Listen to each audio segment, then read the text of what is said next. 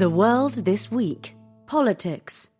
Hopes that America and Iran were close to reaching a deal to end their war and reopen the Strait of Hormuz were on shaky ground. In what it described as purely defensive measures, America shot down Iranian drones and conducted airstrikes against military targets in Iran. Iran retaliated. Kuwait, the home of an American airbase, intercepted a barrage of drones and missiles. Days after claiming that a deal was nearly done, Donald Trump dismissed Iranian claims that one was close, insisting that America would not allow Iran to control the strait in any settlement. Israel stepped up its offensive against Hezbollah, an Iranian-backed militia in southern Lebanon. It extended its combat zone against Hezbollah's operations to all areas south of the Sahrani River, which lies 40 kilometres, that's 25 miles, north of the Israeli border, and told all residents to evacuate. Separately, Hamas confirmed that Israel had killed the new leader of its armed wing in an airstrike on Gaza. His predecessor had been killed by Israel just a week earlier. The WHO called for a ceasefire in the east of the Democratic Republic of Congo to help tackle the Ebola outbreak there. More than 1,000 suspected cases and around 250 deaths have been reported. Both figures are almost certainly undercounts. Fighting has hindered response efforts and exacerbated the spread. Meanwhile, Canada and the Bahamas imposed similar travel bans to Americas on residents from 3 African countries. Bassirou Diomaye Faye, the president of Senegal, dissolved the government and replaced Ousmane Sonko, the prime minister, following months of disagreement over tackling the country's ballooning debt. Days after he was fired, Parliament reinstated Mr Sonko as an MP and elected him Speaker. Mr Faye hoped that Mr Sonko's departure would ease talks with the IMF, but it will probably deepen the disruptive rivalry between the two men. Donald Trump's favoured candidate won the Republican primary for a Senate seat in Texas. Ken Paxton, the scandal-plagued state attorney general, trounced John Cornyn, the incumbent senator since 2002, by 64% to 36%. Mr Trump had attacked Mr Cornyn as very disloyal for occasionally breaking with his agenda. Mr Paxton will face James Tallarico, the Democratic candidate, in November's midterm election.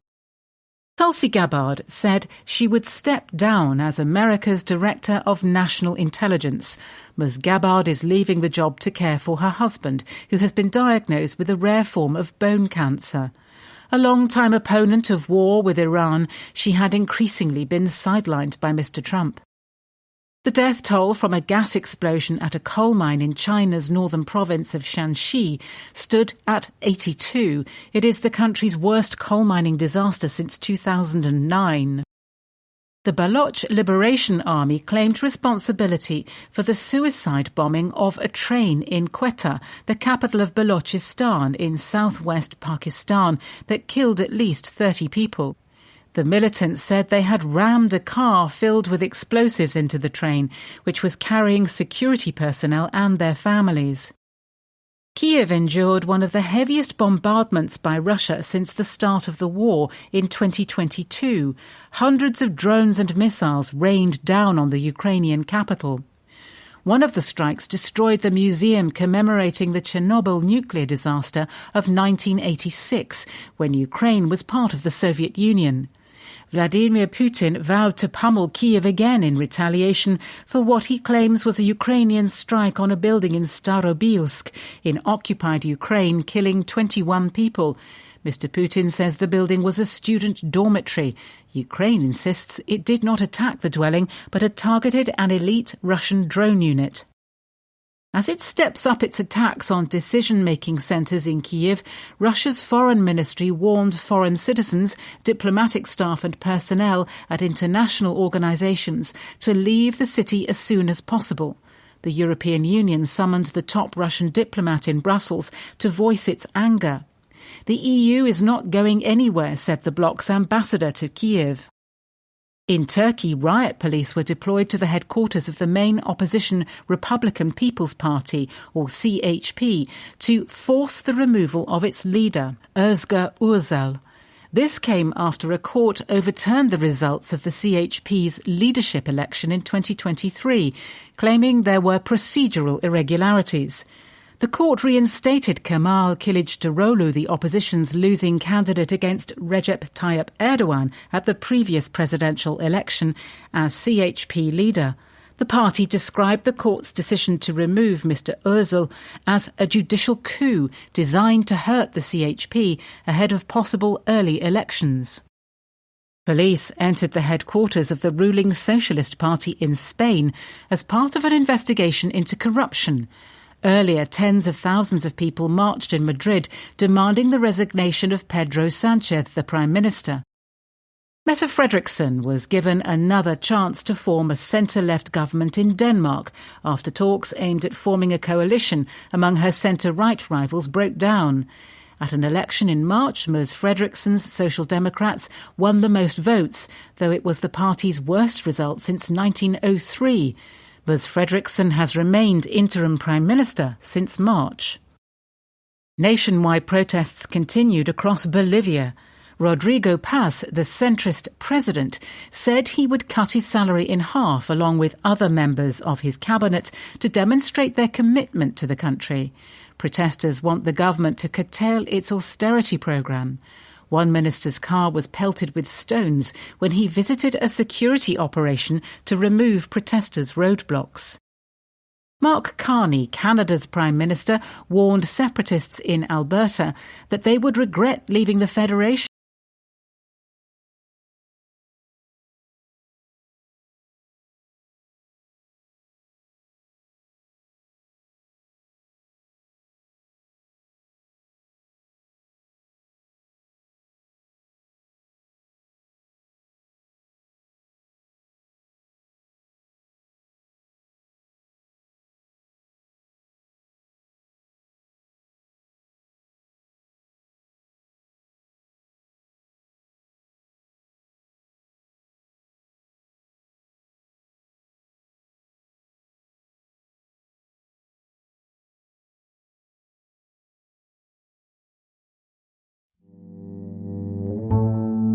The World This Week. Business. BP's share price fell sharply after the oil company abruptly removed Albert Manifold as chairman. In a statement, the board said that serious concerns had been raised about Mr. Manifold's governance oversight and conduct, which news reports suggested was to do with his pugnacious managerial style.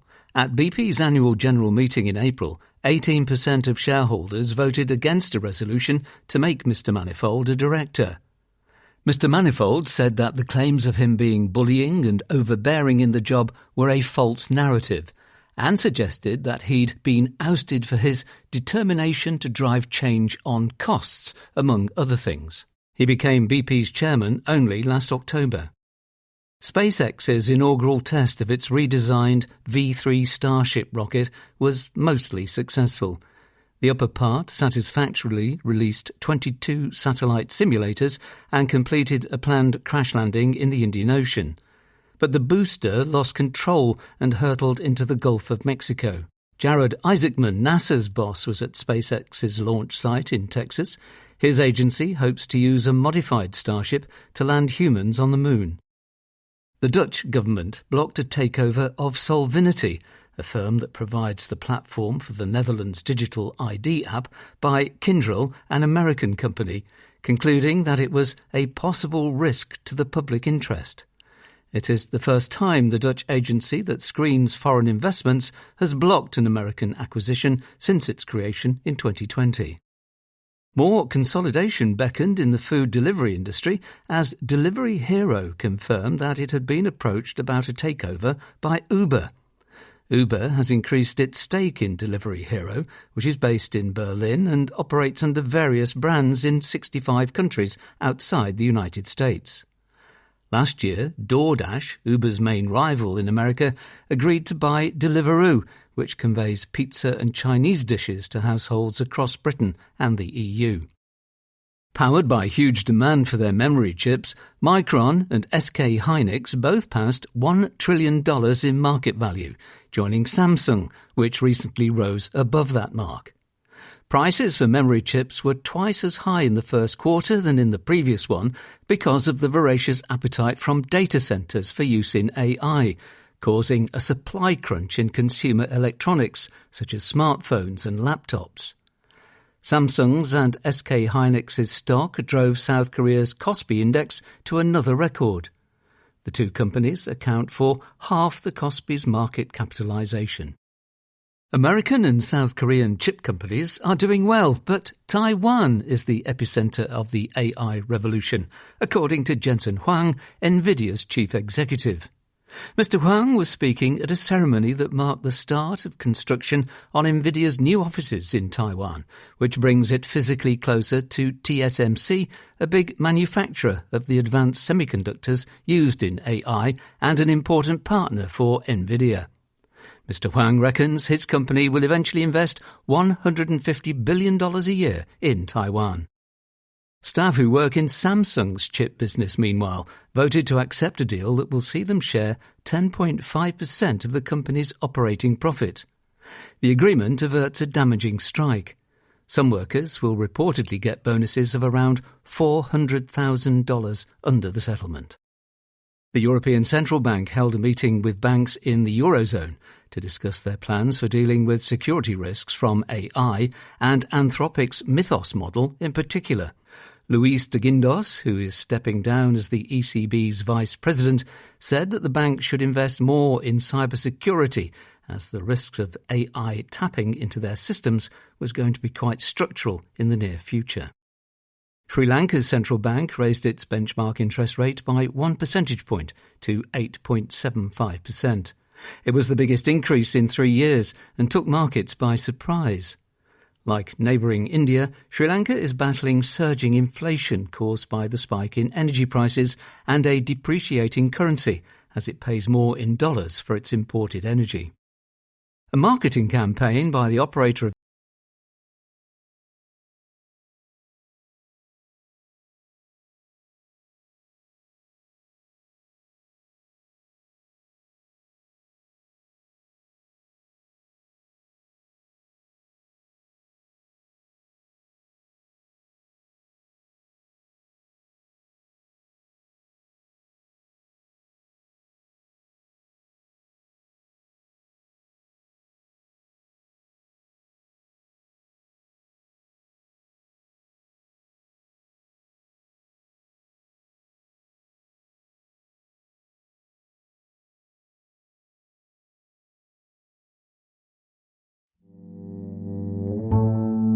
Leaders. Smarter tech is making war a dumber choice. Smaller, weaker countries can defend themselves more easily with cheap, deadly kit. Bullets and bombs killed nearly 750,000 people in wars between 2021 and 2024. Many more died from the indirect effects of conflict, such as hunger and disease. Combat deaths in the past 4 years have been the highest since the end of the Cold War. And for what purpose? Not even the leaders who started recent wars can be pleased with the results. Russia's invasion of Ukraine has become a humiliating quagmire for Vladimir Putin. President Donald Trump's war on Iran has gone badly awry. These two wars of choice exemplify two new battlefield truths. Technology has made it harder for any army to advance on the ground. It has also made it easier for weaker powers, when attacked by stronger ones, to cause havoc. In a valedictory essay this week, The Economist's defense editor reflects on how war has changed over the past decade and how it might evolve in the future. The first big shift is that soldiers are more exposed on the battlefield. Sensors and satellites can see them. Small, cheap drones can kill them.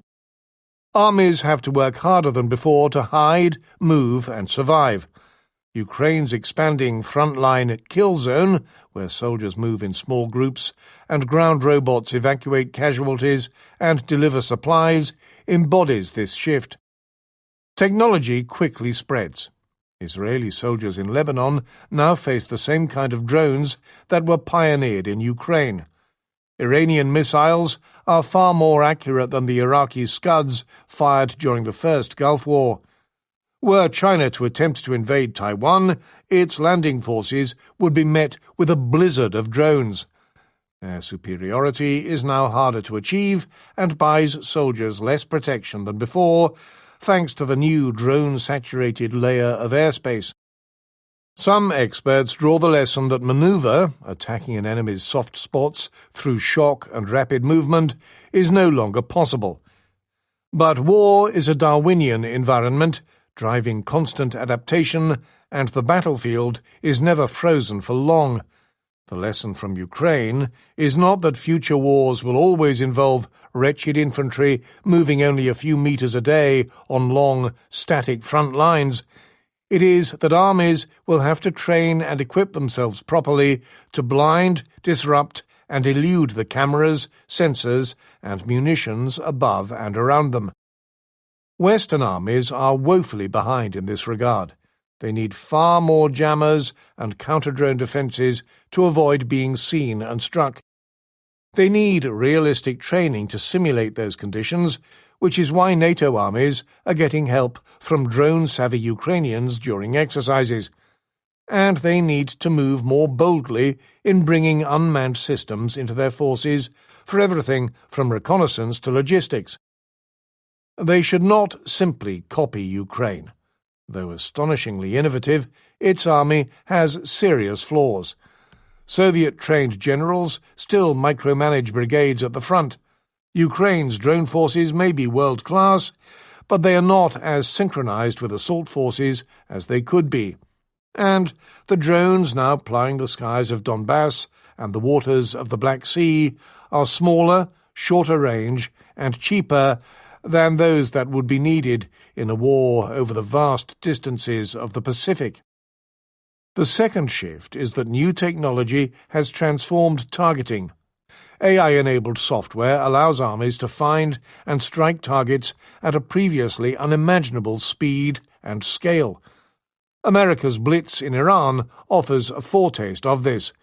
An army that can outpace its enemies in identifying and destroying command posts, depots, and weapons can, in theory, paralyze them and force them to capitulate. In practice, this is fiendishly hard. America and Israel could bomb Iran at will, yet Iran shows no sign of buckling.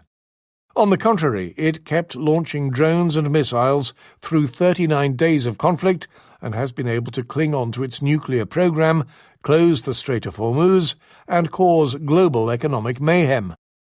Mr. Trump celebrates the number of Iranian targets destroyed by superior American kit, but targeting should be a means to an end, not a substitute for strategy.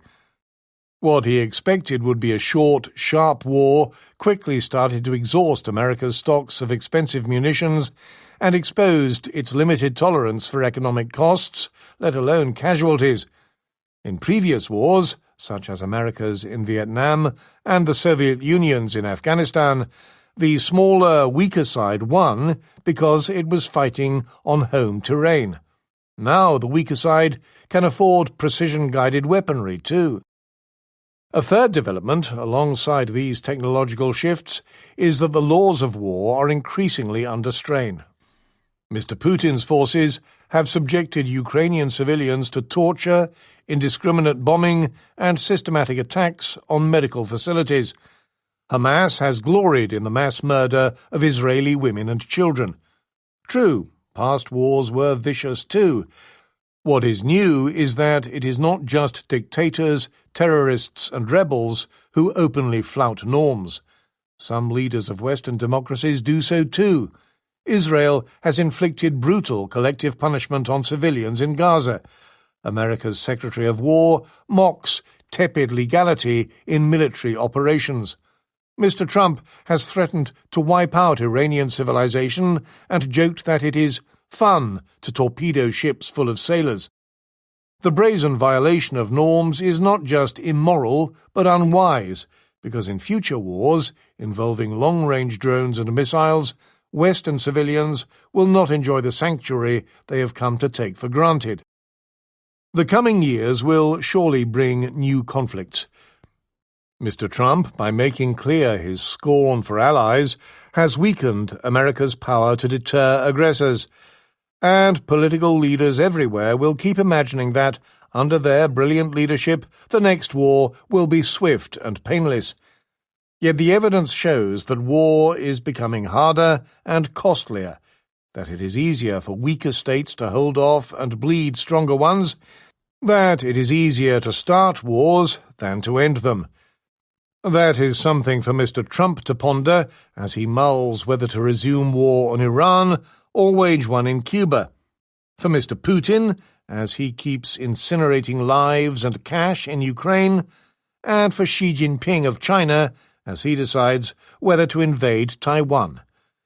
As military technology gets smarter, wars of choice are looking ever dumber.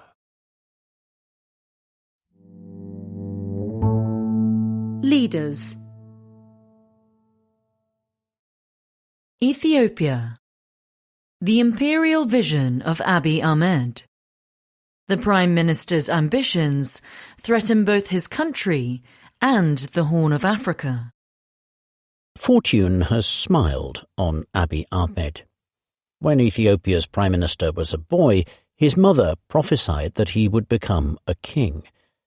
As a thrusting cadre of the ruling party, he told colleagues that he would one day be their boss.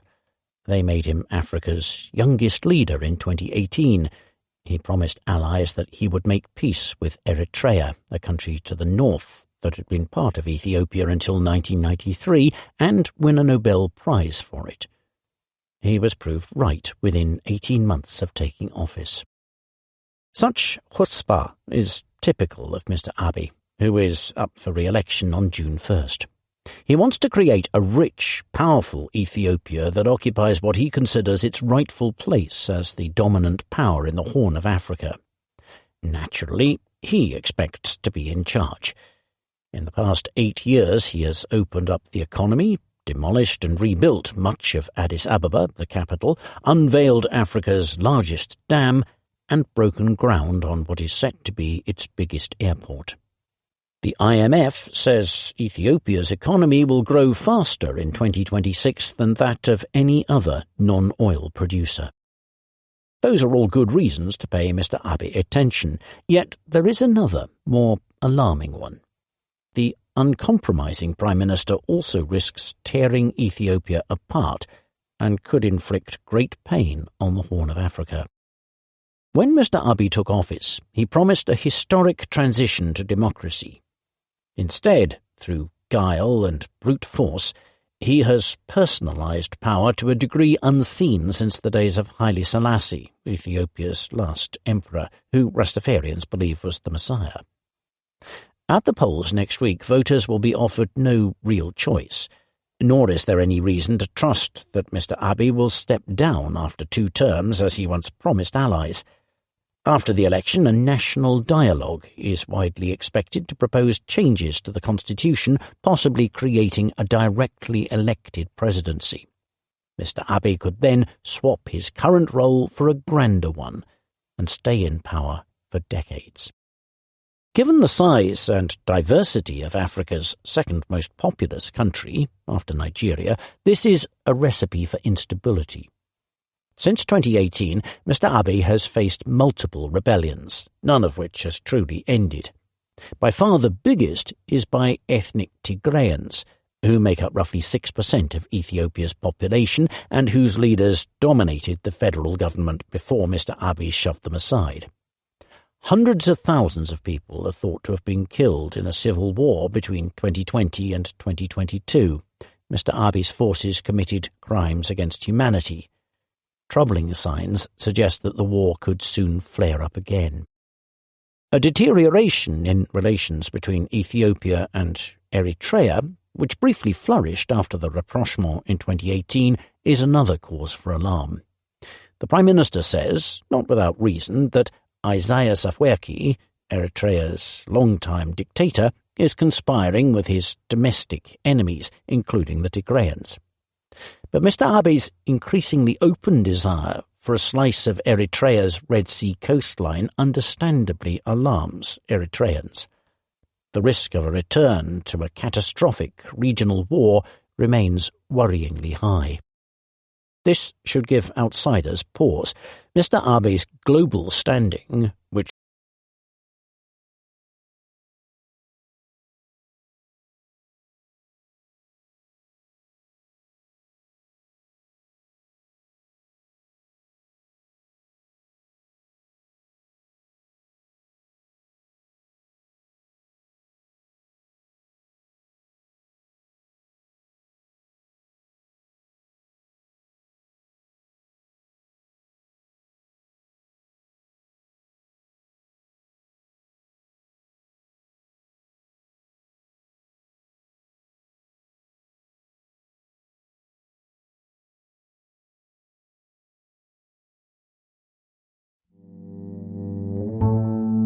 Leaders.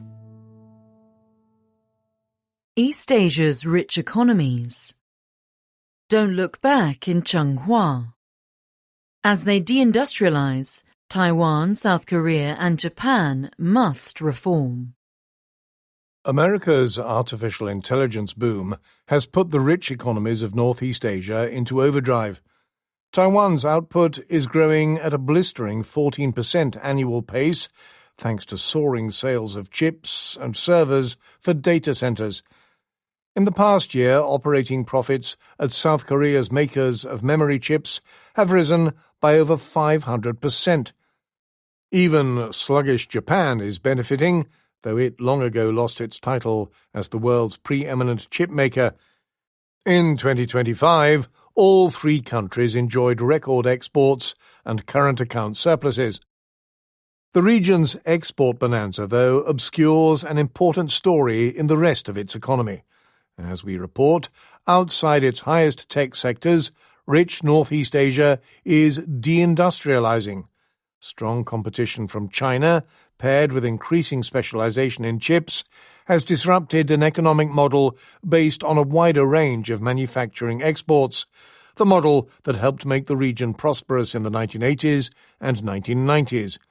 Even as it booms, Northeast Asia increasingly needs reform. In the past few years, China's relations with its rich neighbors have been transformed. Once it imported high-value parts from Northeast Asia and focused on low-value final assembly. Now it competes across the whole supply chain.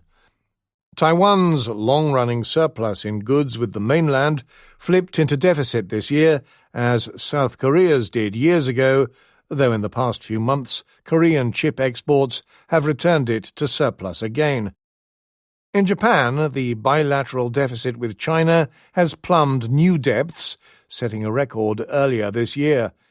Industries from car making to chemicals are under intense pressure. As in the West, the perception that domestic manufacturers are competing with goods produced by subsidized Chinese firms is feeding protectionist sentiment. The specialization in chips is an understandable development that reflects these economies' maturity. Yet this particular focus also creates fragility. The tech hardware cycle is notoriously volatile, and its vicissitudes increasingly affect the region's economies. The tech supply chain also relies deeply on America and China for both critical inputs and end-user demand. On an index of export basket concentration, Northeast Asia is 73% higher than the rich world average, and concentration has risen since 2019. This leaves the region dangerously exposed to protectionism by either superpower. There is nothing wrong with specialization, as David Ricardo would attest. However, East Asia's rich economies would be better off if they paired their chip export juggernauts with dynamic domestic economies. The trouble is that domestic demand is too low, a legacy in part of outdated economic structures that hold down consumption in order to promote exports above all else. The time has come to sweep these old systems away. Two-tier labour markets guarantee employment for insiders, often working for big exporters, while inflicting wage penalties and precarity on everyone else. Freeing up labour markets would improve the matching of workers and firms, lifting real wages.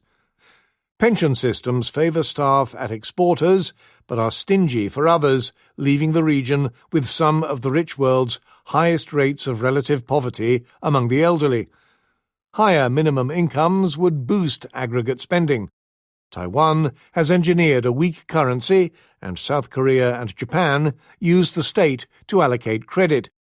Less financial engineering would let resources flow to the firms that will use them best. Northeast Asia must allow failing manufacturers to die a natural death. Support should be stopped for mighty firms such as TSMC and Samsung Electronics, which do not require lavish subsidies to compete. And although East Asian countries can hardly avoid relying on markets in America and China, the world's two biggest economies, they can cut other barriers to trade. Some of these barriers are local. Grievances from colonial times mean that South Korea and Japan still do not have a bilateral free trade agreement. South Korea should join the Japan-led CPTPP, a top-notch trading pact. The danger is that, spooked by the China shock, the region's governments will instead double down on aggressive industrial policy.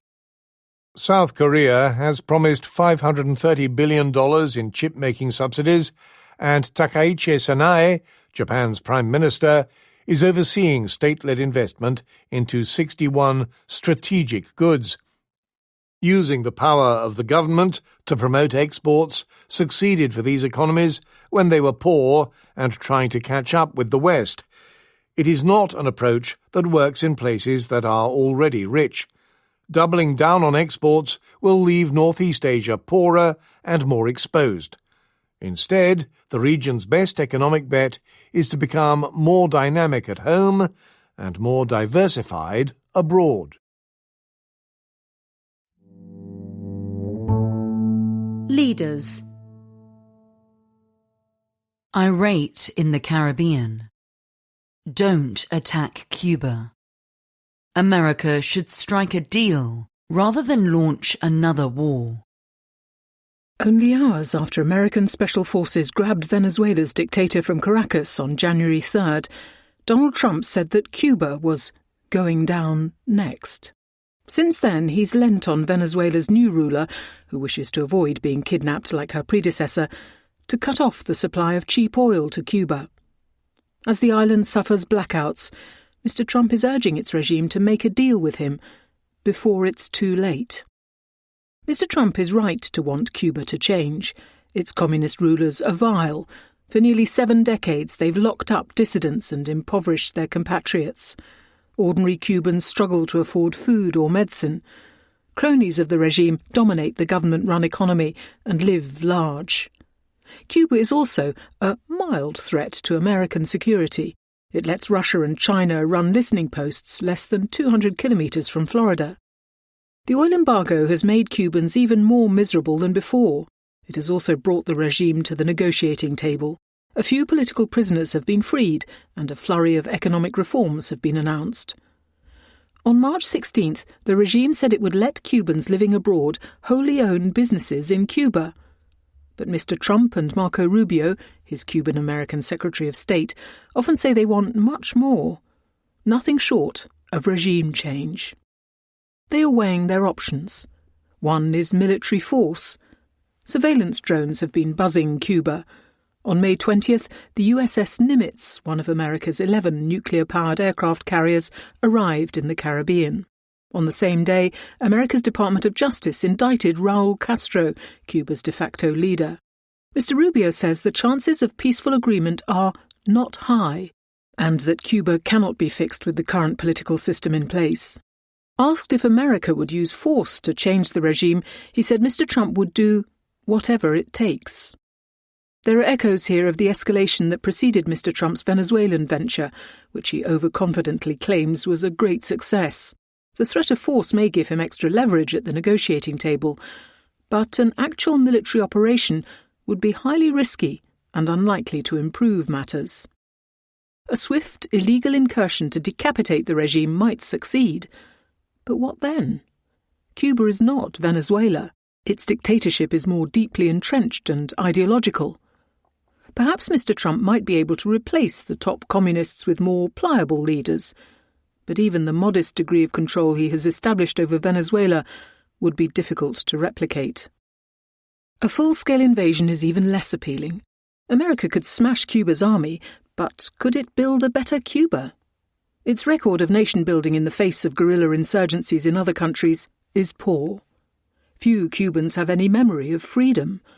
Any attempt to impose democracy by force would be slow, fraught, and probably doomed. If not force, then what? America could prolong the oil blockade, causing more hunger and blackouts, in the hope that desperate Cubans will turn on their rulers. But there's no organised opposition, and many young, restless Cubans have fled. The remaining population is old and tired. So far, most protests have been limited to public pot-banging. That leaves the least bad option, pressing for a gradual transition. Some components of a possible deal have been made public. America would let more oil flow and provide $100 million in humanitarian aid for the Catholic Church and NGOs to dish out, bypassing the Cuban army's corrupt business empire. It would also provide free internet access via satellite for every Cuban. That would be good in itself and might help create space for political opposition to emerge. For its part, the regime would be required to release more prisoners, ease up on the repression, and open Cuba to private investment. Even if Cuba's rulers agreed to such a deal, vast challenges would remain. Cuba is much poorer than Venezuela and has no big oil reserves to tempt foreign investors. Nor does it have the rule of law.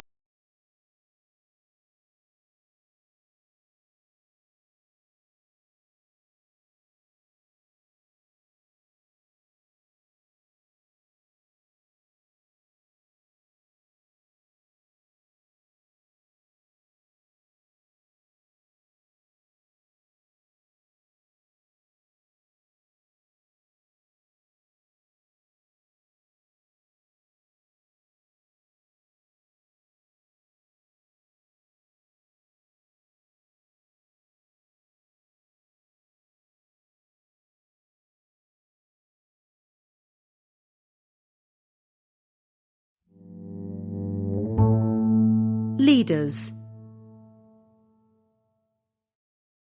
Franchising. Apply inside. Why the world needs more franchises. How do you get rich in today's America? Founding an artificial intelligence startup may look tempting, but most fail. Getting an advanced degree and slogging it out as a corporate lawyer or financier was once a reliable path to wealth, but now looks threatened by AI. Perhaps you should look instead to the company that has plausibly created more millionaires than any other in history: McDonald's. Most of its outlets are franchises run by independent firms that pay royalties to the brand and often make a fortune. If fast food isn't your thing, do not fear. The franchising model can be found everywhere, from hotels to Pilates studios. They may not have the social cachet of a Wall Street corner office, but franchises make many Americans wealthy. If reports are to be believed, the country has even recently minted its first billionaire franchisee. They also boost growth. More countries should try creating a franchise economy, and America should protect the one it has from over-regulation. Franchises have long been sneered at. As the model spread in the 1970s and 1980s, it was derided by economists as little more than a cheap growth tactic in which franchisees stumped up the capital to open new outlets. Critics claim that franchisees are not true entrepreneurs in the mould of Elon Musk or Steve Jobs, but merely glorified store managers obsessed with the illusion of being their own boss. Yet franchising has come to account for a steadily growing share of American business. There are almost 850,000 franchise outlets run by 250,000 business owners. 1 in 8 businesses with at least one employee in America is a franchise, roughly double the share of its closest international rivals, such as Japan and Germany.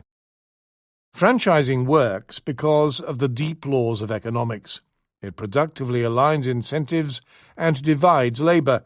It crops up when a business requires a lot of employees to be geographically dispersed, when monitoring staff would be hard or expensive, and when knowledge of how local markets work is important.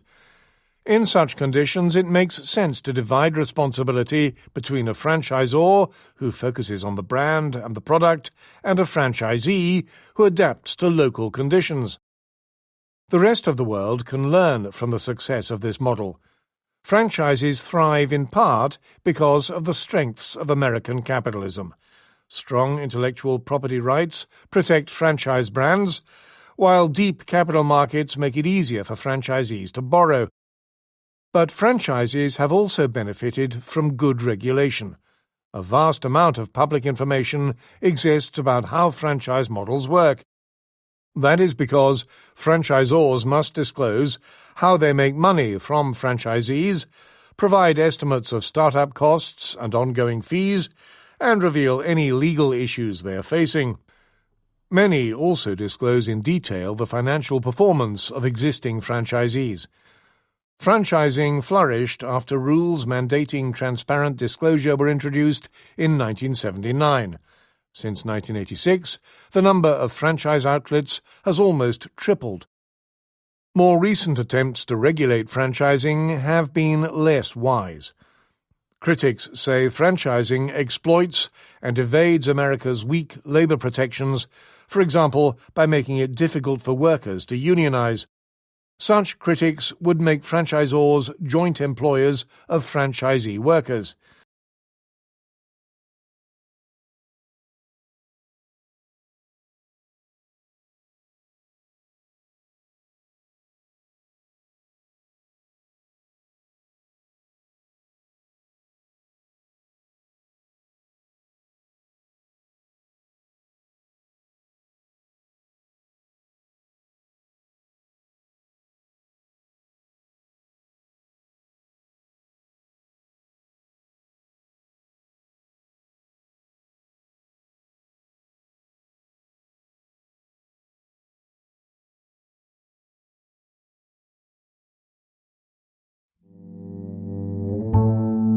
Letters. On managing Africa's savannas, Sir Keir Starmer, bunkers, submarines, bioterrorism, and precise percentages.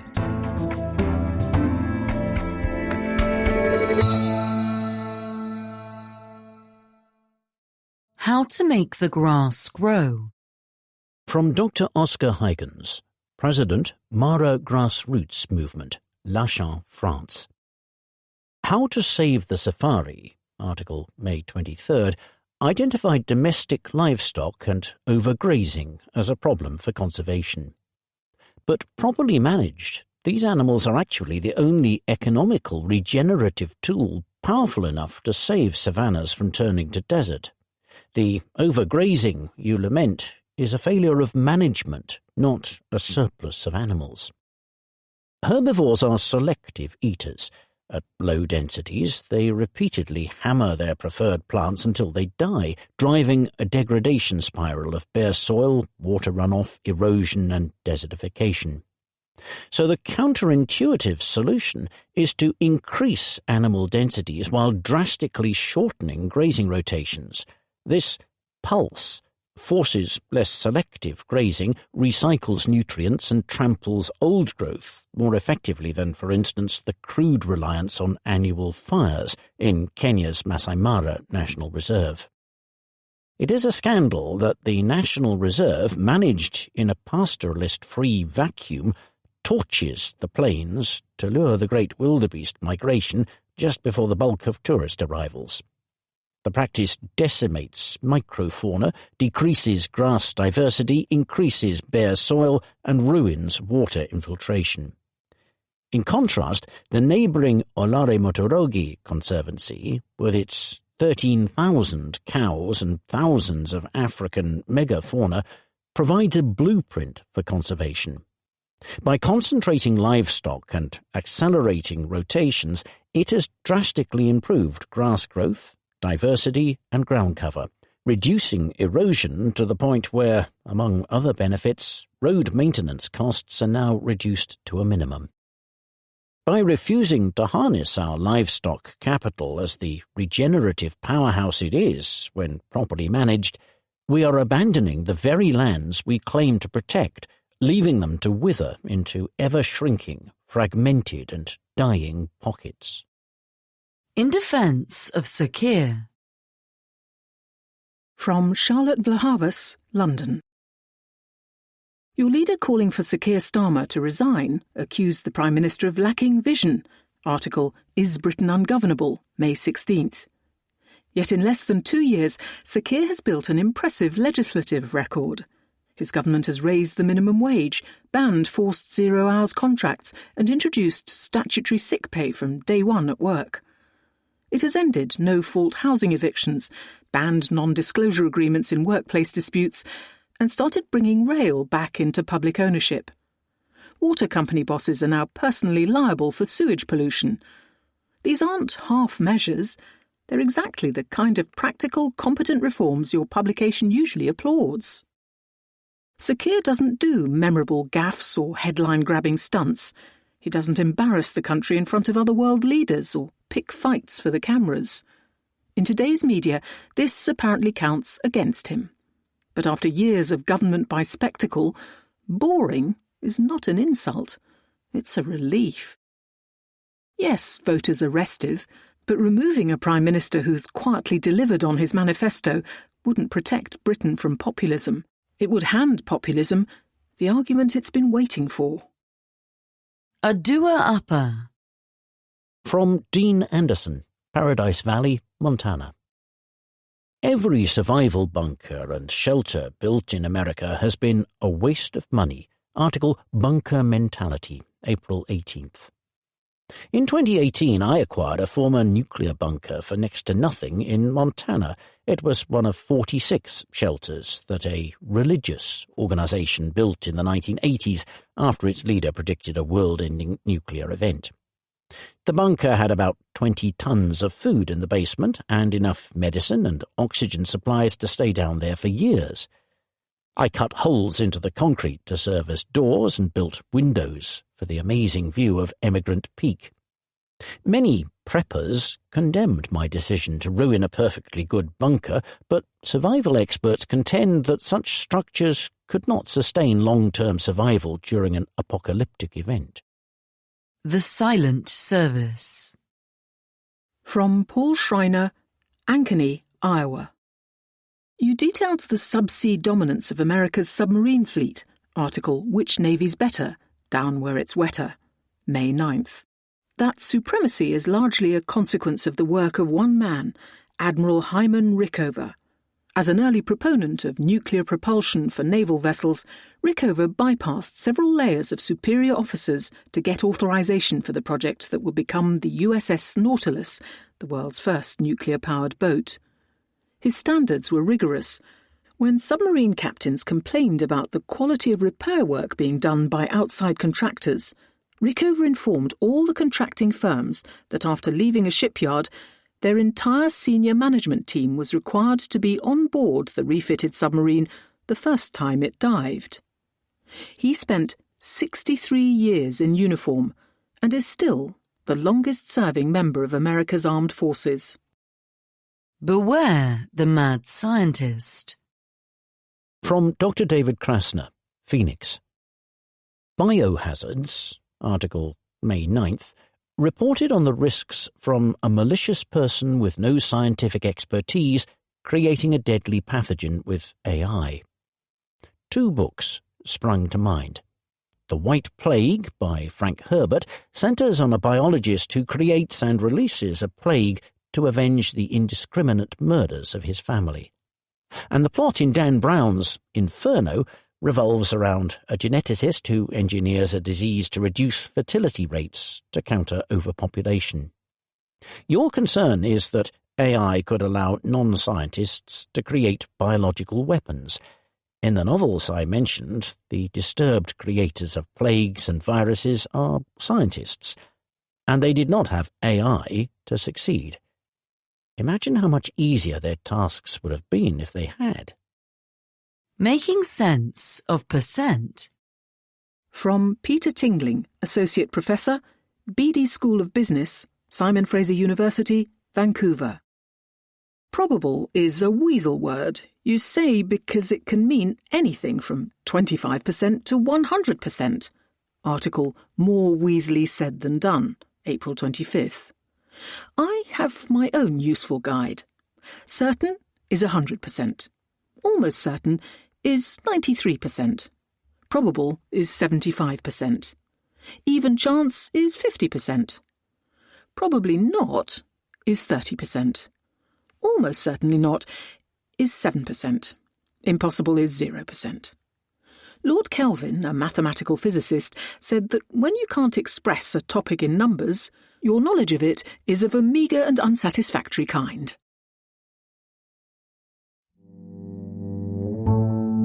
United States. The Supreme Court, where the justices draw the line. How the Supreme Court both checks and empowers Donald Trump. One of Donald Trump's most enduring legacies will be his imprint on the Supreme Court. In his first term, he appointed 3 justices, Neil Gorsuch, Brett Kavanaugh, and Amy Coney Barrett, creating a 6-3 Conservative majority. The court has since delivered a series of landmark rulings cheered by the president and his supporters. The constitutional right to abortion is gone. Affirmative action in university admissions has been curtailed. Gun rights are more robust than ever before, and former presidents now enjoy broad immunity for acts undertaken in office. More recently, the court has provisionally blessed Mr. Trump's policies on spending, immigration, and the restructuring of the executive branch. The president has made it clear he thinks the Conservative justice's job is to advance his agenda. Critics on the left accuse them of doing just that.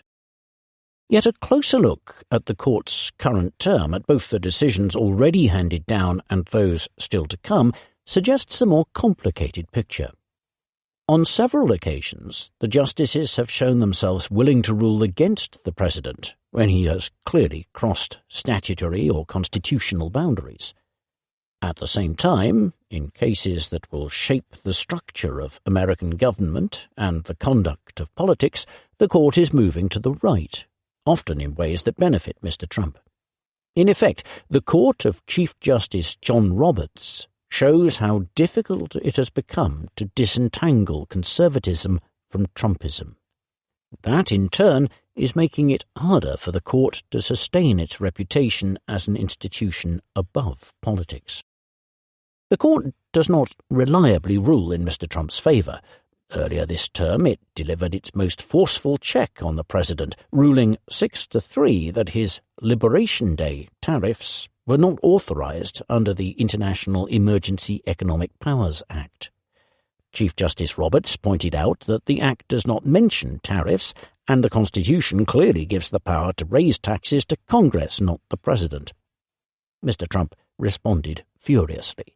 He called the ruling a disgrace to the nation and lashed out at the justices in the majority, including 2 of his own appointees, describing them as fools and lapdogs for the rhinos, Republicans in name only, and the radical left Democrats. More disappointment may be in store for the president if the Economist's SCOTUS bot is accurate. This artificial intelligence tool creates a digital twin of each justice based on their votes, speeches, and writings, then uses those models to predict the outcome of cases. Two previous versions of the bot have proven reasonably accurate in predicting important rulings by the court. In the upcoming Trump versus Cook, which concerns whether Mr. Trump can remove Lisa Cook, a governor of the Federal Reserve, for allegedly lying on her mortgage application, the model predicts a 7-2 or 6-3 defeat for the president. The Federal Reserve Act says governors may be removed only for cause, and at oral argument the justices appeared sceptical that Ms. Cook's alleged misstatements met that threshold. If they rule against Mr. Trump, anyone who values central bank independence will be relieved. The justices also seem sceptical of the government's position in Trump versus Barbara, a case over whether the president can, by executive order, deny birthright citizenship to children born on American soil to undocumented immigrants or visa holders. Mr. Trump signed the order on his first day in office and attended the case's oral arguments, an unprecedented move for a sitting president. He later fumed on social media that America is the only country in the world stupid enough to allow birthright citizenship. That claim is both untrue, several countries allow it, and irrelevant to the case, which turns on whether the 14th Amendment means what it says: all persons born or naturalized in the United States and subject to the jurisdiction thereof are citizens of the United States. Mr. Trump's lawyers claim that temporary visitors are somehow not subject to American jurisdiction while in America, a contention they would be unwise to test by, say, robbing a convenience store. SCOTUS-bot predicts that he will lose 8-1. Still, even as the court rules against Mr. Trump in cases where he pushes fanciful or strained interpretations of the law or the Constitution, several of its forthcoming decisions this term are likely to please him. The Conservative majority is expected to uphold bans on natal males in women's sports, loosen campaign finance restrictions, and allow the administration to revoke temporary protections for migrants from Haiti and Syria. In Trump versus Slaughter, the president is also likely to get his way. Not because the Conservative justices feel any particular loyalty to the man who appointed half of them, but because such a ruling would fit with the aims and principles of a conservative legal movement that long predates his presidency. This case concerns whether the president can fire Rebecca Slaughter, a Democratic commissioner of the Federal Trade Commission, or FTC. Ms. Slaughter appears to have the stronger argument. A century-old statute, backed by long-standing judicial precedent, protects FTC commissioners from arbitrary dismissal. Conservative legal scholars have long opposed that precedent, established in 1935 in Humphrey's Executor versus United States, after Franklin Roosevelt attempted to remove an FTC commissioner hostile to his sweeping New Deal policies. Since then, independent agencies have proliferated, and conservatives have increasingly viewed them as an unaccountable fourth branch of the federal government. Last year, the justices allowed Mr. Trump to remove officials from several independent agencies while the litigation continued. According to SCOTUS-bot, the court is now poised to entrench a far stronger view of presidential power. Chief Justice Roberts often pushes back against accusations that the court has become politicized. However, decisions favoured by the conservative legal movement do often have political consequences that benefit Mr. Trump and the Republicans. Perhaps the clearest example came on April 29th, when the court overturned a 40-year-old reading of a 1982 update to the Voting Rights Act, or VRA, in Louisiana versus Calais. In a 6-3 ruling, the Conservative majority held that challenges to electoral maps must show not only racially discriminatory effects, but also strong evidence of intentional discrimination. The decision had immediate partisan consequences, making it harder to create majority black electoral districts, while leaving both parties free to pursue partisan gerrymanders. The 6 Conservative justices also agreed to fast-track the legal process to allow redistricting in Louisiana and Alabama, despite the court's usual reluctance to alter rules close to an election. The left greeted the decision in Louisiana versus Calais with outrage. Justice Elena Kagan's dissent described the ruling as the VRA's now completed demolition. Justice Ketanji Brown Jackson accused the Conservative majority of allowing principles to give way to power. Justice Samuel Alito, joined by Justices Gorsuch and Clarence Thomas, called her charge groundless and utterly irresponsible. Chief Justice Roberts almost certainly agrees. To him, the case represented the culmination of a decades-long campaign against racial gerrymandering that dates back to his time as a lawyer in Ronald Reagan's Justice Department. In his view, the case was about interpreting the Constitution correctly, not helping Republicans win elections. The court will probably continue to rule against Mr. Trump when he crosses obvious red lines, but in many cases, as the court puts a conservative stamp on America's government and political order, the president stands to benefit. United States. Republicans in Congress. The YOLO caucus. Conservatives with nothing left to lose are bucking Donald Trump. Republicans are learning that occasionally you can say no to Donald Trump. On May 18th, his administration announced a $1.8 billion fund to compensate victims of government lawfare, read a slush fund for allies, provoking fury among some Republicans. Utterly stupid, morally wrong, was how Senator Mitch McConnell of Kentucky described it. I call it a payout pot for punks, said Tom Tillis, a senator from North Carolina. The uproar has derailed progress on one of the president's other priorities, a long-awaited $70 billion immigration enforcement bill. Such defiance is new. Since Mr. Trump returned to office, Republican lawmakers have bent to his will, backing crackpots for cabinet posts and giving him free rein on everything from tariffs to military action. Now, bracing for big losses in the midterms, some Republicans are beginning to push back against the president, whether out of principle or in an effort to limit the political damage he's caused. Others may simply want revenge. On May 26th, John Cornyn of Texas became the latest sitting senator to lose a primary to a Trump-backed challenger. He'll remain in office for another 7 months. Plenty of time to settle scores. There are 9 lame duck Republican senators, many of whom have long-running feuds with the president. Mr. McConnell, for example, has called him a despicable human being. Mr. Tillis announced his retirement less than 24 hours after incurring Mr. Trump's wrath for voting against his big, beautiful bill. Together with moderates from states that reward political independence, they form a kind of YOLO caucus. Whether liberated by retirement or insulated by local politics, they no longer fear MAGA voters enough to fall obediently into line. And given Republicans' slim congressional majorities, it wouldn't take many defections to bring Mr. Trump's agenda to a standstill.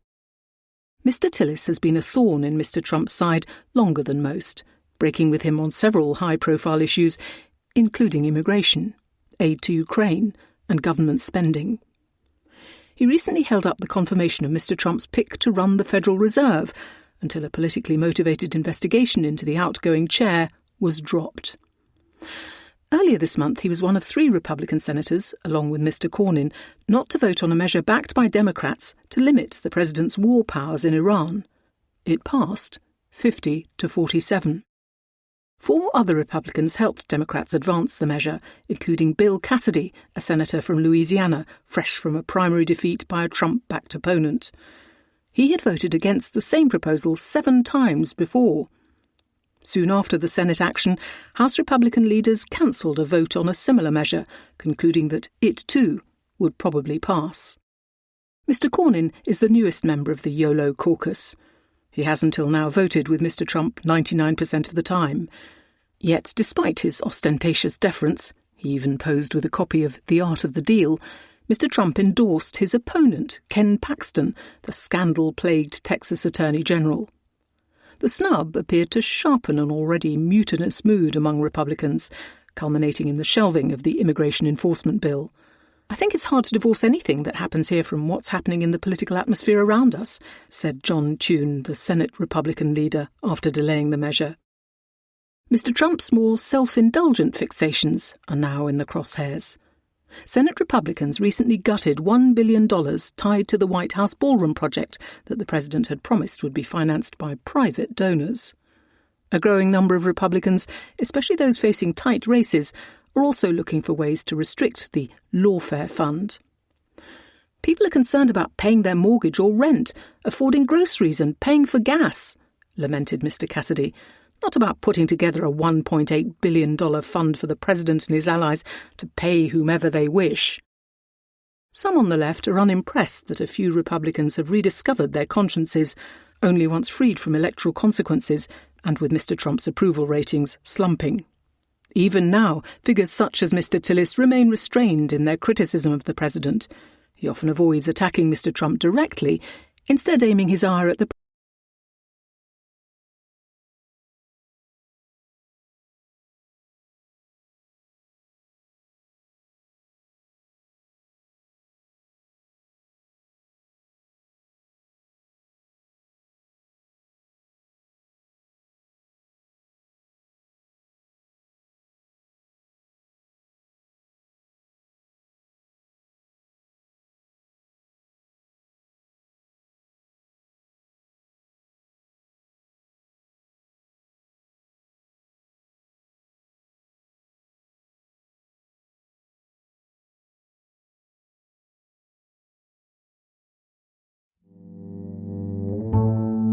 United States.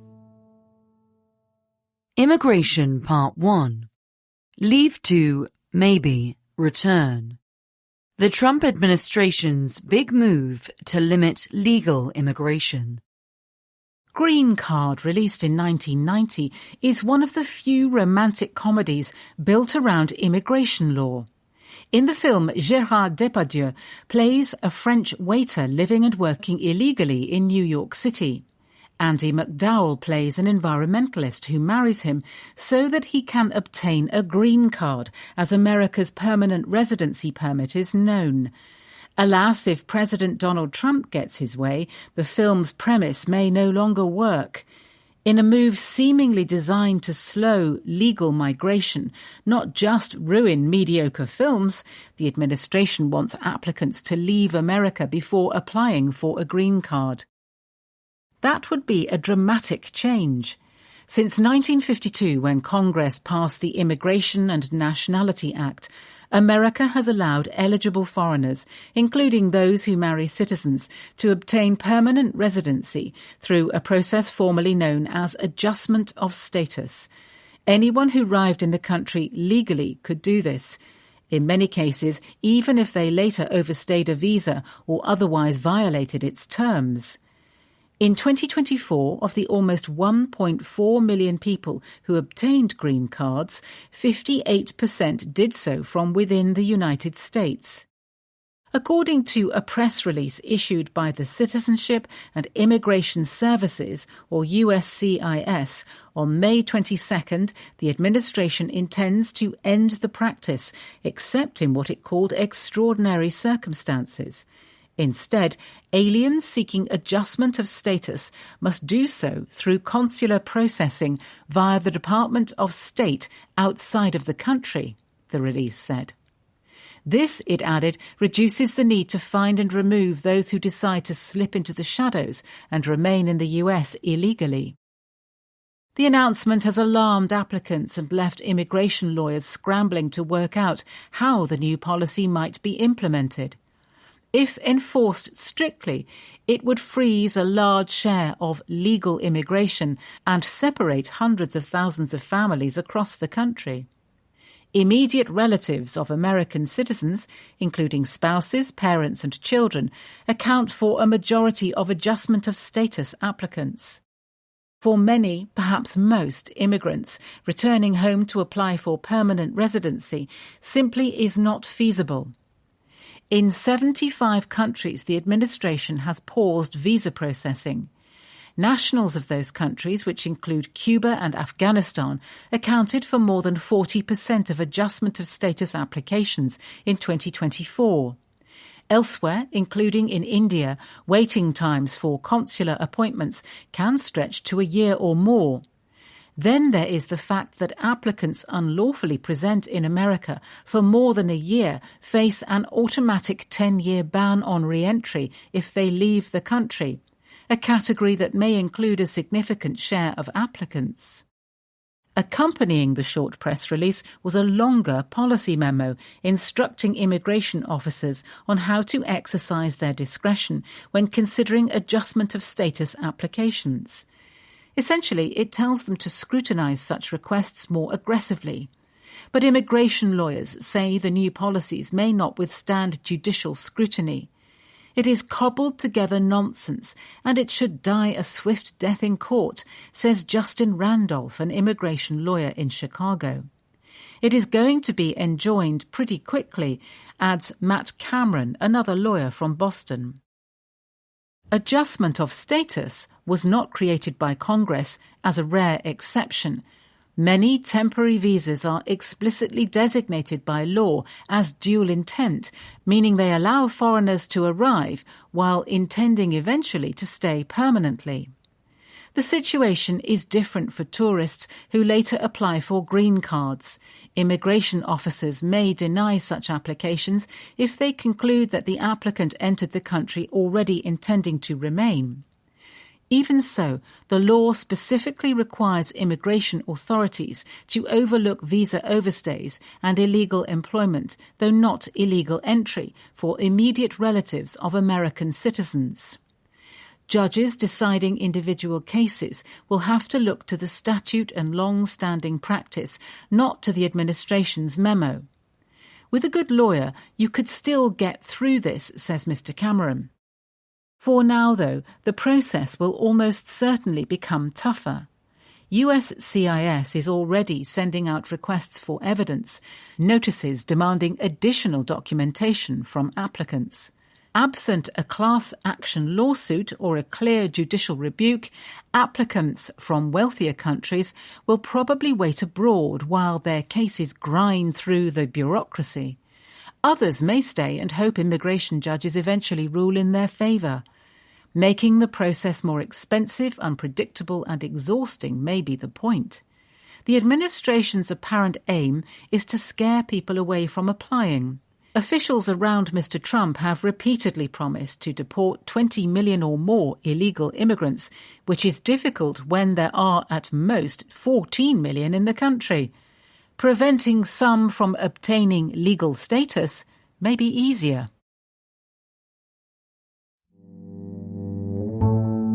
United States. Immigration, Part 2. The only refugees Trump wants. Afrikaners are welcome. Pretty much no one else is. Some refugees flee from wars and end up in squalid, tented camps. Others defy this stereotype. Consider the white HR executive from South Africa, whose application for protection in America rested partly on her claim that she hadn't had a pay rise in 9 years because of her skin colour. It's a different type of persecution, but it's still persecution, says this newly minted refugee, who now enjoys the sunshine and safety of Florida. Of the roughly 6,000 refugees admitted to America since October, nearly all are white South Africans. At the start of last year, 130,000 people were in America's refugee pipeline. Then Donald Trump closed the program to all except Afrikaners, white South Africans who speak a language related to Dutch, and other minorities from South Africa. Mr. Trump has said that white South Africans face genocide, which is nonsense. He also says that they suffer government-sponsored race-based discrimination, which is true, but complicated. On May 26th, he raised their quota for this fiscal year by 10,000 places to 17,500. The Afrikaner population of South Africa is roughly 3 million. To qualify as a refugee, you have to show a credible fear of persecution. Afrikaners note that they're often victims of violent crime, but so, unfortunately, are all groups in South Africa. They also cite laws requiring racial preferences for blacks in higher education, hiring and government contracting. These were supposed to redress the wrongs of apartheid. Until 1994, blacks were not allowed to vote.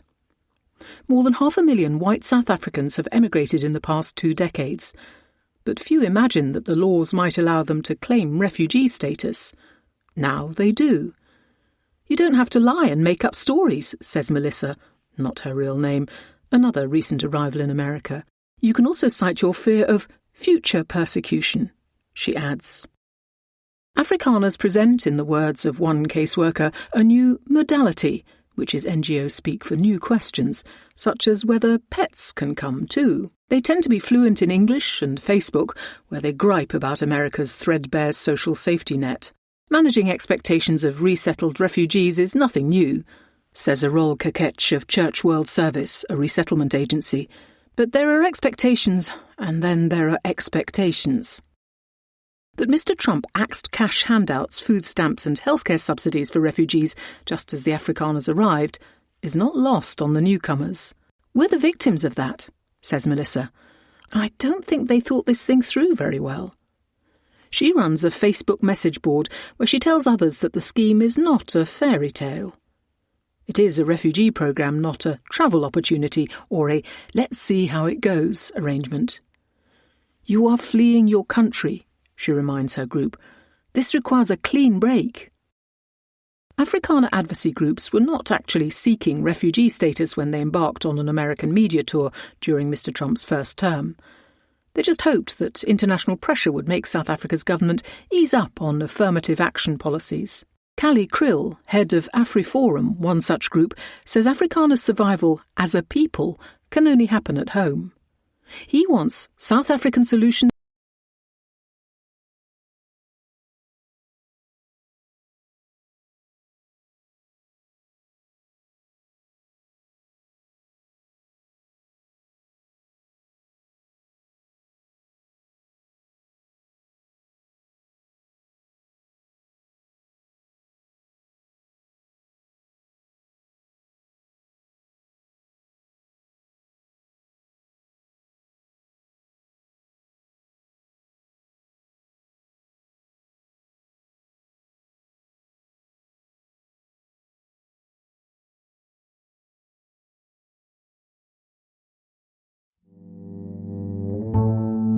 United States. Los Angeles politics. Unscripted. Are Angelenos angry enough to elect an insurgent as mayor? Spencer Pratt has always been fascinated by villains. At least, that is what he writes in his memoir, The Guy You Love to Hate, Confessions from a Reality TV Villain. American millennials will remember Mr. Pratt as the bad boyfriend on The Hills, a reality show that ran from 2006 to 2010 and provided endless tabloid fodder. "The Wicked Witch of the West, my kind of woman," he says in the book. "Hannibal Lecter, we're still quoting that elegant liver-loving son of a gun." Literary genius Mr. Pratt is not, but his villainy, real or pretend, he hasn't quite decided, and his trauma, his home burned in the Palisades fire last year, have catapulted him into local politics and upended the race for mayor of Los Angeles. The city's mayoral primary will take place on June 2nd. If no candidate gets more than 50% of the vote, the top 2 finishers, regardless of party, advance to the general election in November. Recent polling suggests the incumbent, Karen Bass, will get one of those spots, though the fact that she will not win re-election outright speaks to her unpopularity. In March, a poll from the Institute of Governmental Studies at the University of California, Berkeley, found that 56% of Angelenos viewed her unfavourably. Mr. Pratt, a registered Republican, and Nitya Rahman, a city council member affiliated with the Democratic Socialists of America, or DSA, are battling for the second spot. Mr. Pratt would not be gaining momentum in heavily Democratic Los Angeles if things were going well. Unlike California's other big cities, which have rebounded from pandemic population declines to varying degrees, Los Angeles lost more people than it gained last year. In 2024, the median sale price of a single-family home in the region was nearly 11 times higher than Angelino's median household income. Contraction in Hollywood and the collapse of film and TV production in Los Angeles has led to a 30% decline in entertainment jobs in California since 2022. City services are poor. It takes a year on average to replace a streetlight due to copper theft and staffing shortages. When a city repaves a street, the Americans with Disabilities Act often requires it to make costly wheelchair access upgrades as well, so Los Angeles has just stopped repaving streets. Ms. Bass is not arguing that things are rosy. "I inherited a hot mess," she told supporters recently. Her main pitch is essentially that something is rotten in Los Angeles and only a person with her experience and connections in Sacramento and Washington, she is a former state assembly speaker and congresswoman, can turn things around. That may be true, but it will be hard as an incumbent to convince voters she is the agent for change. Consider homelessness, one of the city's most intractable problems. The mayor's signature program, Inside Safe, moves homeless people out of encampments and into shelter at great cost to the city. The number of people sleeping outside has declined by roughly 18% to about 27,000 since 2023, yet an analysis by the Los Angeles Times found that 40% of those helped by Inside Safe as of December were back on the street. At an event for the Los Angeles Business Council, Ms. Bass seemed to admit defeat. "We don't know where they are," she said of the missing 40%. "Some of them might not even be alive anymore." Mr. Pratt's campaign, meanwhile, is the political equivalent of a primal scream. Charismatic, disarmingly funny, and hungry for fame, he is more naturally like Donald Trump than perhaps anyone else in American politics. His campaign practices a hyper-local version of Trumpian grievance politics. During a televised debate, he reminded viewers that he blames Ms. Bass for his house burning down. He wants to bring in the feds to help clear the streets of zombies. A viral AI fan video portrays Mr. Pratt as Batman taking on Gotham's finest. Ms. Bass as the Joker, Gavin Newsom eating cake, and Kamala Harris swigging from a bottle of booze. "Before my house burned down, I was selling my healing crystals and feeding hummingbirds and taking my kids to school," he told Joe Rogan, a podcaster. "That was my dream life, and they burned it down, and now they have their worst nightmare."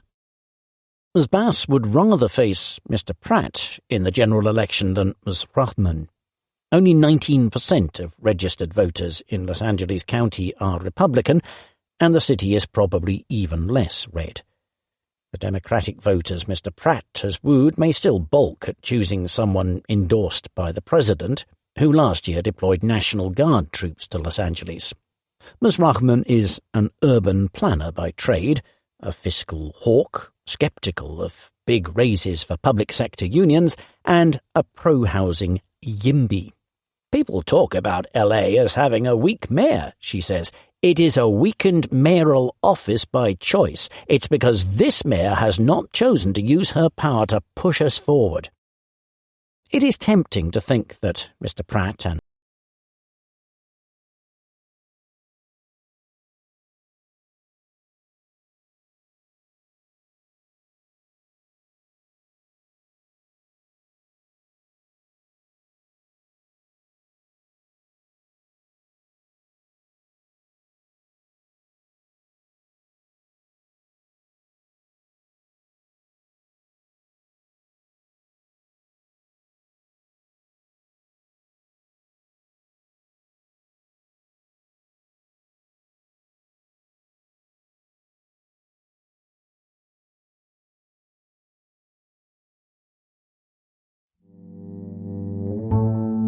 United States.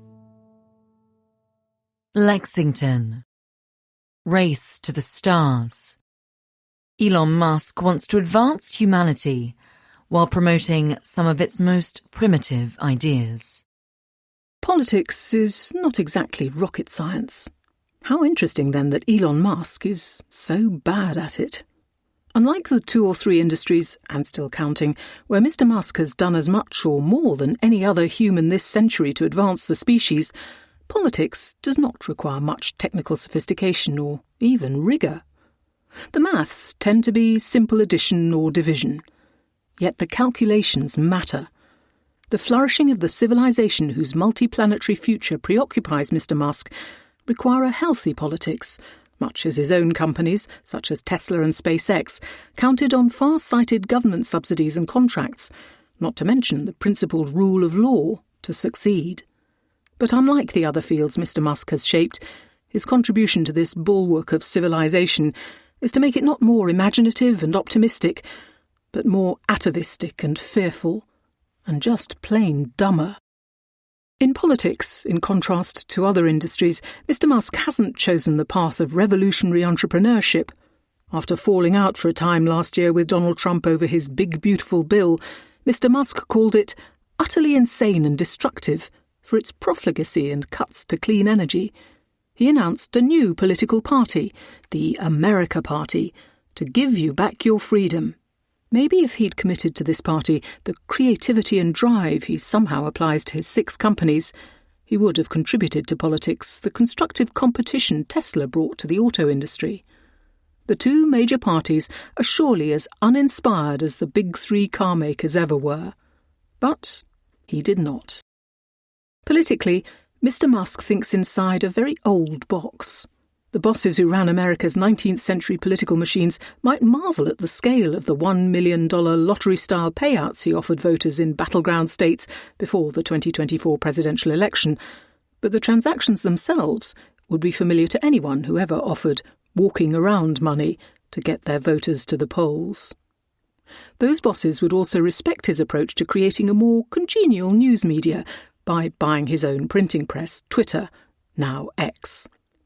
They'd even recognise the apocalyptic tone he brings to campaigns, the dark inverse of the hype with which he sells his visions of imminent technological transformation. He claimed last year, for example, that the election of a state Supreme Court judge in Wisconsin was going to affect the entire destiny of humanity. Despite another lottery dangled before voters by Mr. Musk, his candidate lost. Humanity soldiers on. When it comes to the maths of politics, Mr. Musk specialises in division. He practices the aggrieved identity politics he condemns on the left. To him, white people are a beleaguered minority, indeed, a rapidly dying minority, as he put it on X in January. An analysis by The Economist of Mr. Musk's X feed shows, within his torrent of remarks on many matters, a significant increase in the past 3 years in posts promoting racial consciousness among white people, urging them to defend or augment their power as a race. In January, he reposted with a 100% emoji an exhortation that white solidarity is the only way to survive. The underlying post was at odds with Mr. Musk's view of whites' minoritarian status, but in line with his racial hysteria, warning that if white men become a minority, we will be slaughtered. Mr. Musk has denied being racist, but he seems to conceive of society and power in racial categories. He describes white people as having a shared transnational identity and political interest, the precise nature of both is unclear, that is under attack by non-white groups and white liberals. There's been an unrelenting hate and poisonous propaganda in the West against anyone white, straight or male, over the past decade or more, he wrote on X in February. No more guilt trips. He's applied to Germany the same theory that the dominant group is wrongly constrained by lessons of history. Addressing the hard-right Alternative for Germany party ahead of elections in 2025, on the eve of the 80th anniversary of the liberation of Auschwitz, he said Germans must move beyond any past guilt. He warned that German culture and German values might be lost to some sort of multiculturalism that dilutes everything. Family history may not repeat itself, but for Mr. Musk it rhymes. some 8 decades before he posted about creating the Martian technocracy. His grandfather, Joshua Haldeman, a Canadian, joined a movement called Technocracy Incorporated. It aimed to transform Canada and America into the Technate, a society that would harness rapid technological change by abandoning democracy in favour of government by engineers and other technical experts. By the late 1940s, Haldeman concluded the Canadian government was usurping too much control over the lives of individuals and that the country had gone soft, writes Walter Isaacson in his biography, Elon Musk. Haldeman moved his family to South Africa in 1950 as the apartheid regime was tightening its grip. By the time Mr. Musk was in high school in the 1980s, black townships across South Africa were in revolt. The white regime imposed a state of emergency, but isolated internationally, it was entering its final years. In the elliptical telegraphy of X, Mr. Musk has drawn a connection between that period and the politics of today. Yes, he wrote atop a message he reposted warning, the anarcho-tyranny, expropriation and race communism that destroyed Rhodesia and South Africa are the same things they are bringing to America and the rest of the Occident.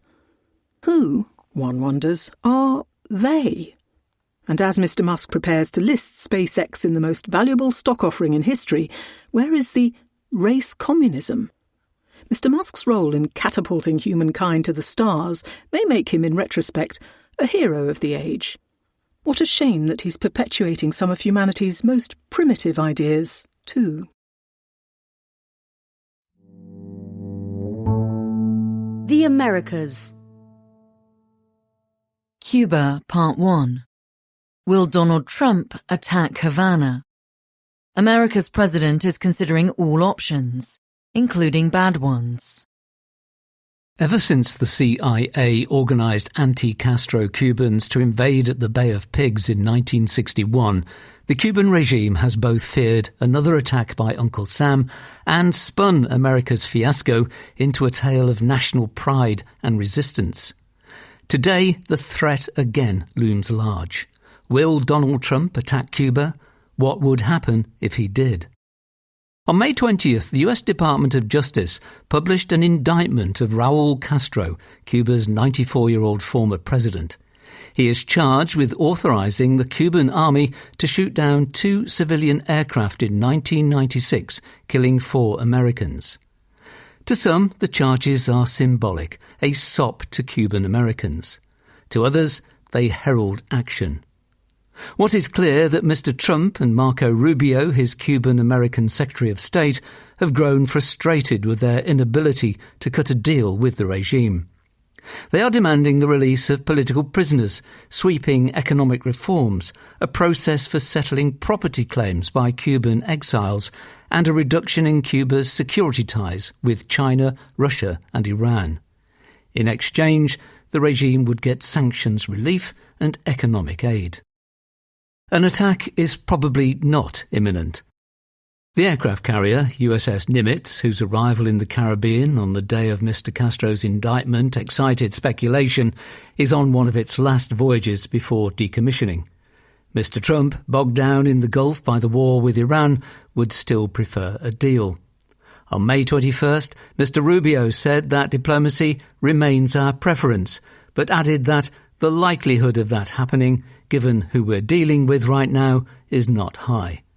Military planners are hard at work. 3 military options exist, reckons Richard Feinberg, a former National Security Council Director for Latin America.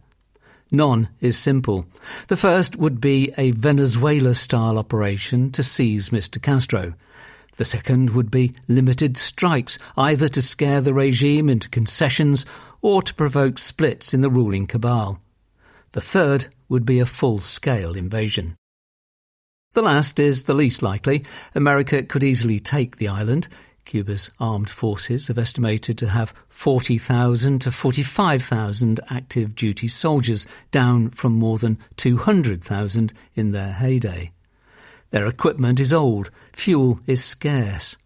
It's really a shell of what it used to be, says Frank Maurer, a former Pentagon official. Fidel Castro's doctrine of the war of all the people, whereby soldiers, militias and civilians would fight any invader, today seems far-fetched. Cubans barely have enough to eat.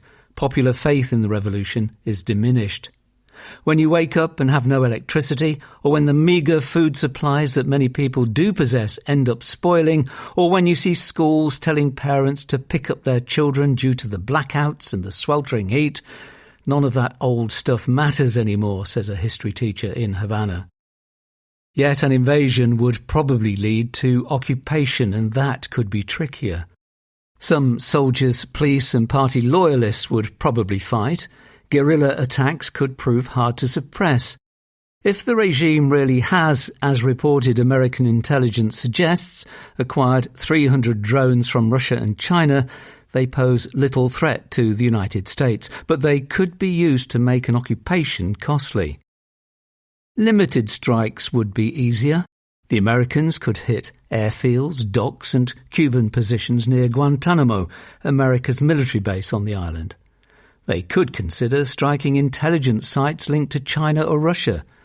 The United States would quickly control the air. But strikes might not break the regime or force it to accept an accord. Indeed, they might do the opposite, says Ricardo Zuniga, Barack Obama's principal advisor for the Americas during the Cuban thaw, when relations with the United States were normalized. For decades, Cuban leaders have told themselves that the United States wants surrender, not reform. Mr. Castro's indictment, sanctions on the vast military-run conglomerate Geisa, and recent saber-rattling all support such presumptions. The Trump administration needs to offer more incentives if it wants a deal, rather than just mete out more punishment, says Roberta Lajo, once Mexico's ambassador in Havana. Mr. Trump may be most tempted by a raid that imitates the one American special forces carried out in January to snatch the Venezuelan dictator Nicolás Maduro from his stronghold in Caracas, the country's capital. That would be highly risky. Mr. Castro is unlikely to be waiting at La Rinconada, his compound in Havana's Siboney district. Cuban security has had decades to prepare bunkers, tunnels and escape plans. It also has the benefit of having seen firsthand what happened to Mr. Maduro. Most of those who died in the raid on Caracas were Cuban soldiers assigned to his personal guard. A still bigger problem is that seizing Mr. Castro might not change much. There is no sign of cracks between the Communist Party, the armed forces, the Interior Ministry, state security and Geisa. And unlike in Venezuela, there is no obvious Cuban equivalent of Delcy Rodriguez, an insider who could plausibly help open the door to the Americans, take power and claim continuity.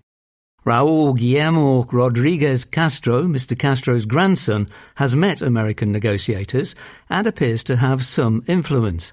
But it is far from clear that he could rule Cuba on Mr. Trump's behalf. The latest escalation has hyped up expectations. Many Cuban Americans in Miami see the indictment of Mr. Castro as the beginning of the end of a hated regime. Hardliners want the Castro system dismantled, not a cosmetic transition negotiated with the old guard, says Marcel Felipe of the American Museum of the Cuban Diaspora in Miami. On the island, the attitude of long-suffering Cubans is more mixed. Many oppose foreign intervention. I prefer to die than be a colony of Donald Trump, says one government worker. But most appear to have lost faith that change can come any other way. When is Donald Trump coming? Asked Brian Zulueta, a former fireman who now sells fruit in Havana. He fears violence or that Mr. Rubio will be appointed as interim ruler. But we need change, he says. Things can't get worse. Cubans may not like the gringos in uniform, but they could at least restock shelves and offer islanders some hope, notes Mr. Feinberg. Cuba would be harder than Venezuela to reconstruct, both politically and economically, especially for an administration that is allergic to nation-building, says Mr. Feinberg. In Venezuela, oil gave Mr. Trump a quick win, both by providing short-term economic relief and by offering a possible lure for future investors. Venezuela also has a healthy, if repressed, political opposition. Cuba has neither comparable politicians nor resources. It would depend on American aid, relief from sanctions,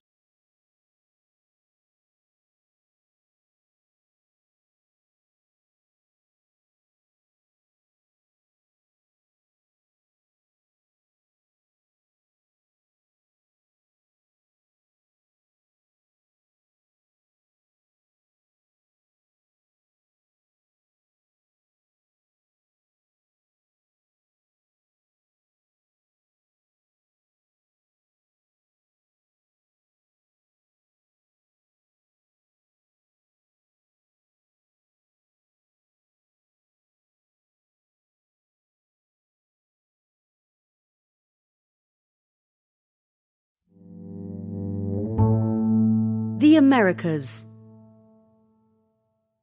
Cuba, Part 2. Havananomics. Could Donald Trump save Cuba's economy? During the 1990s, the boss of Sherritt International became known as Fidel Castro's favourite capitalist.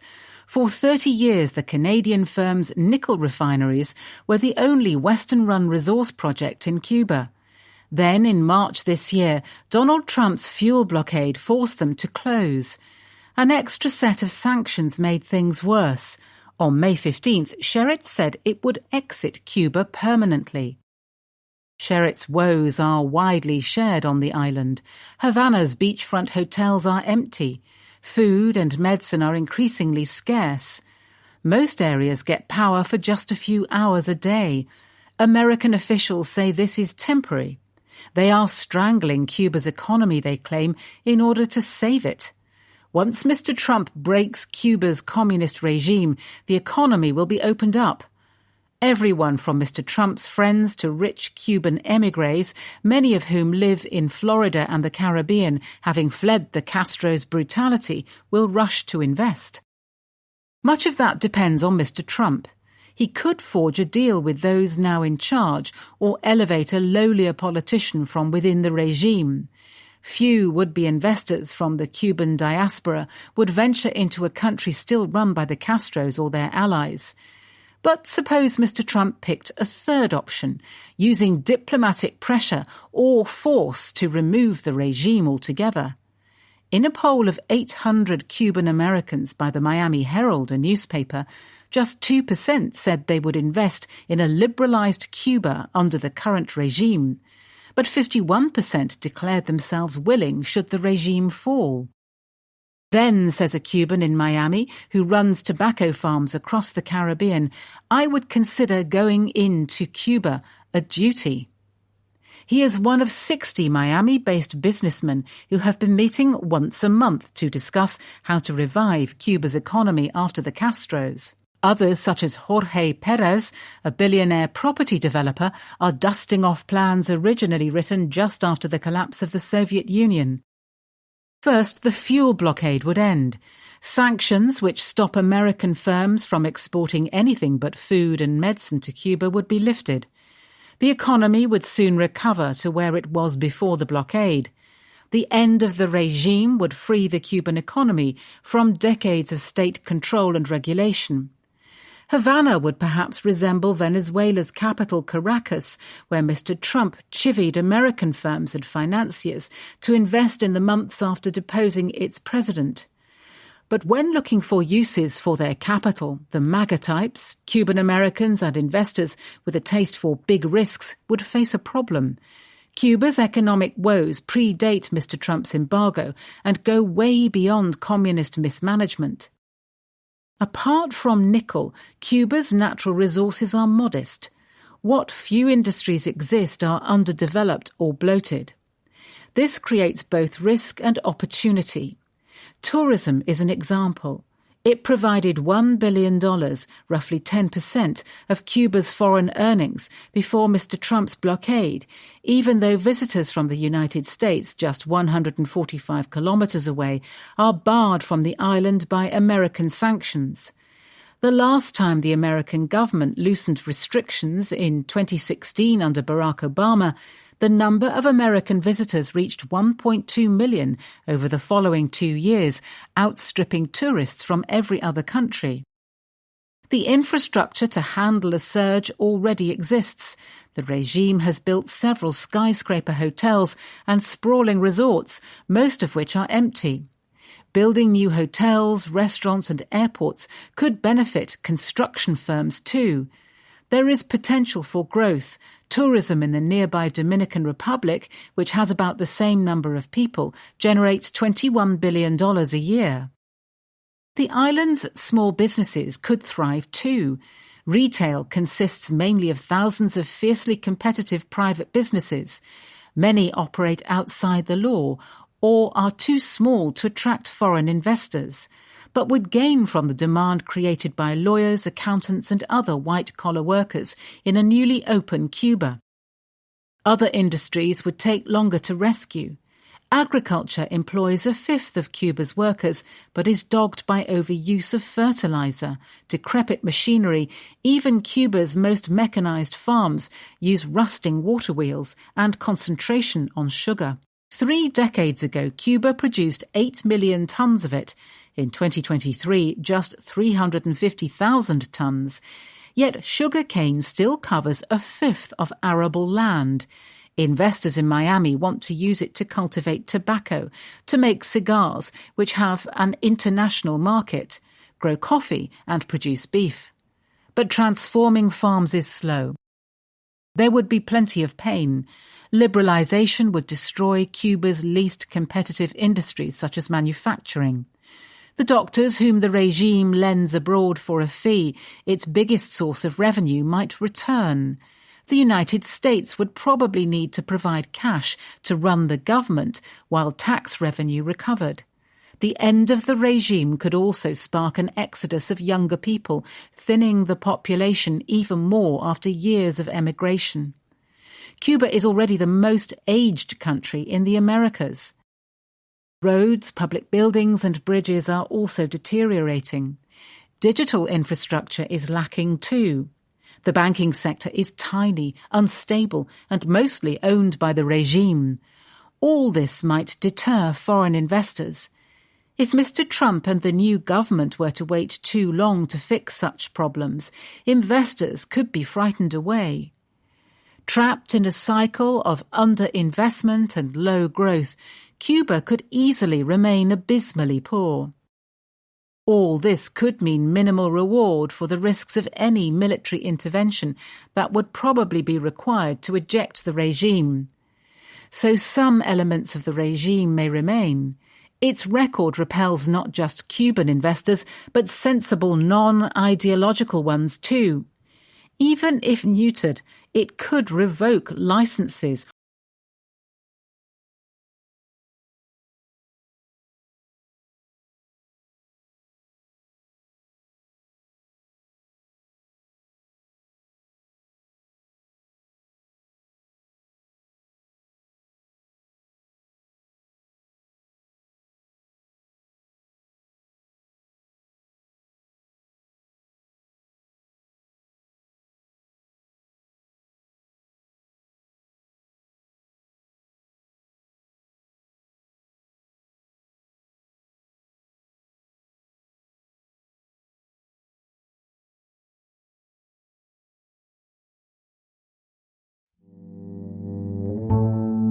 The Americas.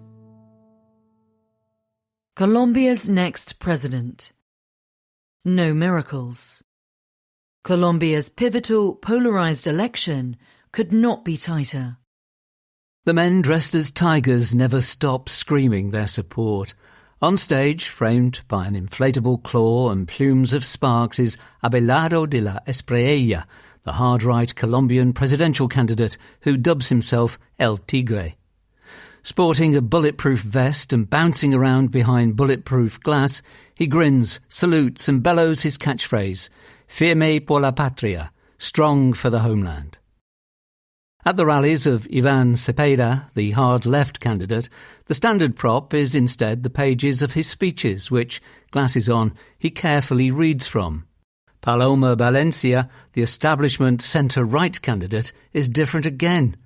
We represent the long road, the road of work, the road of knowledge, she says, without magical realism or miracles. The Economist has met all three main candidates. Any could yet be the next president. Mr. Cepeda is on course to win the first round of voting on May 31st, but a runoff will surely be needed 3 weeks later. Polling for either hypothetical matchup is extremely tight. The stakes are unusually high. The election will signal whether the right-wing wave sweeping Latin America has crested. It will also test whether the traditional centre-right can beat charismatic, Trump-loving populism. Voters will be choosing between radically different visions, both for improving the economy and for stopping drug traffickers in the country supplying 2/3 of the world's cocaine.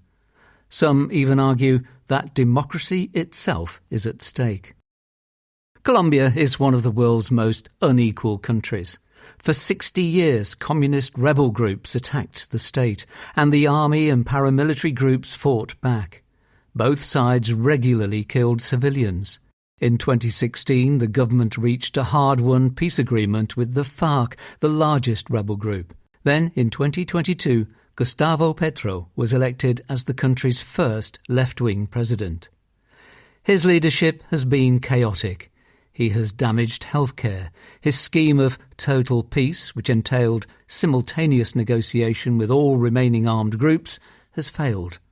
The groups have expanded, cocaine production is at record highs, and civilians are caught up in the violence more than at any time in the past decade, says the Red Cross, an NGO. Last year, a presidential hopeful, Miguel Uribe Turbay, was assassinated.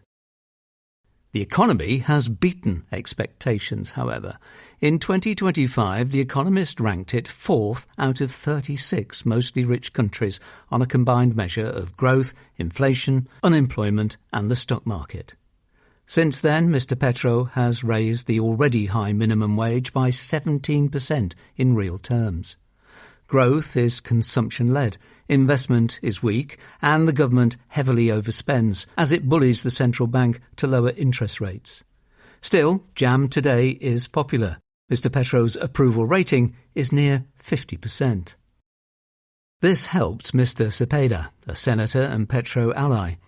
In contrast to Mr. Petro, who is constitutionally limited to a single 4-year term, he is calm, disciplined and austere. His political inspiration is José Mujica, a former guerrilla who became president of Uruguay while continuing to drive a battered Volkswagen Beetle.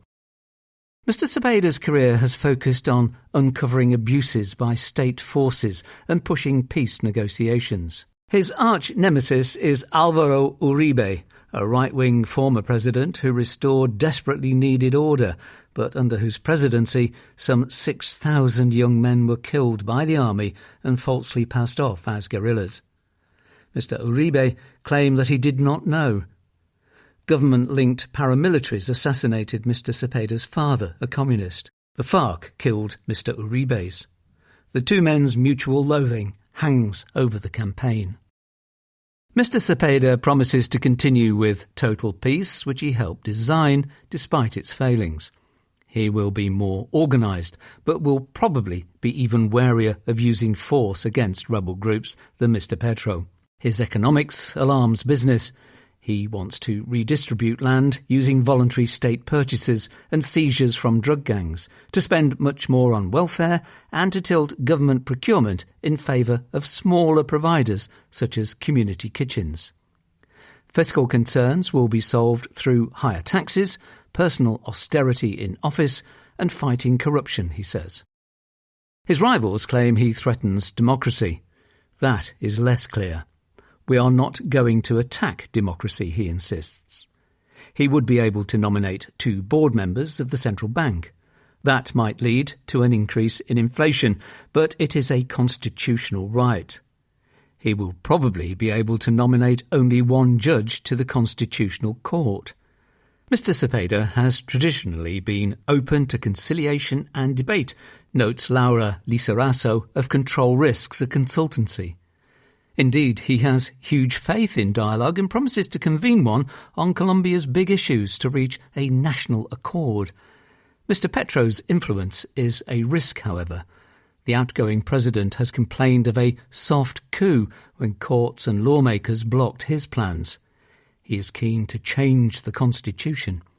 Mr. Cepeda has distanced himself from that, but not ruled it out. Mr. de la Espriella could hardly be more different. He is a former criminal defence lawyer, now a businessman, with a mansion in Miami, perfect teeth and a macho style. During a recent TV appearance, he showed a photo of himself in tight trousers, apparently, though hardly conclusively, displaying a large penis. With that photo, I won some pretty cool votes from the female electorate, he said. Another physical feature is more relevant to Mr. de la Espriella's appeal. His beard is carefully groomed in the unmistakable style of Nayib Bukele, El Salvador's dictator, who has crushed gangs by detaining a staggering 8% of all young men in the country. The murder rate there has plummeted, winning him legions of fans across Latin America.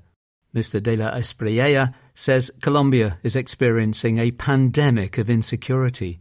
He promises to build 10 privately run mega-prisons in the jungle, in the style of President Bukele. He says it will probably be necessary to use a state of exception, a constitutional move to temporarily give the president and the armed forces far-reaching powers. Mass trials of gang members are a possibility, he says. Longer periods of detention without trial may need looking at. He claims this would all be done legally. I'm a Democrat, he insists. A prickly one. He has sued more than 100 journalists for defamation. He claims he will reduce the size of the Colombian state by 40% in 4 years. He espouses free markets, yet populism creeps in. He also promises to strong-arm banks into offering mortgages at rates of 2%, a fantastical proposition given they are around 17%. He says being a wealthy outsider makes him independent. His past raises questions. He was legal counsel to Alex Saab, a close ally of Nicolas Maduro, the ousted former president of Venezuela. Mr. Saab was recently charged with money laundering and extradited to the United States. Mr. de la Espriella also unsuccessfully defended David Murcia Guzman, who ran a vast pyramid scheme and has been linked with former paramilitary figures. All this is just a product of his work as a defence lawyer, he responds. Some question his rapid ascent to wealth and allege illicit enrichment defending powerful criminals. He denies this. Far from being an outsider, Ms. Valencia is a senator and a former president's granddaughter. She has a team of experienced politicians around her. While Mr. Cepeda despises Mr. Uribe, she recently told a rally, "Uribe is my father." She would be Colombia's first female president, but warns that it is a very sexist country. Outflanked by Mr. de la Espriella, she has played for the centre, picking Juan Daniel Oviedo, an openly gay moderate who used to run the statistics agency, as her running mate. On security, her right-wing instincts remain. I'm not for conspiracy theories, she says, but claims that Mr. Cepeda's persistence with the failing total peace is no longer a mistake, it's a plan. Her own approach clearly echoes Mr. Uribe's. She opposes the peace deal struck in 2016 and wants a big accord with the United States to fight gangs. Some 30,000 new soldiers should not just fight gangsters and rebels, but maintain order more broadly. And she wants new prisons. She had wanted Mr. Uribe as her defence minister. Yet even Mr. Oviedo publicly disagreed with that, and Mr. Uribe eventually declined. The state must shrink, she says, but fixing fiscal woes requires growth, and that means tax cuts. She combined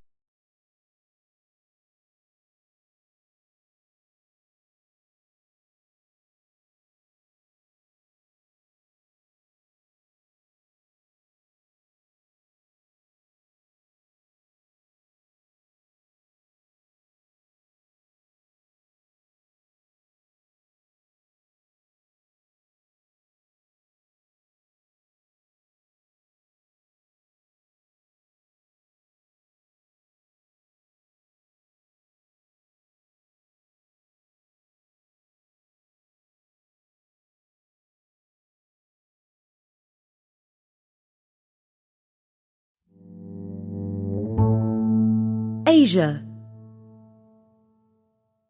Southeast Asia. Springtime for hard men. Illiberal leaders in mainland Southeast Asia are revamping their regimes. When Vietnam's President To Lam steps up to the microphone in Singapore on May 29th, he will have a spring in his step. Mr. Lam is giving the keynote address at the Shangri-La Dialogue, a gabfest of defence ministers, military commanders and spy chiefs that takes place in the hotel of that name on the island each year. He will do so as Vietnam's most powerful leader in nearly 4 decades. Mr. Lam was re-elected as chief of Vietnam's Communist Party in January, and last month took the office of president for good measure. He is the first Vietnamese leader to be elected to both jobs for full terms since 1986. This has put beyond doubt Mr. Lam's authority to pursue far-reaching reforms in Vietnam and to run its foreign policy. It also makes him one of the most powerful leaders in Southeast Asia. That is a change after decades of infighting in the top ranks of the party. Mr. Lam's consolidation of power is part of a broader trend observable across the region, once known as the Indo-Chinese Peninsula, but now referred to as mainland Southeast Asia. From Vietnam in the east to Cambodia, Thailand and Myanmar in the west, Southeast Asia's hard men are undertaking a process of regime renewal. To varying degrees, the changes are putting their rule on a firmer footing after years of challenge. Cambodia was the first to do so. Its ruling Cambodian People's Party, which started life as a proxy of Vietnam's Communist Party following an invasion in 1979, undertook a generational transfer of power beginning in 2023. Hun Sen, Prime Minister since 1985, yielded office to his son, Hun Manet. At the same time, most of the older man's cabinet ministers handed their jobs to their sons as well. The belligerent former Prime Minister remains a powerful figure, but his milder-mannered progeny, who is more popular with the masses, fronts the regime. Border skirmishes against Thai forces that took place last year produced a nationalist fervour that has united the country behind Mr. Manet. The border war has helped reinforce hardliners on the Thai side too. In January, Anutin Charnvirakul, Thailand's Prime Minister, rode a wave of nationalism to victory in a snap election, the first one to be won by Conservatives this century. Unlike its neighbours, Thailand is not a one-party state. But the army and the monarchy have long resorted to coup-making or tricksy rules in order to keep populists and liberals out of power. What Thailand has now, that it has not had in the past, is political stability, says Thitinan Pongsudirak of Chulalongkorn University in Bangkok. And it has that because the Conservative parties have finally won an election. The easygoing and personable Mr. Anutin is electable in a way that the growling generals who came before him were not. Signs of regime renewal can be seen even in Myanmar, which held a sham election over several weeks in December and January. The junta that seized power in a coup in 2021 banned from the polls any parties that did not back it, and voting could anyway not be held in the half of the country that the army has lost to rebel groups since its takeover. But the resulting reshuffle served a useful purpose for the military government, says Min Zin of the Institute for Strategy and Policy, a think tank in Myanmar. It lets General Min Aung Hlaing ease out old foes and reward allies in the army by offering them roles in the new legislature and cabinet. Myanmar remains a violent mess, but its ruling generals have, like their neighbours, managed to forge themselves a new mandate of a sort. Each of these regimes seems more resilient than before. But these governments each face a big short-term problem and a big long-term one. Whether their new-look authoritarian regimes are up to these challenges remains an open question. In the coming months, their leaders will be focused on the energy shock caused by America's war on Iran. The mainland Southeast Asian countries have been hit hard. Shortages of fuel have led to long queues at the pump and higher electricity tariffs across the region. Moreover, these places are among the first agricultural economies to enter planting season since the closure of the Strait of Hormuz. Fields that lie fallow due to fertilizer shortages and costly petrol could lead to food scarcity later this year. High energy and food prices are a recipe for unrest. The longer-term challenge for these countries is how to handle China. Mainland Southeast Asia's economies have long been some of the most deeply enmeshed in China's supply chains. That gives their northern neighbour great leverage over them. American bullying has not made things any easier. Indochina was singled out for particular punishment when Donald Trump hit all the world's countries with tariffs last year. There is a clear answer to both challenges: for the mainland economies to integrate more closely. Gas reserves and hydroelectricity from mighty rivers could replace much of the energy that the region imports from the Middle East. A reduction in non-tariff barriers would make it easier to trade with each other and help offset the pull of the Chinese market. Alas, politics between these regimes is unruly, even if politics within them is not. The simmering border conflict between Cambodia and Thailand and the civil war along Myanmar's borders are but the most violent obstacles. The state-centric and protectionist economic thinking that go hand in hand with authoritarianism in Myanmar and Vietnam are another. At a recent meeting of the leaders of ASEAN, Southeast Asia's regional organisation, members talked yet again about ways to better integrate their energy markets, but after 15 years of discussion again came away without a deal. Mr. Lam of Vietnam seems alert to these challenges. His reforms at home would boost the private sector, and he has argued for deeper integration amongst ASEAN members. He could help too to bridge the differences between Cambodia and Thailand. Mr. Lam's party has long had good relations with Mr. Manet's. Unusually for a Vietnamese party chief, the opera-loving former secret policeman has taken up diplomacy with vigour. He visited Cambodia right after his re-election, and on May 28th he landed in Bangkok for talks with Mr. Anutin. A successful peace mission would make Mr. Lam the de facto leader of Southeast Asia.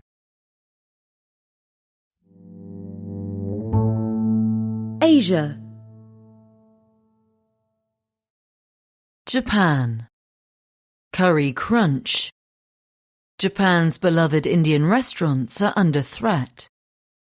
Himalayan Caravan, a Nepalese Indian restaurant in East Tokyo, has sat on its quiet street for 2 decades. Sanjay Sahani, its Nepalese owner, first came to Japan as a chef in 2006. His 850 yen, that's $5 curry and naan set lunch, draws a steady crowd from office workers to pensioners. The neighbours and his regulars are like family, he says. Mr. Sahani is not unusual. Japan has little immigration. Foreigners are just 3% of the population, compared with 15% across the OECD. Yet Indian restaurants are everywhere.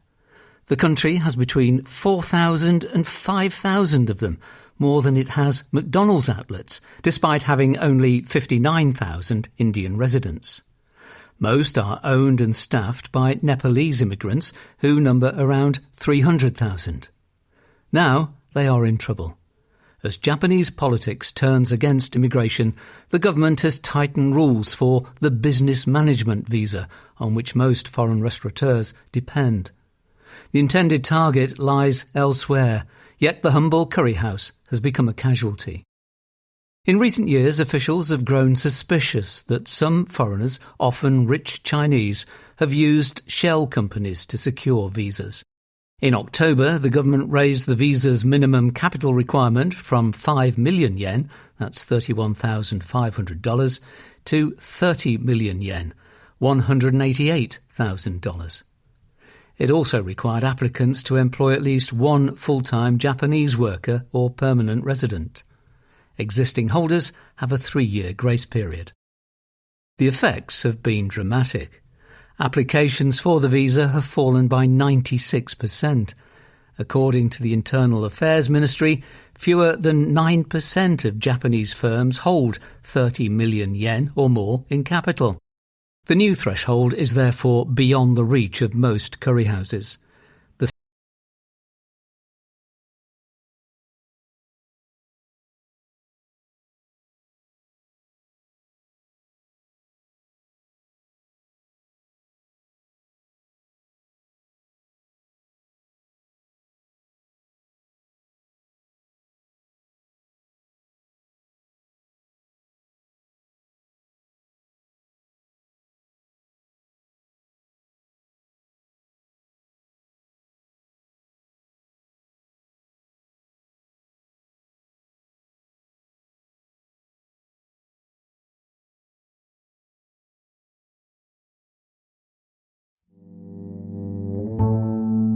Asia. Indonesia. Taking back control. Indonesia's erratic president grabs the country's commodity exports.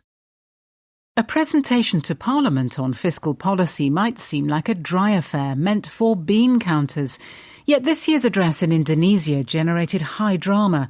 In an unprecedented intervention, Prabowo Subianto, the president, took to the podium. But instead of reassuring markets that his administration had heard their concerns, especially over the rupiah, now at an all-time low, he launched into a defiant broadside.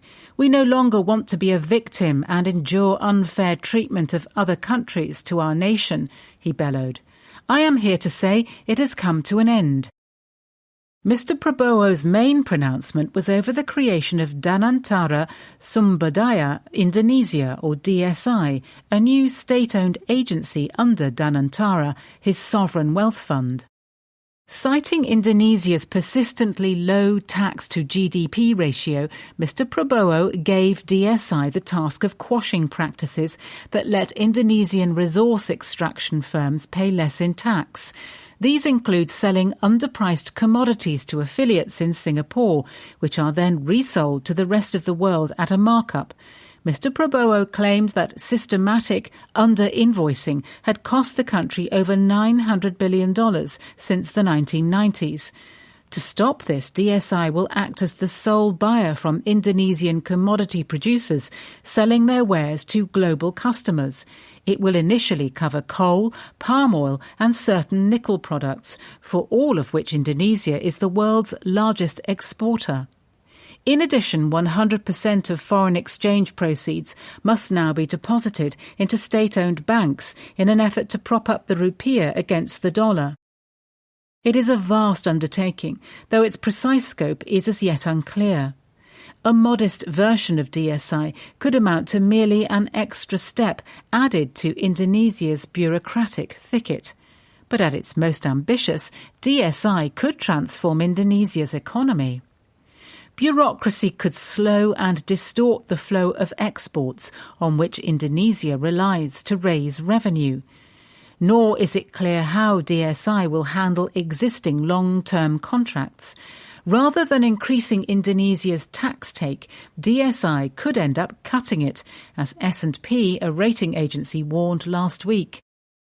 The abrupt, seemingly half-baked scheme has raised hackles among Indonesia's business people. Stocks of resource companies have been sold off for fear that DSI will squeeze margins. Officials have tried to calm nerves. "We will respect all existing contracts," said one. "We are listening to the market," said another. There have also been early signs of backpedaling. American firms have already been exempted from the state-owned bank foreign exchange retention rule. But Mr. Prabowo's resource nationalism has grown ever more.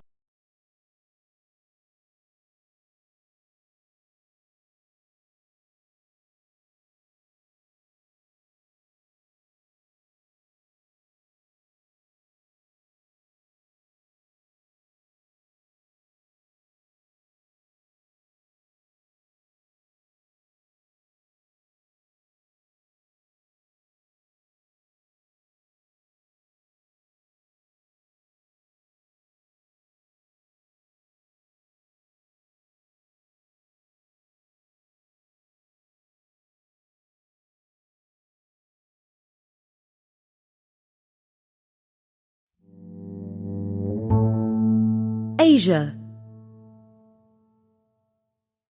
Asia's Muslims. Pilgrims' progress. War has not deterred Asian Muslims from the Hajj. You need a lifetime to prepare for a once-in-a-lifetime opportunity, says Zahir Junaid, a 57-year-old from Selangor in western Malaysia.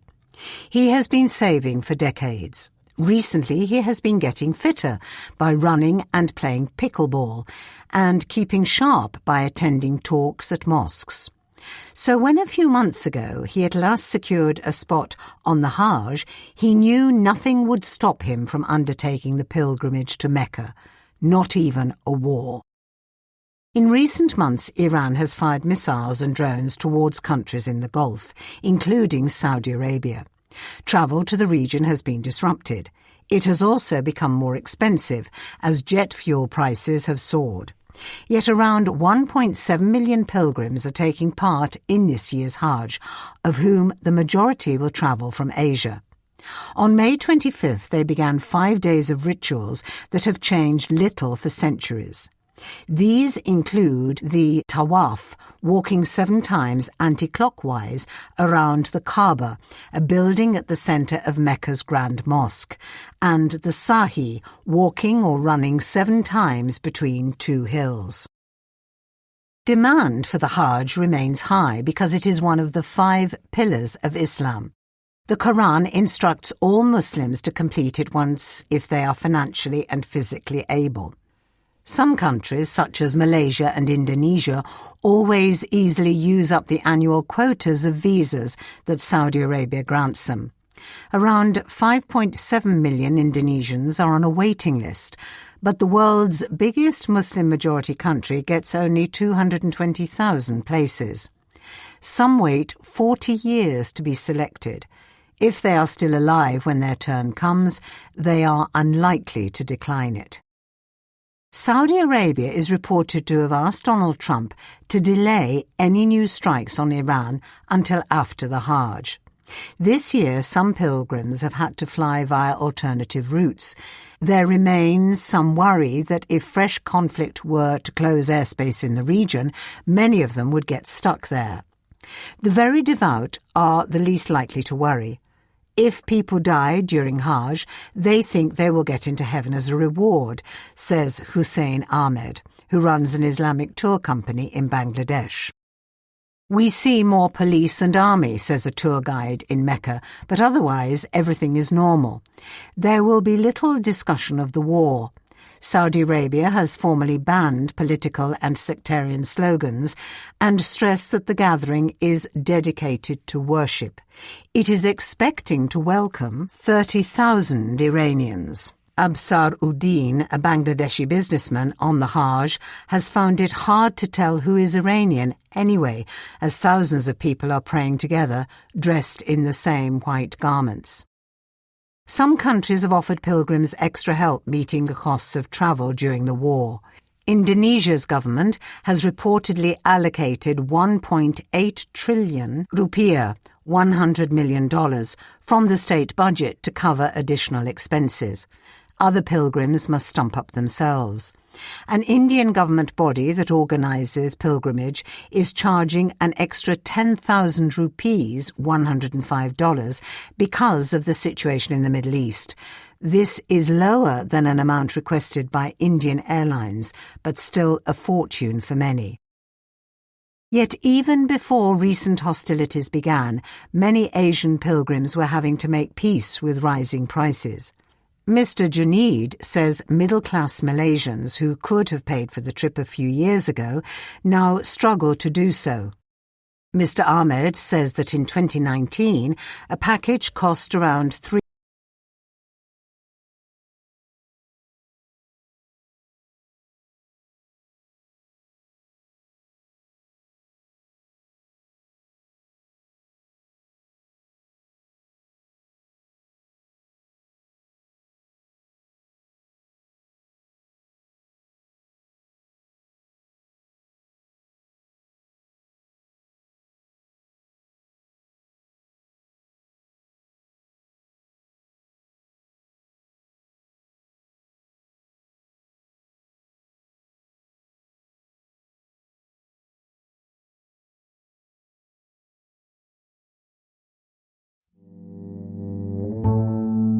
Asia. Ashoka. Pay taxes, get lectures. Narendra Modi gives India's elite a taste of the bad old days. On at least one day this month, Delhi's chief minister rode the metro. A High Court judge in central India cycled to work. A politician in Kashmir hailed a horse-drawn carriage, and the leader of Bihar walked the entire 500 or so metres to his office. The elected head of Maharashtra, India's richest state, made perhaps the biggest sacrifice of all. He flew economy. State leaders were heeding Narendra Modi's call for austerity. Energy supplies are disrupted and the rupee has nosedived since Donald Trump embarked on his war in the Middle East. Yet it took 2 full months for India to enact emergency measures or allow fuel prices to rise just a bit. Instead, in a speech on May 10th, the Prime Minister listed 7 things Indians could do to help. Work from home, he said. Use less fuel, avoid foreign trips, buy Indian goods, defer gold purchases, consume less edible oil, and of course avoid using fertilizers. Linking all these is the need to conserve precious dollars. This is bad economics. Better to let prices determine the demand, with support for the poorest. It is worse politics. With the exception of buying gold, which all Indians do, and shunning fertilizers, which only organic farmers do, the message was plainly directed at India's elite. They are the only people who have ever needed to find the unmute button on Zoom. They are the only ones who can afford foreign holidays or the fuel guzzled by their thirsty SUVs. They are a patriotic bunch. They support Mr. Modi. They are fed up. The word elite is deceptive. It represents a vast swathe of society, from marketing types in Mumbai to public servants in Delhi, and from petty businessmen in Kolkata to IT workers in Bangalore. Many think of themselves as middle class.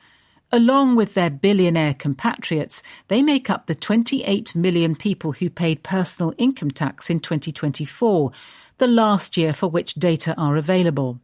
That is 2% of the population, 5% of the labour force, and 10% of households. Whichever way you cut it, it is a thin slice. What do these people get for their money? Not health or education. No one from this class would dream of sending their children to a state school, nor would their cooks and drivers. Not decent public transport, which Mr. Modi blithely advises them to use. Not even clean air. They watch as politicians fall over themselves to hand out free money every election season in what has become a cross-party consensus on legalised vote buying. The elite puts up with all this. The compact is that in return the government will provide economic growth, national pride and international respect. The elite voted for Mr. Modi's promise of Achhe Din, better days. In the old days, the words foreign exchange were always prefixed with scarce. In the old days, possession of a duty-free Toblerone bestowed prestige upon its owner. In the old days, buying a car or even a scooter entailed getting on a months-long waiting list. The point of the Modi government was to leave the old days behind. The Prime Minister's speech was a reminder that the past is never past. Today's elites have more sophisticated tastes, but fulfilling their desires is getting harder. Graduate unemployment is high, inflation is rising, and now the elite are being asked to forego the very things that the new India was supposed to grant them. Mr. Modi likes to present himself not just as a national leader, but as a national father figure. In 2015, he called on well-off citizens to relinquish cooking gas subsidies voluntarily so that the deserving poor could benefit. Some 10 million enthusiastically answered his call within the first year. But elites have no moral obligation to help the government plug its current account deficit. A few days after Mr. Modi's appeal, CNBC TV18, a media outlet, reported that the highest levels of government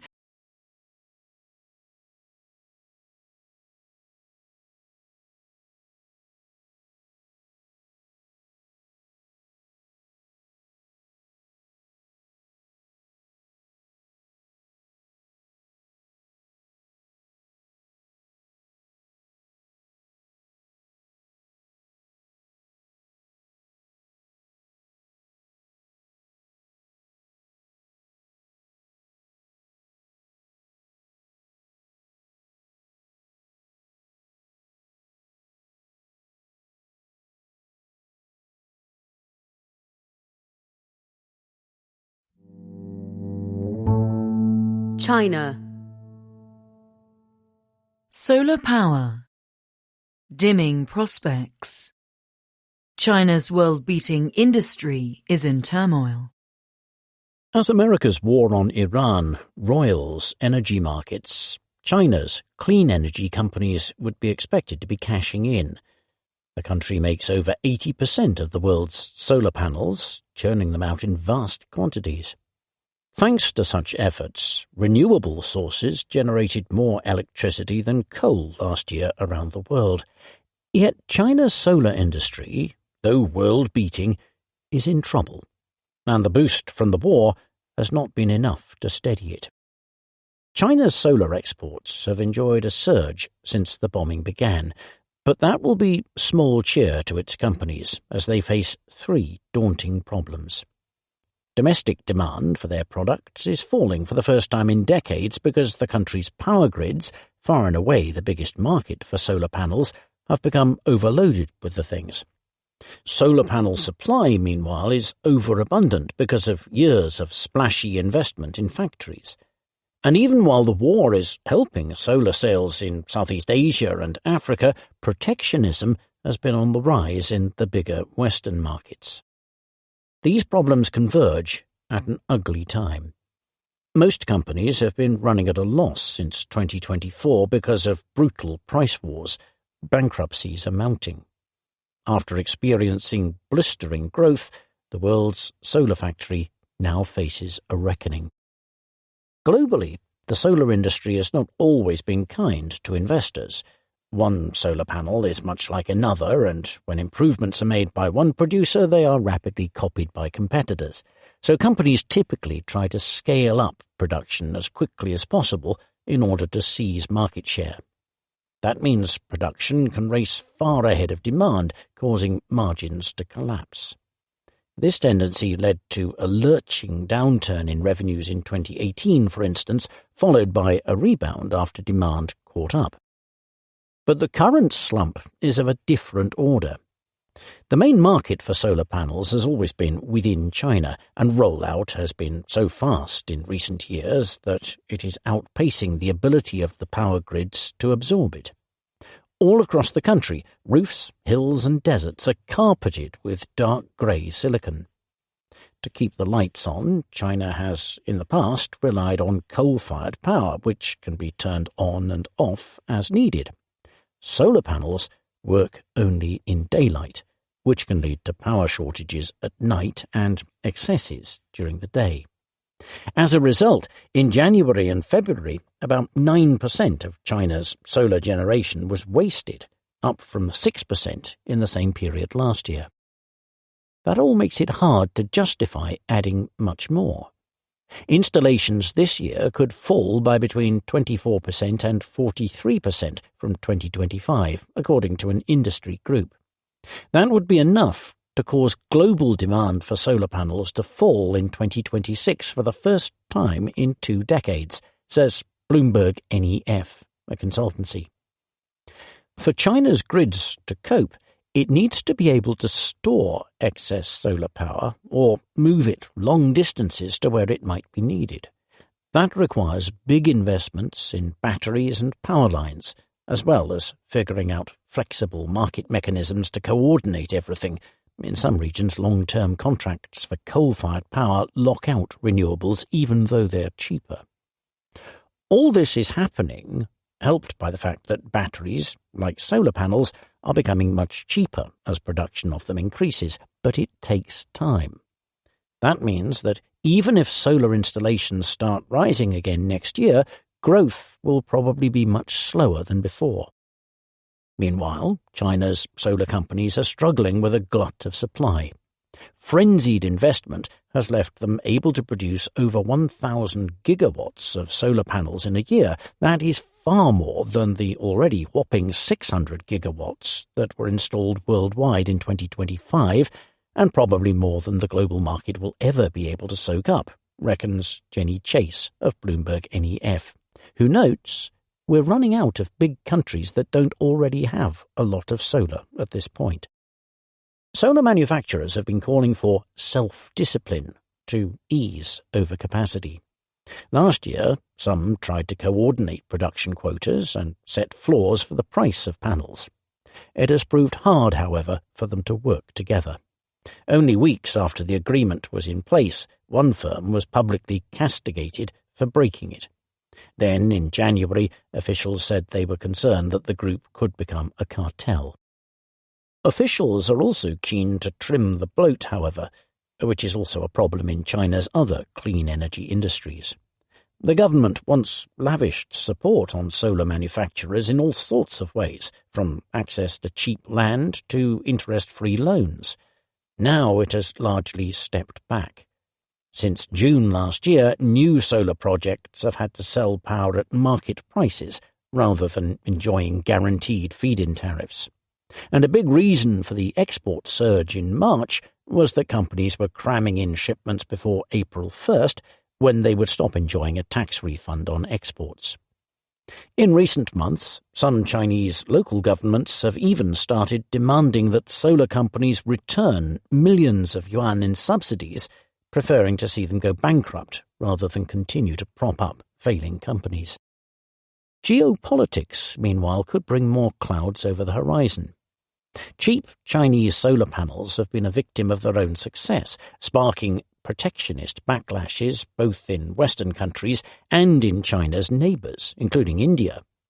Since 2022, America has imposed tight restrictions on imports, as well as hefty tariffs on the shipments that it does allow to get through. Some also worry that Chinese-made equipment in their power infrastructure could pose a security risk. In May, the European Union said it would phase out Chinese suppliers of inverters, a vital piece of solar equipment, in EU-funded projects. Some Chinese companies are trying to outsource production abroad to avoid such political headaches. It all makes for a gloomy outlook. Already more than 40 Chinese solar firms have gone bankrupt, been acquired or delisted from stock exchanges since 2024. 1/3 of the workforce of the country's 5 biggest solar industry firms has been laid off, according to Reuters, a news agency. But the biggest wave of consolidation has yet to break. says Jessica Jin of S&P Global, a research firm. Solar panel prices have nudged up in recent months, but the panels still sell at less than their average production costs. The share prices of LONGi Green Energy Technology, Tongwei, Jinko Solar and Trina Solar, the biggest producers, are all hovering well below half their peaks of a few years ago.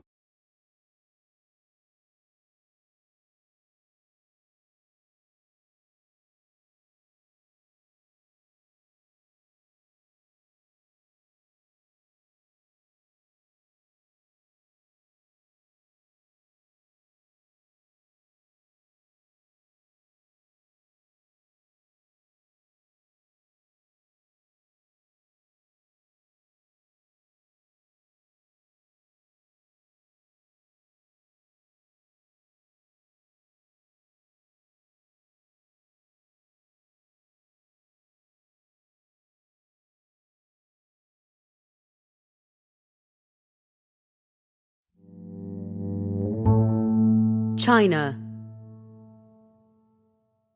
A deadly coal mine disaster. The dark side.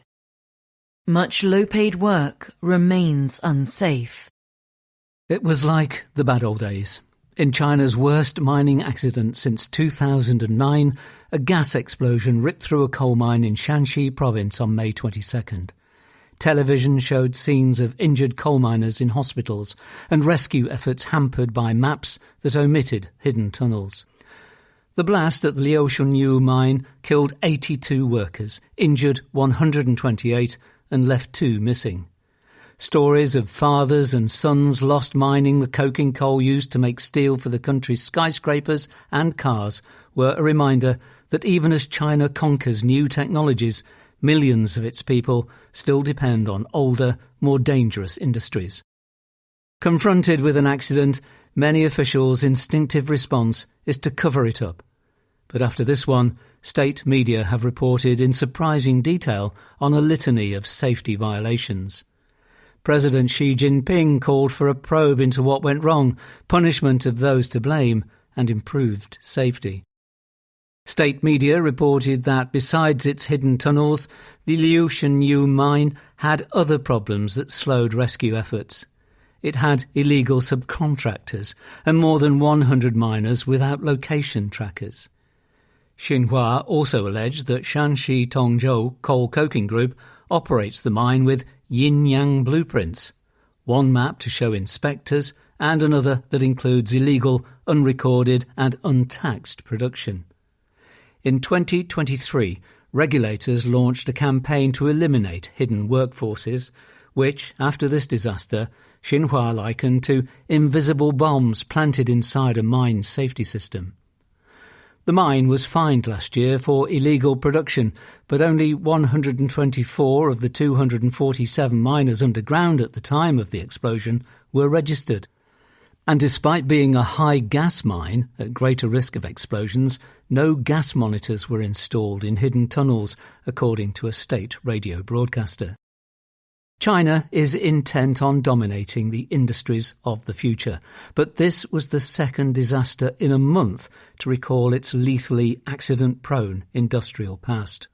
On May 4th, 37 workers were killed by an explosion at a fireworks factory in Luoyang, Hunan, China's fireworks capital, which was boosting output ahead of America's July 4th celebration. On May 27th, Hunan province launched a campaign against illegal fireworks production. The mine explosion also highlights regional inequality as some provinces speed ahead of those still reliant on dirtier industries. Shanxi's coal production grew as China's economy opened and demand shot up, with the profits driving illegal mining in its mountains. A poor province, it still has many who make a living underground, despite the known dangers. When you've hit rock bottom, go down a coal mine, runs one local saying. The 2000s saw a string of accidents, with a particularly deadly one in 2008 claiming 277 lives. That prompted reform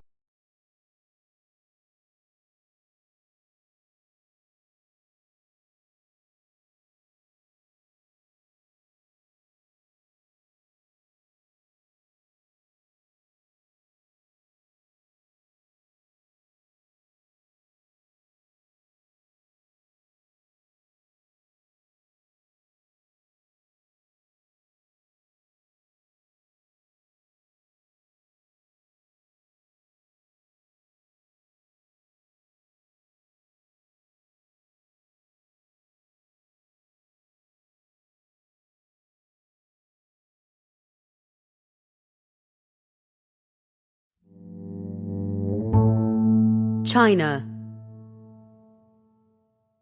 Filmmaking. Back in its cage. Why is the public outraged by a film that censors endorsed? The route to Chinese cinema screens is a rocky one for filmmakers. Twitchy censors are quick to pounce on works that fail to promote positive energy. To placate them, directors usually avoid plots dwelling on social maladies. But a movie that was due to be released at the end of May, Her Heart Beats in Its Cage, has met an unexpected hurdle. An explosion of online outrage demanding that it be banned.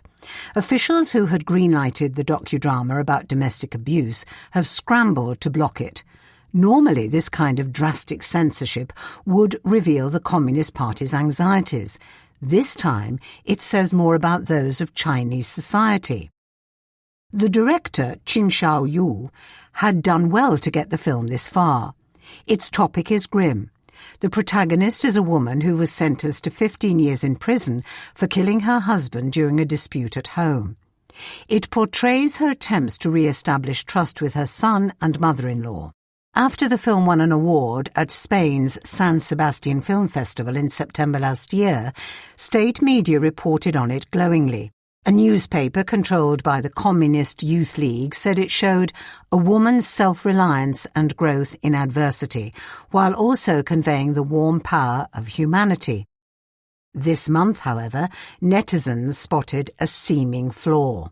They found that court documents relating to the verdict, which was delivered in 2009 and upheld the next year, did not cite marital abuse as a mitigating factor in the crime. Numerous commentators said the killer, Zhao Shaohong, was simply a murderer. How dare the filmmakers portray her as a victim? Their anger was fueled by the casting.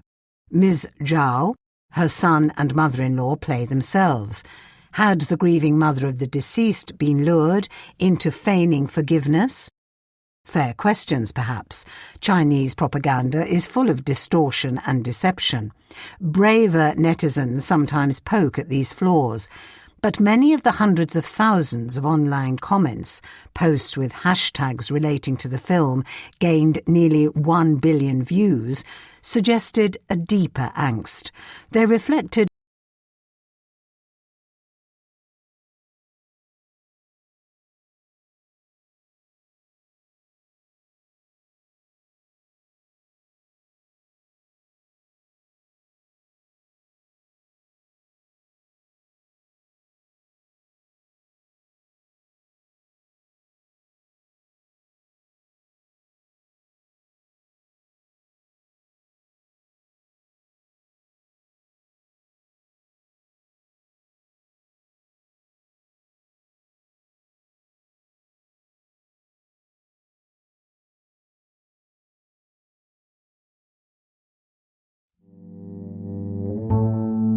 China. Chagwan. The triumph of China's thin diplomacy. It asks little of its foreign partners and gives little back. The last time Xi Jinping left China was in late October. Since then, the world has come to him. A dozen heads of state have visited China. The Foreign Ministry's protocol department has handled it flawlessly, setting up grand receptions for its visitors, lining up soldiers and school children to greet them, and flying their national flags beside China's on important boulevards. The symbolism is not lost on anyone. A world adrift from its American anchor is looking to China. Even Donald Trump wants to work with it. China, meanwhile, has displayed remarkable dexterity. In May, it has welcomed in rapid succession Iran's foreign minister, Mr. Trump, Vladimir Putin, and Pakistan's prime minister. Mr. Xi's trip in October was to South Korea. His next expected soon may be to North Korea. No other country has such ready access to leaders across such stark dividing lines. What explains China's ability to connect with so many? The two obvious answers are its own economic clout and the Trumpian chaos making it more attractive. But those forces explain the demand for China's attention. They do not explain why China is so effective at converting it into relationships. For that, there is something else. China's unremittingly thin approach to diplomacy. It desires partners, not allies. This crucial difference enables breadth while minimizing depth in foreign involvements. China's main requests of its partners are to say nothing about its internal affairs and do nothing to hinder its pursuit of its core interests. The corollary is that it offers less in return, a parsimony that reveals the narrower logic of China's global ambitions. These are partnerships light. Only North Korea is a formal military ally, but according to Katian Zhang of George Mason University, China classifies 109 countries as partners. The list features odd bedfellows: Ukraine and Russia, India and Pakistan, Israel and Palestine, Iran and Saudi Arabia. The list will lengthen. Scholars say expansion is inevitable as the country rises. Even places that have territorial disputes with China are welcome. It is, in effect, creating the world's least exclusive club, but one that still offers a sense of closeness and pomp on visits to Beijing. Flattery is powerful, especially for countries used to getting lectures from America or Europe. In Chinese terminology, there is a clear hierarchy. All-weather strategic partnerships with countries like Pakistan and Ethiopia outrank cooperative partnerships with, for example, Finland and Belgium. Few foreign officials are bothered by these linguistic nuances. One Western diplomat likens it to a word salad that pleases China at no real cost. Indeed, countries sometimes drop the language of partnership, as both Canada and India did during stormy days with China, only to pick it up again as relations improve. China, for its part, never downgrades its partners. Instead, it waits for them to see their errors, sometimes helping the process by refusing to buy their wine, beef or timber. And the framing of partnership bakes in China's preference for handling such contention. Disputes ought to be managed bilaterally and behind closed doors, which happens to suit China as much the stronger party in almost all of its bilateral relationships. The hierarchy of partnership reflects what China most wants from other governments. Its main interests are parochial, unless you are on the wrong side. To become an upper echelon partner, foreign leaders must usually take a few points as given: that Taiwan belongs to the People's Republic, or that China's iron fist in Xinjiang, Tibet and Hong Kong is fully justified, for example. This is in essence what China means in imposing non-interference as a core value in foreign policy. It should be allowed to do as it pleases, free of criticism, within its self-defined territorial remit, or, where convenient, to quietly shelve the disagreement. Increasingly, there is also an economic dimension, that other countries should keep their doors open to Chinese exports and investments, even when their domestic companies are suffering. If alliances are traditionally a way for countries to magnify their clout, China's partnerships are more conservative, aimed at stopping others from checking its power. It is easy to see how countries seeking Chinese favour can endorse its language. Little else is imposed upon them, yet that also constrains what partners get in return. Formal military support is not on the table. The downfalls of Nicolás Maduro and Ali Khamenei this year underlined the limits to China's backing. Close partnerships offer economic ties but no shield against American might. Russia is another example. On several occasions, its officials, including Mr. Putin, have referred to China as an ally. China has steadfastly avoided such language. The closest it came was a joint declaration of no-limits friendship in 2022, just before Russia invaded Ukraine. The partnership has enabled Russia's war. China exports dual-use goods needed by Russia's armed forces and imports its oil and gas. But in private, Chinese officials insist, with reason, that if China truly threw its weight behind Russia, the war would be going far better for it. Mr. Putin's frequent supplications to China's leadership suggest he wants even more support. China is not about to call America a partner just yet, not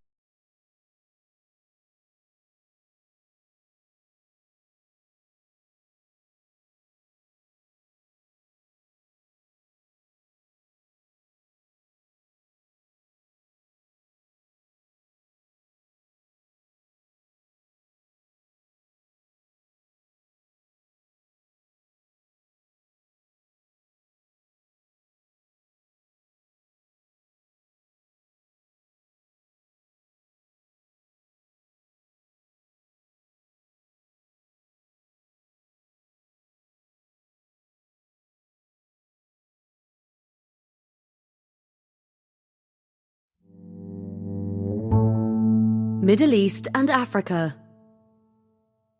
Ethiopia. The new emperor. Abiy Ahmed dreams of remaking his country in his image. A sheaf of wheat can have many meanings. For Ethiopia's Prosperity Party, which chose one as its campaign logo ahead of polls scheduled for June 1st, it is a symbol of national unity, stalks entwined like the country's many ethnic groups. More than that, it is an emblem of Ethiopia's progress towards food sovereignty, explained the mayor of Addis Ababa, the capital, at a recent rally. No longer should Ethiopians beg foreigners for aid, she said. We produce wheat ourselves and have become self-sufficient. If once Ethiopia was a byword for famine, now it was rapidly becoming a model nation, she claimed. Such grandiose words have become the stock-in trade of Ethiopian officials under Abiy Ahmed, the Prime Minister. To Mr. Abiy's allies, he is a visionary leader who has laid the foundations for a united, prosperous Ethiopia strong enough to reclaim what they believe to be its rightful place as the undisputed hegemon on the African side of the Red Sea. To his critics, he is an autocrat who stokes division at home and threatens to foment chaos abroad. What is clear is that few leaders in Africa today have such exalted visions for national development. Nothing, Mr. Abiy recently declared, can stop us. When protests forced his predecessor to resign in 2018, few expected Mr. Abiy, then in his early 40s and little known, to last long. Yet he has spent those years in single-minded pursuit of his goals. He has seen off protests and ethnic rebellions, and in the northern region of Tigray prosecuted a civil war that nearly forced him from power and left perhaps 500,000 dead.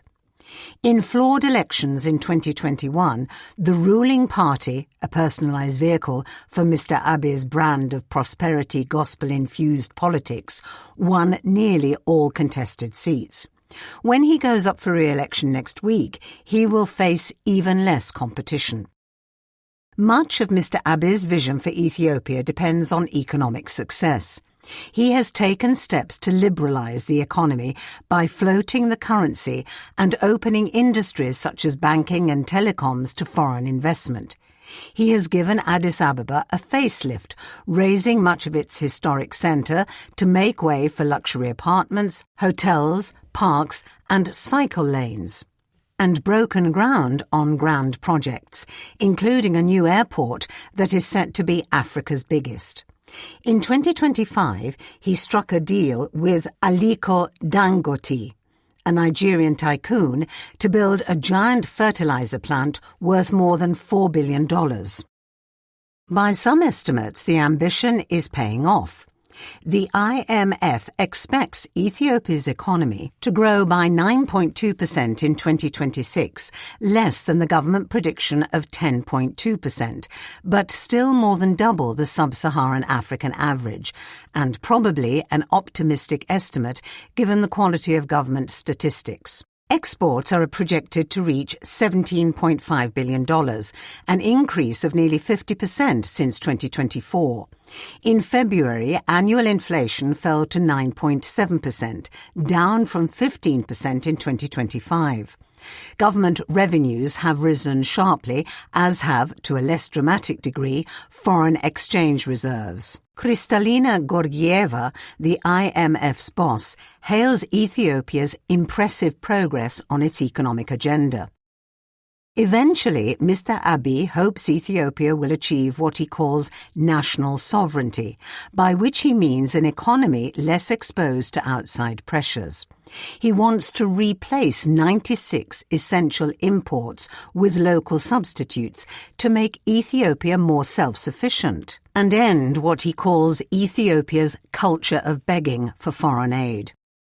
Yet that future still looks some way off. Foreign direct investment, FDI, remains anemic, despite attempts to woo investors. Manufacturing, which made strides under Mr. Abiy's predecessors, is in the doldrums. Its share of GDP has fallen by a third since he took office. It does not help that Mr. Abiy frequently touts statistics that leave experts scratching their heads. "I don't even look at them anymore. They're just so made up," says a weary Western aid official. The government recently told donors it no longer needs their help in responding to humanitarian crises. But official figures belie that claim. The World Bank reckons the share of the population living on $3 a day or less hit 43% last year, up from 33% a decade ago. The UN's World Food Programme says some 7 million people are in urgent need of food aid. Hundreds of thousands of young Ethiopians, seeing little prospect for the future, leave each year. The Gulf War will probably stymie Mr. Abiy's growth plans further. Ethiopia imports 97% of its fuel from the Middle East. The closure of the Strait of Hormuz since March has recently caused 2-day queues for diesel in Addis Ababa. Aid workers increasingly worry that shortages of fertilizer, much of which also comes from the Gulf, will exacerbate hunger. Yet the biggest threat to Mr. Abiy's economic vision is his political one. The Prime Minister says he is uniting Ethiopians. In practice, that has meant concentrating power. Subsidies from the federal government to Ethiopia's states were 60% of the national budget in 2018. By 2026, that had shrunk to 20%. Large parts of the state apparatus and state-run economy are under Mr. Abiy's thumb. This includes the Sovereign Wealth Fund set up in 2021 and more recently a security task force charged with overseeing the upcoming election. Mr. Abiy has been accused of favouring the Oromo, his own ethnic group, the country's largest. The heads of the army, air force and federal police are Oromo, as is Addis Ababa's mayor. Economic power seems to be shifting their way. One prominent Oromo opposition figure concedes that the government has been focused on uplifting Oromos more than other groups. That risks undermining the very control Mr. Abiy seeks to achieve. Increasingly, Ethiopians of all stripes, not just the Tigrayans who waged war against the federal government between 2020 and 2022, resent Mr. Abiy for amassing too much power. In Amhara, the second biggest region, an insurgency launched against the federal government in 2023 is escalating. Before Mr. Abiy took power, Ethiopia was an autocratic but largely stable country. Today, large swathes of it are beyond the government's control and off-limits to investors, both local and foreign, one reason for the disappointing FDI figures. Beyond Ethiopia's borders, Mr. Abiy's mission is riven by similar contradictions. In the Horn of Africa, he casts himself as an architect of regional stability and integration. But he dreams of restoring Ethiopia's direct access to the sea, which it lost when Eritrea, its much smaller neighbour to the north, seceded in 1993. Though in public his officials insist they respect their neighbour's territorial integrity and sovereignty, in private they question the legal basis for its independence. Many Eritreans understandably fear that Mr. Abiy's ultimate goal is to revive the old Ethiopian empire by annexing their country and making Ethiopia a naval power on the Red Sea. None of this will stop Mr. Abiy from being re-elected. In 64 of 509 election districts outside Tigray, only candidates for the Prosperity Party are standing. The Tigray People's Liberation Front, TPLF, which dominated national politics for nearly 3 decades before Mr. Abiy's ascent, has been outlawed. No voting at all will take place in Tigray, home to around 6% of the population. What Abiy did is he killed politics, says an Ethiopian analyst. But politics could yet roar back to life. Mr. Abiy's ambition to reconfigure the Horn of Africa means a conflict with Eritrea is all too plausible.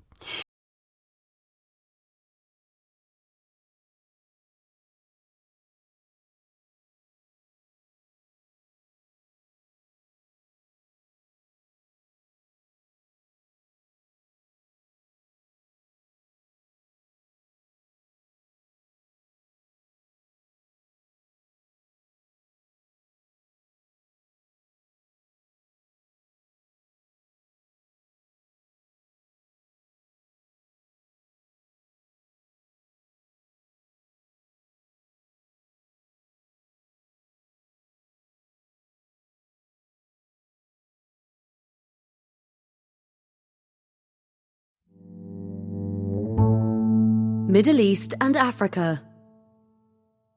Ebola. A viral nightmare. Congo's response to the disease is late and chaotic. To grasp how hard it is to tackle Ebola in Ituri, the province in eastern Congo that is at the centre of the worst outbreak of the virus since 2018, consider recent events in the town of Mongwalu. On May 24th, young men attacked the local hospital 4 times in an effort to retrieve the corpse of a preacher who probably died of Ebola. The night before, arsonists had burned an isolation tent. When soldiers arrived and fired warning shots, dozens of patients fled in the chaos. The lack of rapid tests and a licensed vaccine for the Bundibujo strain mean that medics already faced an onerous task to curb an outbreak that went undetected for weeks. Realities on the ground in eastern Congo exacerbate the challenge. As of May 28th, there were more than 1,000 suspected cases and around 250 suspected deaths in Congo. The true figures will be higher. There is rising concern of regional spread. Uganda, which shares a border with Ituri, has confirmed 7 cases and 1 death. South Sudan, also on the province's border, may soon follow. There is a widespread sense that the epidemic is moving faster than the response. We've faced fierce resistance, which has caused enormous damage, says Richard Lokudi, the director of Mongwalu Hospital. Around 1/3 of people surveyed in Ituri by Action Aid, an NGO, do not believe that Ebola is real. There is a deep lack of trust in an area where the state is weak. Militias prey on the population, and almost 1 million live in refugee camps. Some locals believe doctors are killing patients. They bristle when doctors tell them they must not all gather round and wash the corpse at a funeral, as local custom demands. Others think that NGOs have invented the disease to line their pockets. His staff have not been trained in how to handle Ebola patients safely, says Mr. Lokudi. Nor is there money for petrol to drive around to look for the sick. Mongwalu's only ambulance now doubles as a hearse to take corpses to their graves. It's a bit of a mess, he says. Stopping Ebola requires several things to happen in concert. Communities need to be monitored for infection. Laboratories must confirm positive cases. Patients need to be isolated and managed without health workers getting infected. Contacts need to be tracked and tested in turn. None of this is going on to the extent required, whether in Ituri or the Congolese provinces of North and South Kivu, where other cases have been confirmed. The immediate problem is finding safe places to quarantine patients. It's been an extremely slow start, says a UN official. Surveillance is very, very, very weak. Case management is catastrophic. There are fears that some will seek to profit from the crisis. During the last big outbreak, which began in 2018, there were kickback schemes and sex-for-work scandals. Locals call such rackets Ebola business. Eyebrows were raised last week when the Congolese Health Agency, leading the response from the capital Kinshasa, asked donors for £240 million, of which a whopping $74 million would go towards coordination, that is, running its office. Even if that money were to be spent wisely, working with Congolese officialdom is exasperating aid providers. On May 23rd, the government banned nearly all flights in and out of Ituri's capital, Bunia, where Ebola is circulating. Cargo and aid workers can theoretically still land, but each flight requires separate approvals from the health and transport ministries. On May 26th, in a rare and telling sign of his displeasure with the central government, Johnny Luboya, the general who was appointed to run Ituri in 2021 because of its instability, called for flight restrictions to be eased. The more we waste a day, the closer we get to disaster, he said. Middle East and Africa. The Iran War. Waiting for Godot in the Gulf. America and Iran are getting close to a deal, or not. A deal with Iran is largely done and will be announced soon. There is no rush to announce a deal. There may be no deal at all. That is but a sampling of Donald Trump's missives over the past bewildering week, which also saw America carry out airstrikes against Iran, despite the ceasefire that took effect on April 8th.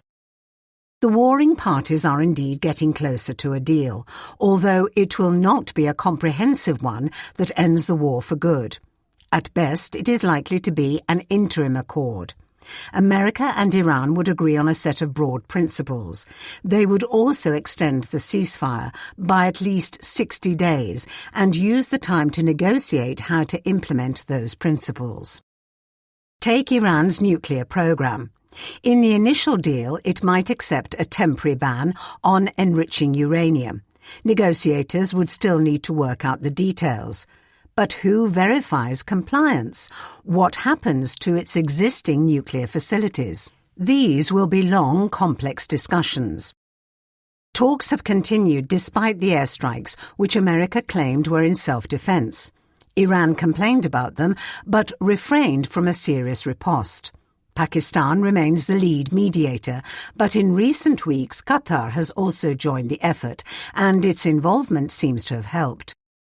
Envoys from both countries flew to Tehran on May 22nd. 3 days later, Mohammad Bagher Ghalibaf, the Speaker of Iran's parliament, made a visit to Doha, the Qatari capital. Mr. Trump spent much of the long Memorial Day weekend ensconced in meetings with aides and gathered his cabinet on May 27th. Yet serious disagreements remain. The trickiest issue is Iran's demand for big economic benefits. The regime hopes to immediately tap some of its $100 billion in assets trapped in foreign banks. American officials say they are willing to issue a waiver that would allow Iran to export some oil, but they are refusing to unlock frozen funds until there is progress on the second stage talks. Another issue is Iran's stash of more than 400 kilograms of uranium enriched to near weapons grade. America has long demanded that it be shipped overseas. Iran insists on diluting it in situ. In a social media post on May 25th, Mr. Trump suggested that he might agree to the latter option, perhaps supervised by the Atomic Energy Commission. It was unclear if he was thinking of the American body with that name, which was dissolved in 1974, or if he meant the International Atomic Energy Agency, the UN's nuclear watchdog. Politics are another reason for Mr. Trump's mixed messages. Pragmatic Republicans want to end the war and bring down high petrol prices. If Mr. Trump tries to resume fighting, even this somnambulant Congress may pass legislation to tie his hands. Meanwhile, hawkish Republicans fear he is giving away too much. The president spent years fulminating against the pallets of cash that Barack Obama sent Iran as part of his own nuclear deal struck in 2015. Yet Mr. Trump's deal may deliver the same, while Iran's main concession would be to reopen the Strait of Hormuz, closed only because of the war.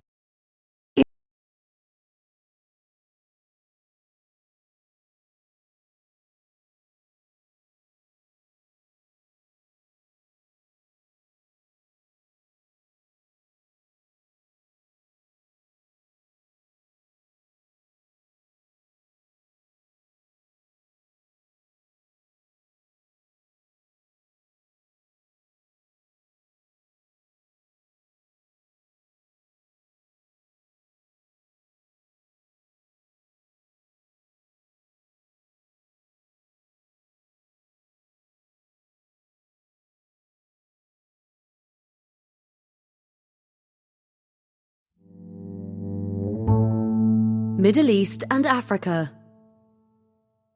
The Strait of Hormuz. Oil and troubled waters. The Gulf War has made devastating oil spills more likely and harder to handle. During the first Gulf War in 1991, Iraqi troops occupying Kuwait deliberately opened the taps of oil tankers, terminals and a refinery, releasing millions of barrels of crude into the Gulf. It was a last-ditch attempt to prevent American-led forces from making an amphibious landing.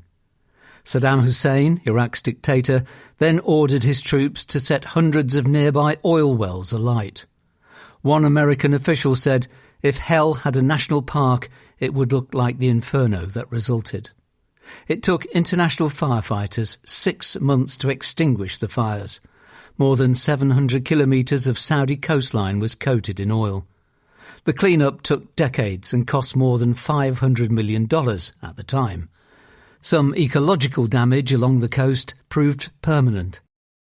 The current Gulf War has produced nothing on that scale. But on May 6th, a major spill west of Karg Island, Iran's main crude export terminal, became visible from space. Satellite images later showed the slick spreading across roughly 60 square kilometres of the surrounding sea. The full extent of the damage is not yet clear. Early estimates range from the equivalent of 3,000 barrels to almost 90,000.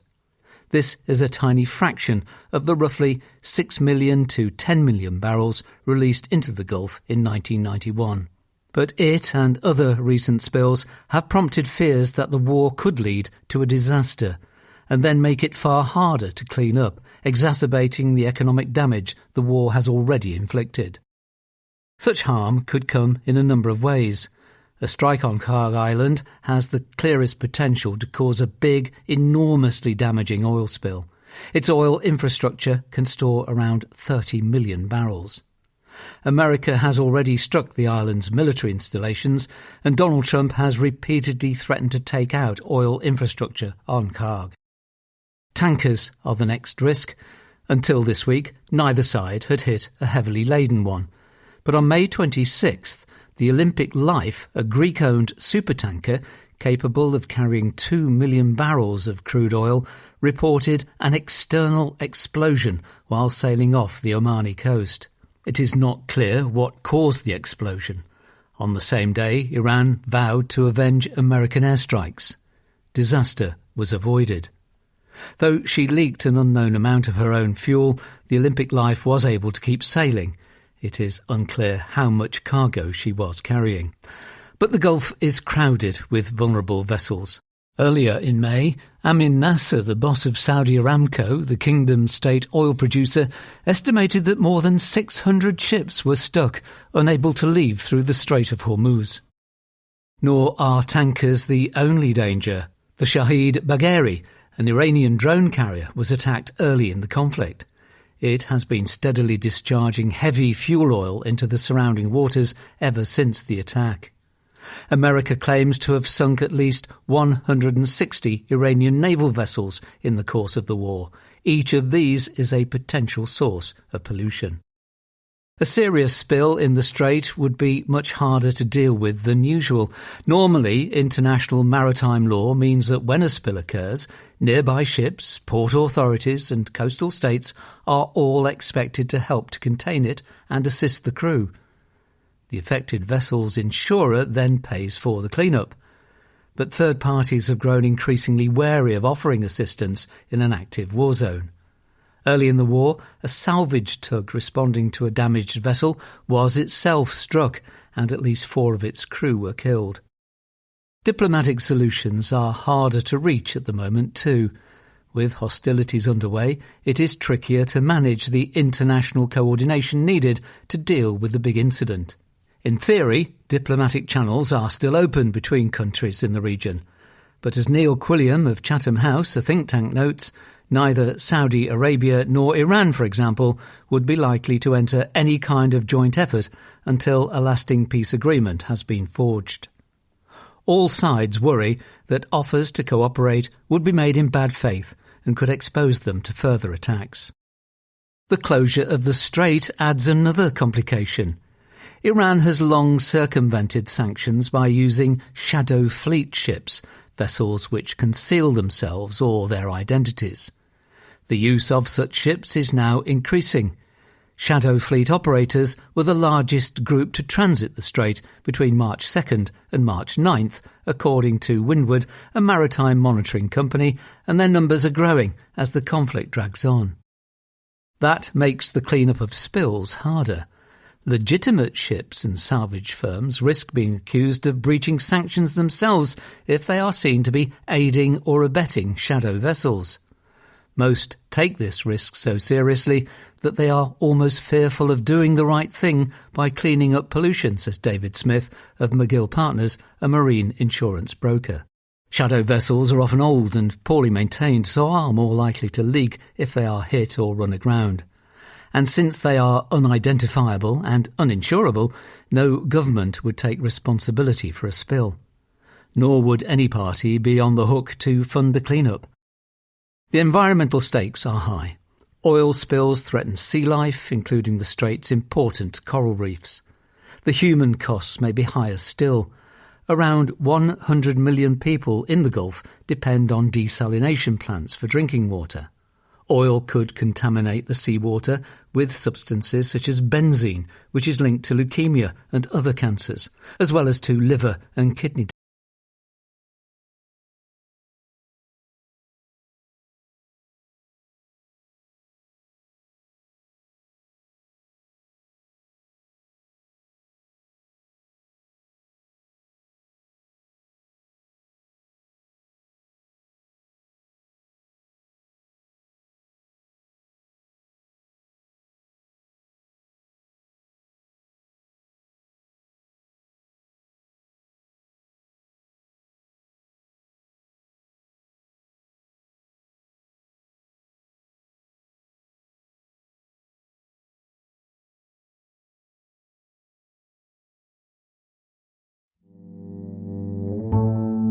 Middle East and Africa.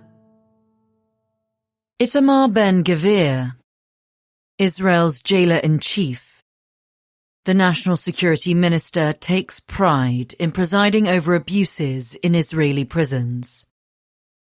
Welcome to Israel. We are the landlords, cried Itamar Ben-Gvir, Israel's National Security Minister, during a visit to Ashdod port on Israel's Mediterranean coast on May 20th. He was encouraging his officers to abuse activists who had been brought to the port, bound and forced to kneel after being detained at sea on a flotilla bound for Gaza. The video was not leaked to the press. Mr. Ben-Gvir proudly published it himself. For the leader of the far-right Jewish Power Party, it was just another stop on the campaign trail. The video produced an international scandal as the scenes drew condemnation from Western governments, whose citizens were among the detained. But the episode at the port was just the latest illustration of the abuse that has become commonplace in Israel's prison system on Mr. Ben-Gvir's watch, and of the impunity the minister has enjoyed.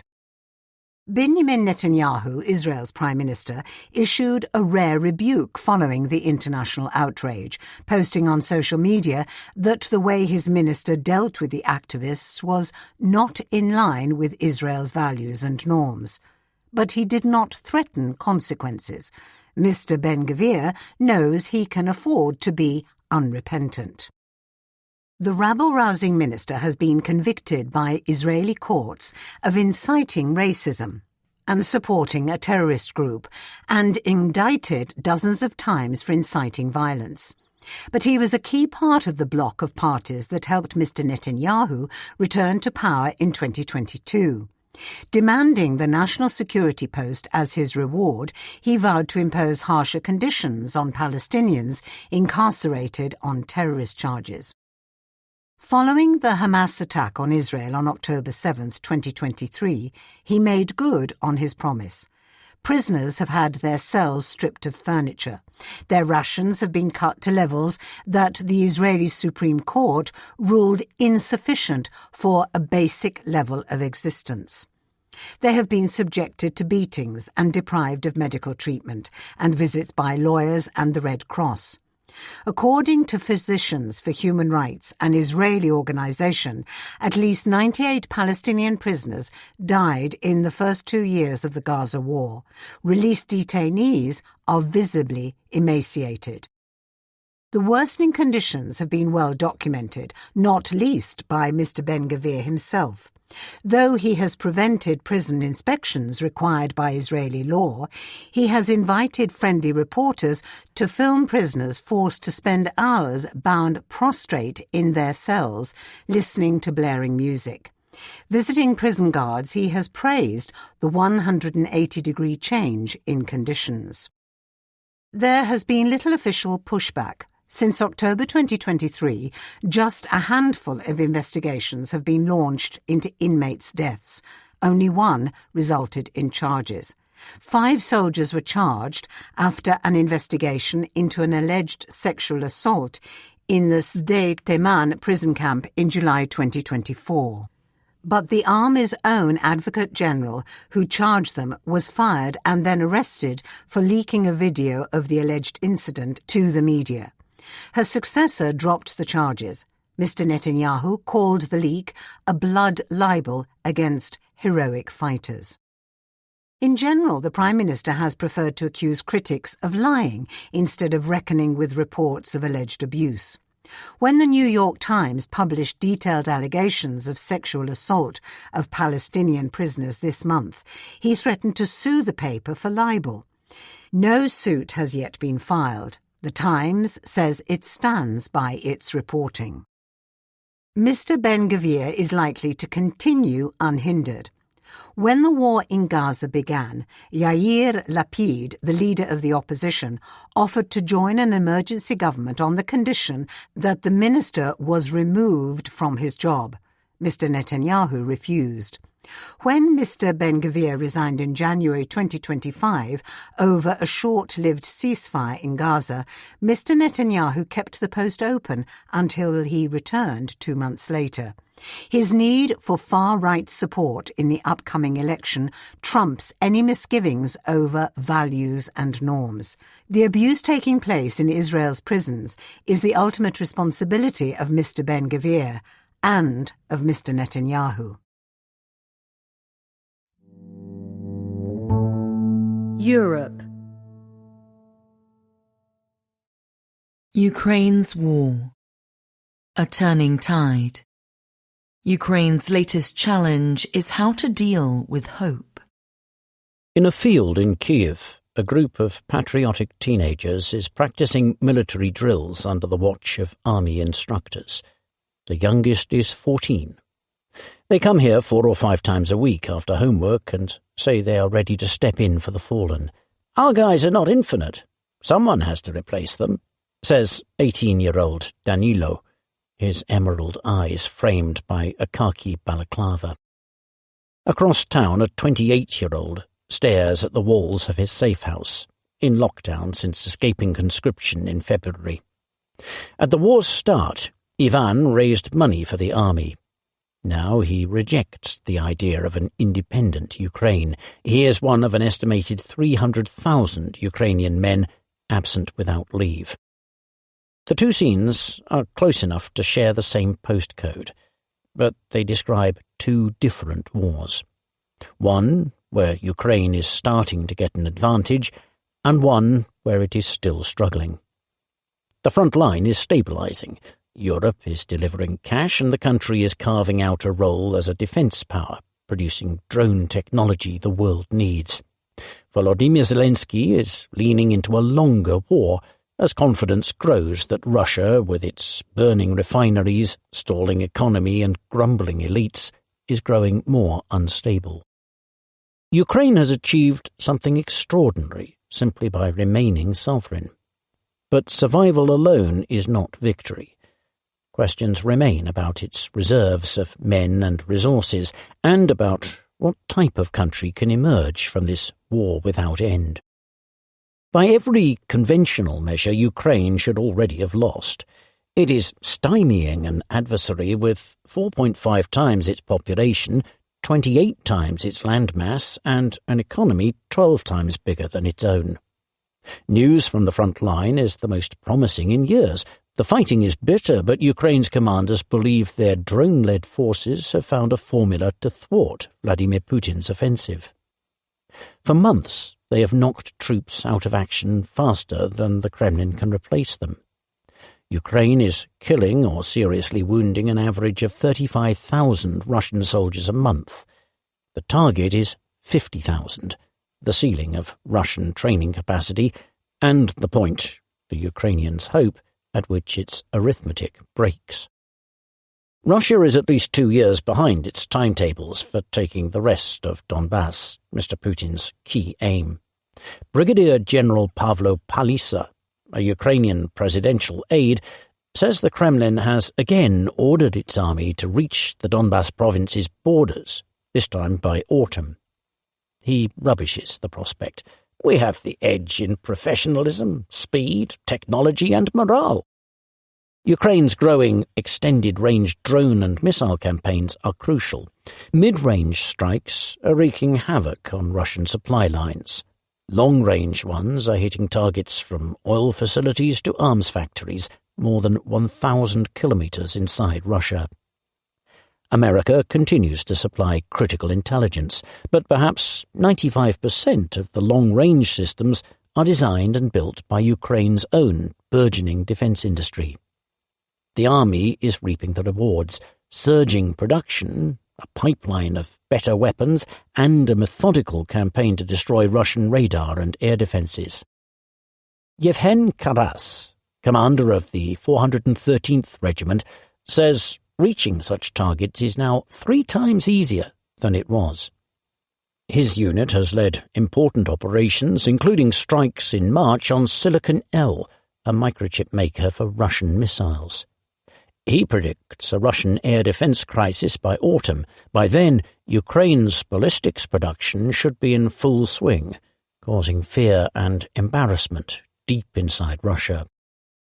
In Europe, meanwhile, political elites increasingly realize that their security is tied to Ukrainian resilience. That should guarantee macroeconomic support for the foreseeable future. A long-promised 90 billion euros, that's $105 billion in aid, is about to flow. Just in time, the government had been writing IOUs to some of its workers. Nonetheless, a war fought mostly on Ukrainian soil has hollowed out the rear. Infrastructure is fraying, air defences are dangerously thin. A huge missile and drone strike on Kiev on the night of May 23rd resulted in at least 40 locations being hit. Russian first-person view drones are making life miserable in cities near the front lines such as Kherson and Kharkiv. This winter the capital came close to a full blackout. In February the system was just one strike from collapse, insiders say. The lights stayed on thanks to the courage of emergency workers. The economy, boosted by the defence sector, performed as well as it could. Ukraine's labour force has dropped from 17 million before the war to about 12 million. But the blackouts cut GDP growth by an estimated 2.5 percentage points this year. It is now forecast at 1.5%.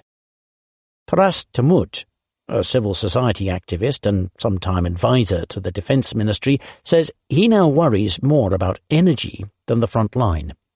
Morale is not breaking, but failure to prepare for the coming year could test that. If the belief in our ability to withstand the war breaks down, so too will the will to fight, Mr. Chumut says. An unpublished survey found society fracturing into three camps: patriots, 46%, sceptical moderates, 36%, and the demotivated, 18%. The main demotivating factors are not trauma or exhaustion, but elite corruption and distrust of institutions. Injustices in conscription are hitting a nerve. The shortage of soldiers is less acute than before, and on the modern battlefield only a tiny fraction of soldiers come in contact with the enemy. Half a dozen men can hold a 5-kilometre strip. But for the unlucky few posted deep in the kill zone, it is often a one-way trip. Fear of such deployments has corroded the will to serve. Ukraine's defence minister, Mikhailo Fyodorov, is promoting higher pay and international recruitment to draw volunteers. For now, forced conscription is the norm. Ivan, the fugitive from conscription, was bundled into a van after a chase through back alleys. Like an estimated 30% of conscripts, he absconded during training after paying a $10,000 bribe. In Odessa and Dnipro, where draft campaigns have been harshest, a significant share of conscription-age men have gone into hiding. Internal politics pose a considerable risk to the country's prospects. Early in the war, national unity was almost complete, at least in public. Since then, wartime pressures and corruption scandals have reopened divisions. One involved some $100 million and implicated members of the president's circle. The scandals prompted the first real protests of the war, and last November forced the resignation of Mr. Zelensky's powerful number two, Andrei Yermak. He was formally named as a suspect in May. The mood is feverish, like a campaign season without the release valve of elections. But a proper vote would be impossible during wartime. For all Mr. Zelensky's courage and diplomatic agility, he is thin-skinned. Rather than embrace a government of all talents, insiders say he has drifted into an increasingly detached, Byzantine style of rule. His office controls much of the media, including anonymous social media accounts used to smear opponents. Anti-corruption investigators have been sabotaged with counter-prosecutions. Vasil Malyuk, a former domestic intelligence chief, was demoted after refusing to help harass them. Kirilo Budanov, the powerful military intelligence chief and an opponent of Mr. Yermak, was sidelined with a promotion to head the presidential office. Zelensky doesn't tolerate strong people, complains a senior intelligence officer. He has built a cult of loyalty around himself. For a short period earlier this year, American-brokered peace talks looked like they might lead to an uneasy deal in which Ukraine walked back from parts of Donbass in exchange for dubious security guarantees. Mr. Putin never approved a proposal, and the idea is no longer under serious consideration. On May 22nd, America said it was ending its role in talks. Optimistic insiders think deal-making could resume this summer. More likely, the fighting will continue until Ukraine or Russia cracks. Russia's breaking point is unknowable. Some weaknesses are visible: growing dissent and a stagnating economy weighed down by sanctions and Ukrainian strikes. The state budget has been rescued by the Iran war. Higher oil prices will bring in an unexpected $60 billion this year. But it is unclear how long that can last. We've become quite similar, though our risks are different, says a Ukrainian diplomat. He draws a parallel to the collapse of Germany in 1918. Who collapses first, or what if neither of us does? That's something no one can tell you right now. Government sources say Mr. Zelensky has ordered preparations for another 2 to 3 years of war. There is no persuasive reason why Ukraine cannot keep fighting that long. It will survive, though tarnished by militarism and wartime corruption. For some Ukrainians, that is not enough. What are we fighting for, asks Ivan, if we are no better than Russia, just packing people into vans? Yet most are more optimistic. Ukraine will probably emerge as a damaged but functioning democracy and a new middle power. Poorer, traumatized but confident in its identity.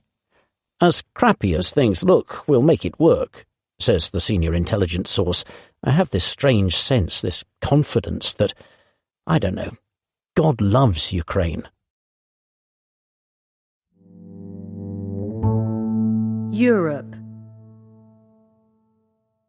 Left-wing populism. The French Mamdani. Why Gen Z still falls for Mélenchon. He promises to stage a citizens' revolution, hand power to the people, tax the rich, save the planet, and bring in the right to silence for humans and animals. He is a 74-year-old who delights Gen Z. He is an old-fashioned revolutionary with a fondness for Latin American populists and millions of TikTok followers. Jean-Luc Mélenchon has tried to win the presidency 3 times. With a pitch that finds echoes from New York to Hackney, the firebrand thinks his time has come. As France's political centre struggles, the populist right is the chief beneficiary. But a form of radical socialism that mixes vintage class warfare with modern critical race theory is also thriving in the shape of Mr. Mélenchon's unsubmissive France LFI. At mayoral elections in March, the party took towns with symbolic significance. Among them was the Parisian banlieue of Saint-Denis, won by Bali Bagayoko, who is of Malian descent, and Roubaix, a big city in the northern Rust Belt. LFI sits to the left of the Socialist, Green and Communist parties. Its citizens' revolution would usher in a new republic under a fresh constitution, with a less presidential regime to end monarchical rule. Mr. Mélenchon promises to share wealth between capital and labour. France would leave NATO, seek accommodation with Russia and breach European Union rules if necessary. We were safer during the Cold War than now that capitalism is everywhere, he said on a recent TV show. No poll for next year's 2-round presidential vote, at which Emmanuel Macron cannot stand again, suggests that Mr. Mélenchon could win.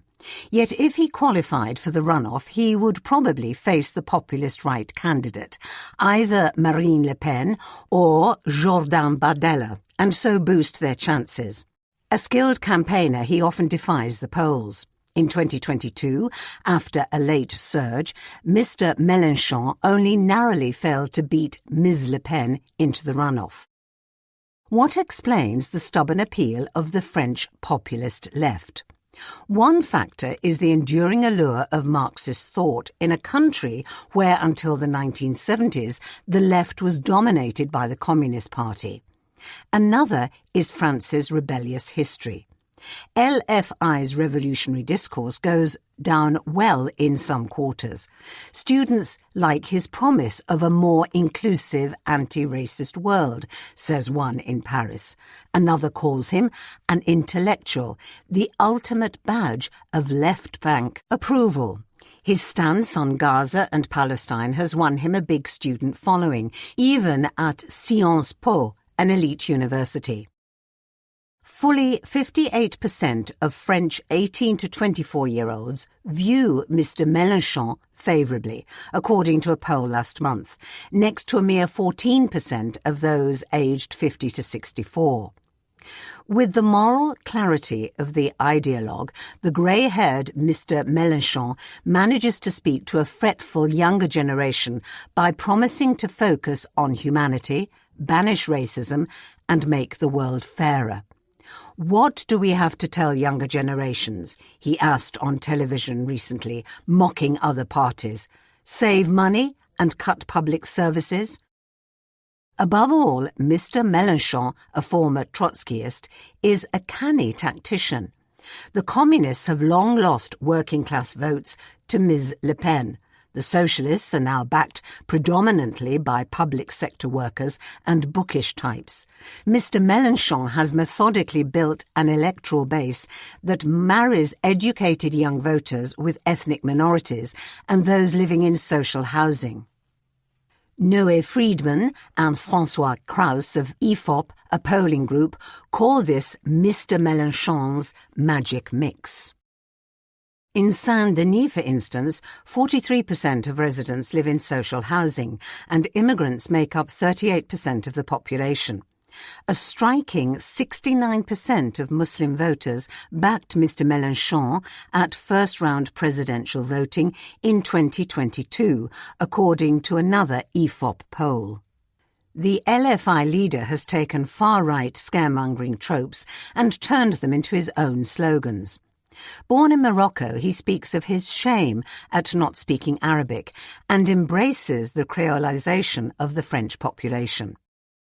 There are plainly limits to Mr. Mélenchon's appeal, not least his domineering character and disregard for certain democratic norms. Polls show him to have a high disapproval rating. His party has links to violent anti-fascist movements. Charges of anti-Semitism abound. Raphael Glucksmann, a centre-left leader, recently accused Mr. Mélenchon of playing with the worst extreme-right codes after he mocked the pronunciation of Mr. Glucksmann's name. An alliance with the other parties of the left in 2024 has since collapsed. In private, Mr. Mélenchon is scathing about the squabbling socialists, whom he considers a disconnected caste.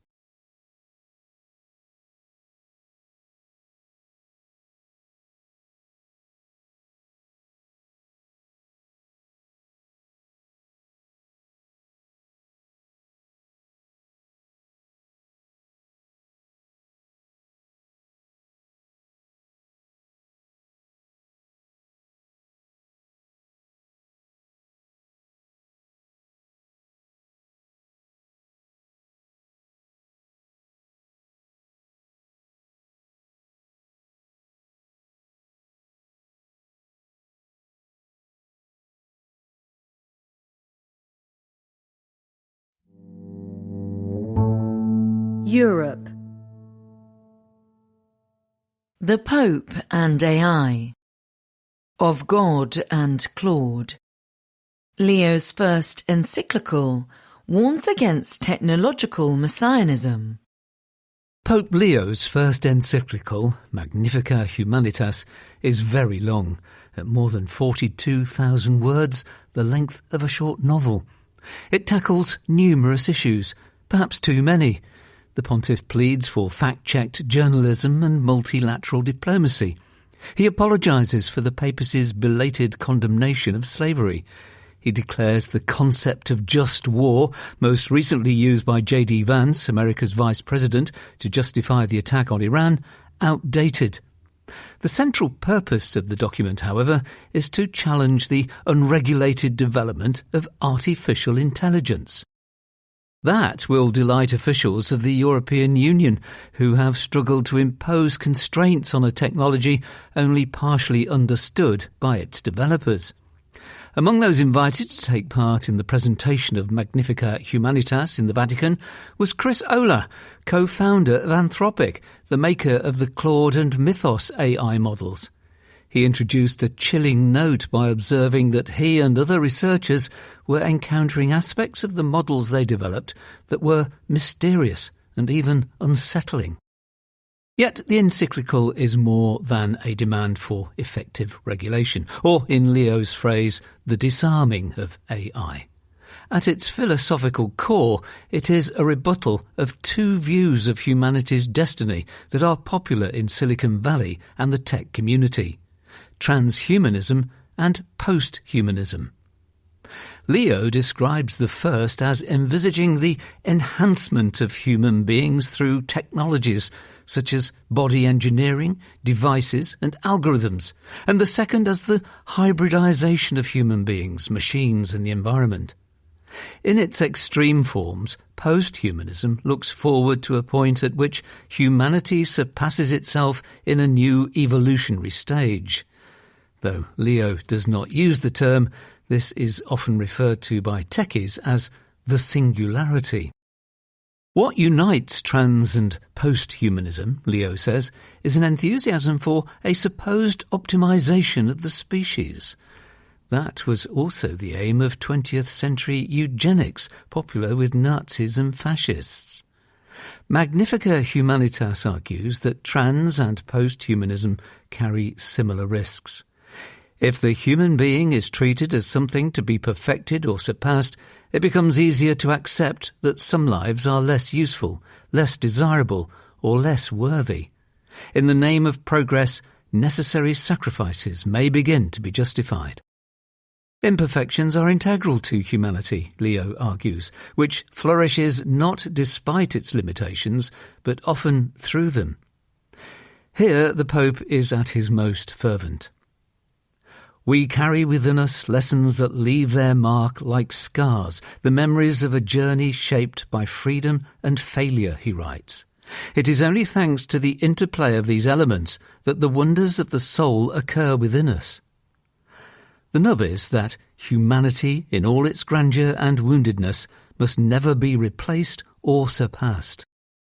The encyclical looks like the opening salvo in a philosophical turf war. The technological optimism of Silicon Valley looks forward to an apocalyptic moment in which humans acquire godlike attributes. That eschatology seems modelled on the Christian narrative, but with its guts ripped out and replaced with something else. The Pope is no fan of a worldview that sees the coming of artificial general intelligence in messianic terms. That many MAGA-leaning AI enthusiasts, such as Peter Thiel, an influential tech investor, are vocal Christians adds spice to the debate. Leo nevertheless stresses he is not anti-technology. On the contrary, technological development has significantly improved the living conditions of humanity. It may also have increased the writing output of some Vatican officials. Modern popes do not write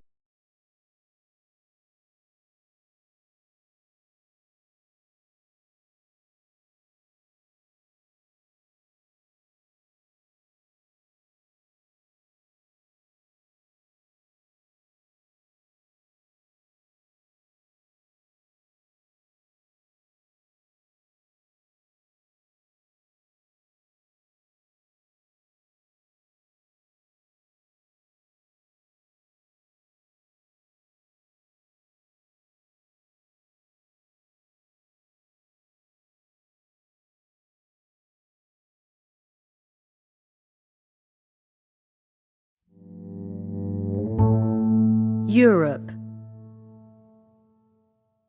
Superyachts. Ruling the waves. Europe's gleaming superyacht industry is going through rough waters. The view from the breakwater at Nice has not altered too much over the decades. Stately harbourfront, azure sea. What has changed is the size of the yachts. Over the past decade, superyachts, defined as any private boat over 24 metres long, have become as common as gulls at a fried fish stand. Europe is not only a playground for such craft, it is where most of them are built. But the war in Iran has plunged the industry into stormy waters.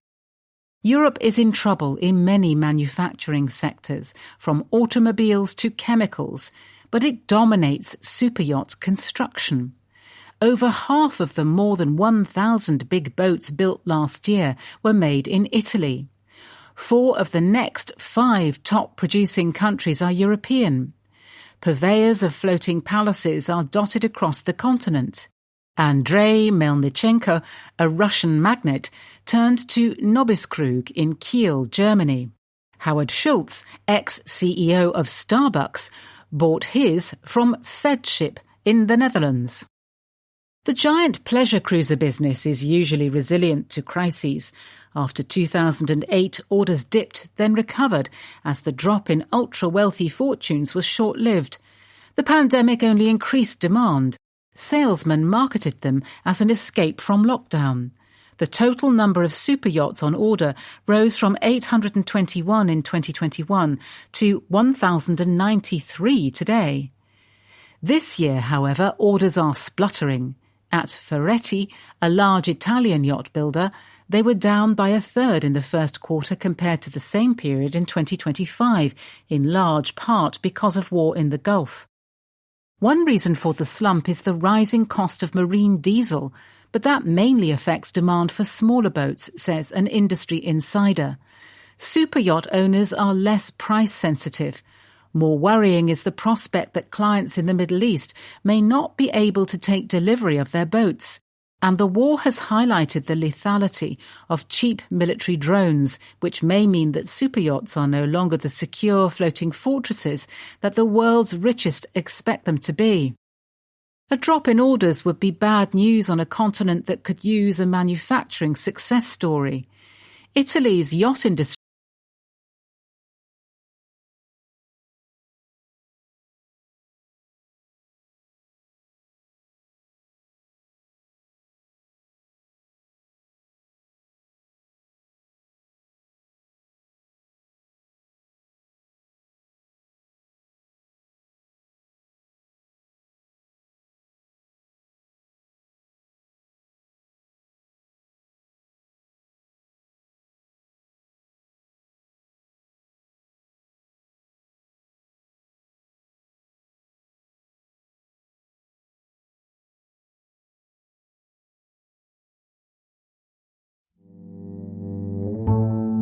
Europe. Charlemagne, Grey Expectations, or How Boomers Screwed Europe. Once upon a time, inequality in Europe was largely horizontal. The rich western half drove BMWs and holidayed abroad, while the poorer east rewired its own appliances and queued for bread. But 3 decades of catch-up growth in erstwhile communist countries has put paid to jokes about Romanian cars whose top speed was downhill. These days, inequality in Europe has a vertical dimension, one that goes up and down family trees. Youngsters unable to move out of their parents' spare room due to sky-high house prices wonder if they'll ever enjoy the lifestyle as adults which they knew as kids. 30-somethings in jobs pay hefty taxes to fund the pensions of oldies who retired in their prime. Costs related to ageing are guzzling a quarter of the European Union's GDP, a figure unlikely to fall as the old continent grows older still. To be a young European is to feel oneself an unwitting participant in an intergenerational confidence trick. If the European welfare state looks like a pyramid scheme, its pharaohs are the baby boomers. The bumper generation born in the 2 decades after 1945, aged roughly between 60 and 80, hello mum, hi dad, would like to go down in history as the first in centuries not to have started a war, pitting one bit of the continent against another. Sociologists will surely celebrate the 1960s when boomers sought to replace chauvinism with rock and roll. But economists will judge them less kindly. Boomers granted themselves generous pensions, relying on demographic trends that have since lapsed. The costs turned Europe lethargic. Today's grandparents inherited a continent rebuilding itself after war. They'll pass on one in need of repair after the damage they helped wreak. The most obvious goodies in the intergenerational heist are houses, which boomers bought for a song and which are now worth millions. Yes, they did so by borrowing money at eye-watering interest rates, but they then profited when property prices kept climbing after the mortgages had been repaid. Even adjusted for inflation, housing in Europe has gone up by a quarter in just a decade, with rents also increasing faster than incomes. The result, beyond making boomers feel like financial whizzes when they were merely lucky, is to lock the young out of home ownership. The share of Europeans who live in their parents' homes well into middle age, not entirely voluntarily one assumes, no matter the quality of Mama's cooking, has steadily increased over time. Among those born in the 1980s, nearly a quarter still lived at home at 30, half again as many as those born 2 decades earlier. Home ownership used to be the path to financial independence. Now inheritance looks a better bet, if it ever arrives. Europe is hardly the only place with old people in pricey homes, but its cradle-to-grave welfare state has pushed more of the cost of ageing onto the young. In most other rich places, including America, Japan and South Korea, over 65s derive most of their income from working a bit and drawing on private pensions they funded during their careers. Europeans quit their jobs early, live long, and expect the state, i.e. current taxpayers, to pick up the tab for their retirement plans. In America, the trillions of dollars stashed away in private pensions provided the cash for venture capital and private equity funds, which in turn allowed American firms to grow into behemoths. In most European countries, today's pensions are paid by today's workers, in the expectation that tomorrow's as-yet unborn workers will pick up the baton and fund their own parents as they age. Some of it's financed by government deficits, which the yet-to-be-born will also have to repay one day. That means less capital for European firms, one reason why there are so few big ones in areas like tech. Instead, there's a huge unmet cost that weighs down the public purse. None of this mattered when both the economy and the population were growing, as post-war babies remember from their youths. But Europe's population is now peaking, not least thanks to boomers starting the trend of having fewer kids. In 1960, over 5 workers supported each pensioner in Western Europe. Now, there are just 2.5 workers supporting each pensioner. The upshot is that today's young know they must at least in part make their own pension arrangements, as Americans do, on top of shelling out for payouts to their parents. The only other readily available option to improve the ratio of workers to pensioners is to import lots of migrants. But efforts to do so have helped poison European politics by boosting nasty parties on the populist right. Nobody will begrudge boomers their elongated lifespans. Again, an awkward hello to your columnist's parents here. But an older society is one that caters to the immediate present, not the future. The median age of voters in France's most recent presidential elections was 52, not least because the old are more likely than the young to shuffle to the polls. That's within a decade of the effective retirement age. Unsurprisingly, politicians have made old people's priorities their own. When budgets are tight, money can always be found to protect pensions and old age homes. It's far easier to push through cuts to education and innovation instead. The future of democracy is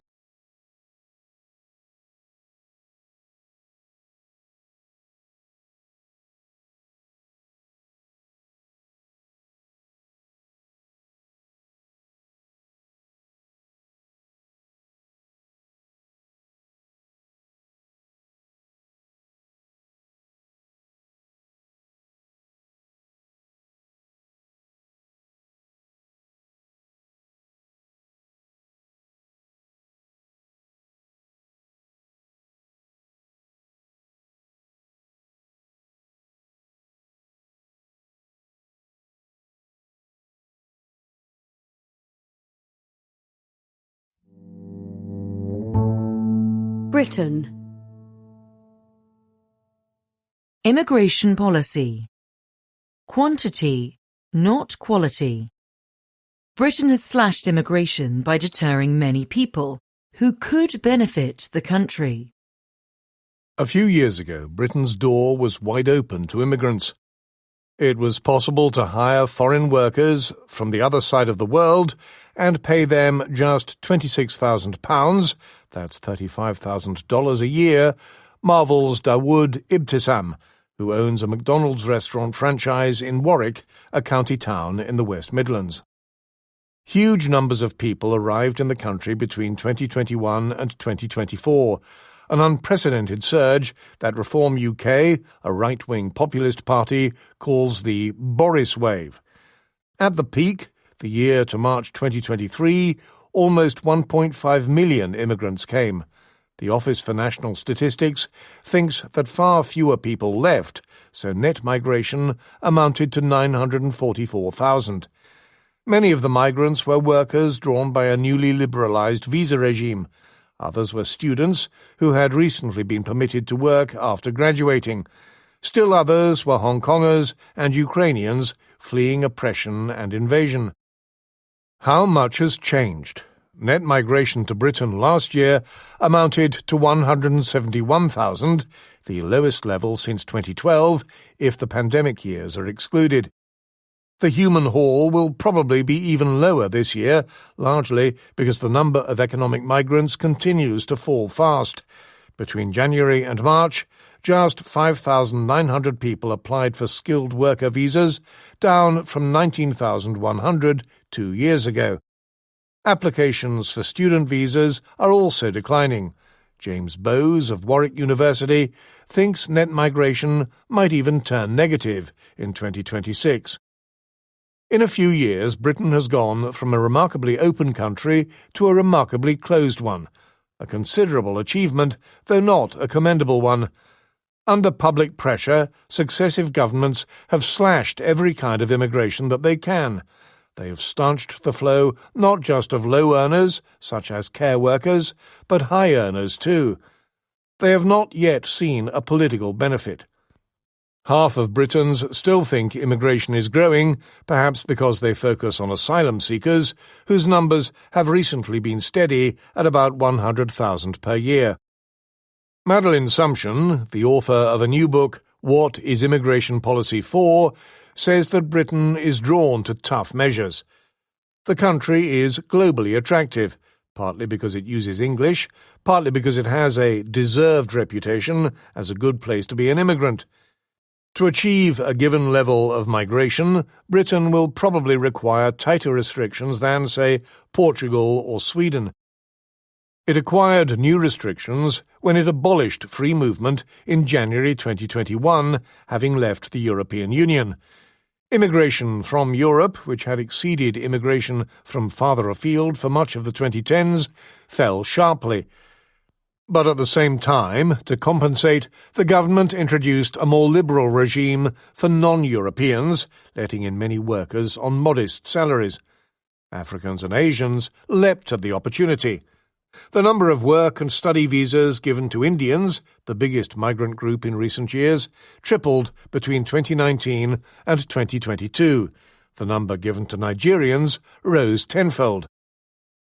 Britain has reversed course ever since. In 2024, it raised salary thresholds for companies that wanted to employ skilled migrants and charged immigrants a higher premium for using the National Health Service, in effect taxing them twice, since immigrant workers pay income tax. Care workers were barred from bringing dependents. The amount of money that people must earn in order to bring a foreign spouse to Britain jumped by 55%. The squeeze has continued under Labour. Salary thresholds rose again in 2025. Long-term work visas are normally given only to people whose work is deemed to be highly skilled. In December 2025, the fee that companies must pay the government to employ them was raised by a third to $1,320 per year. Language requirements have been tightened. Foreign students are still allowed to work in Britain after graduating, but from next January the sojourn will be cut from 2 years to 18 months. Meanwhile, the Home Office is cracking down on employers. Some 124,000 have licenses to sponsor skilled workers from overseas. In the past year, the government has revoked 4,369 licenses, more than it had cancelled in the previous 8 years put together. It boasts of cracking down on unscrupulous firms, but hits honest ones too.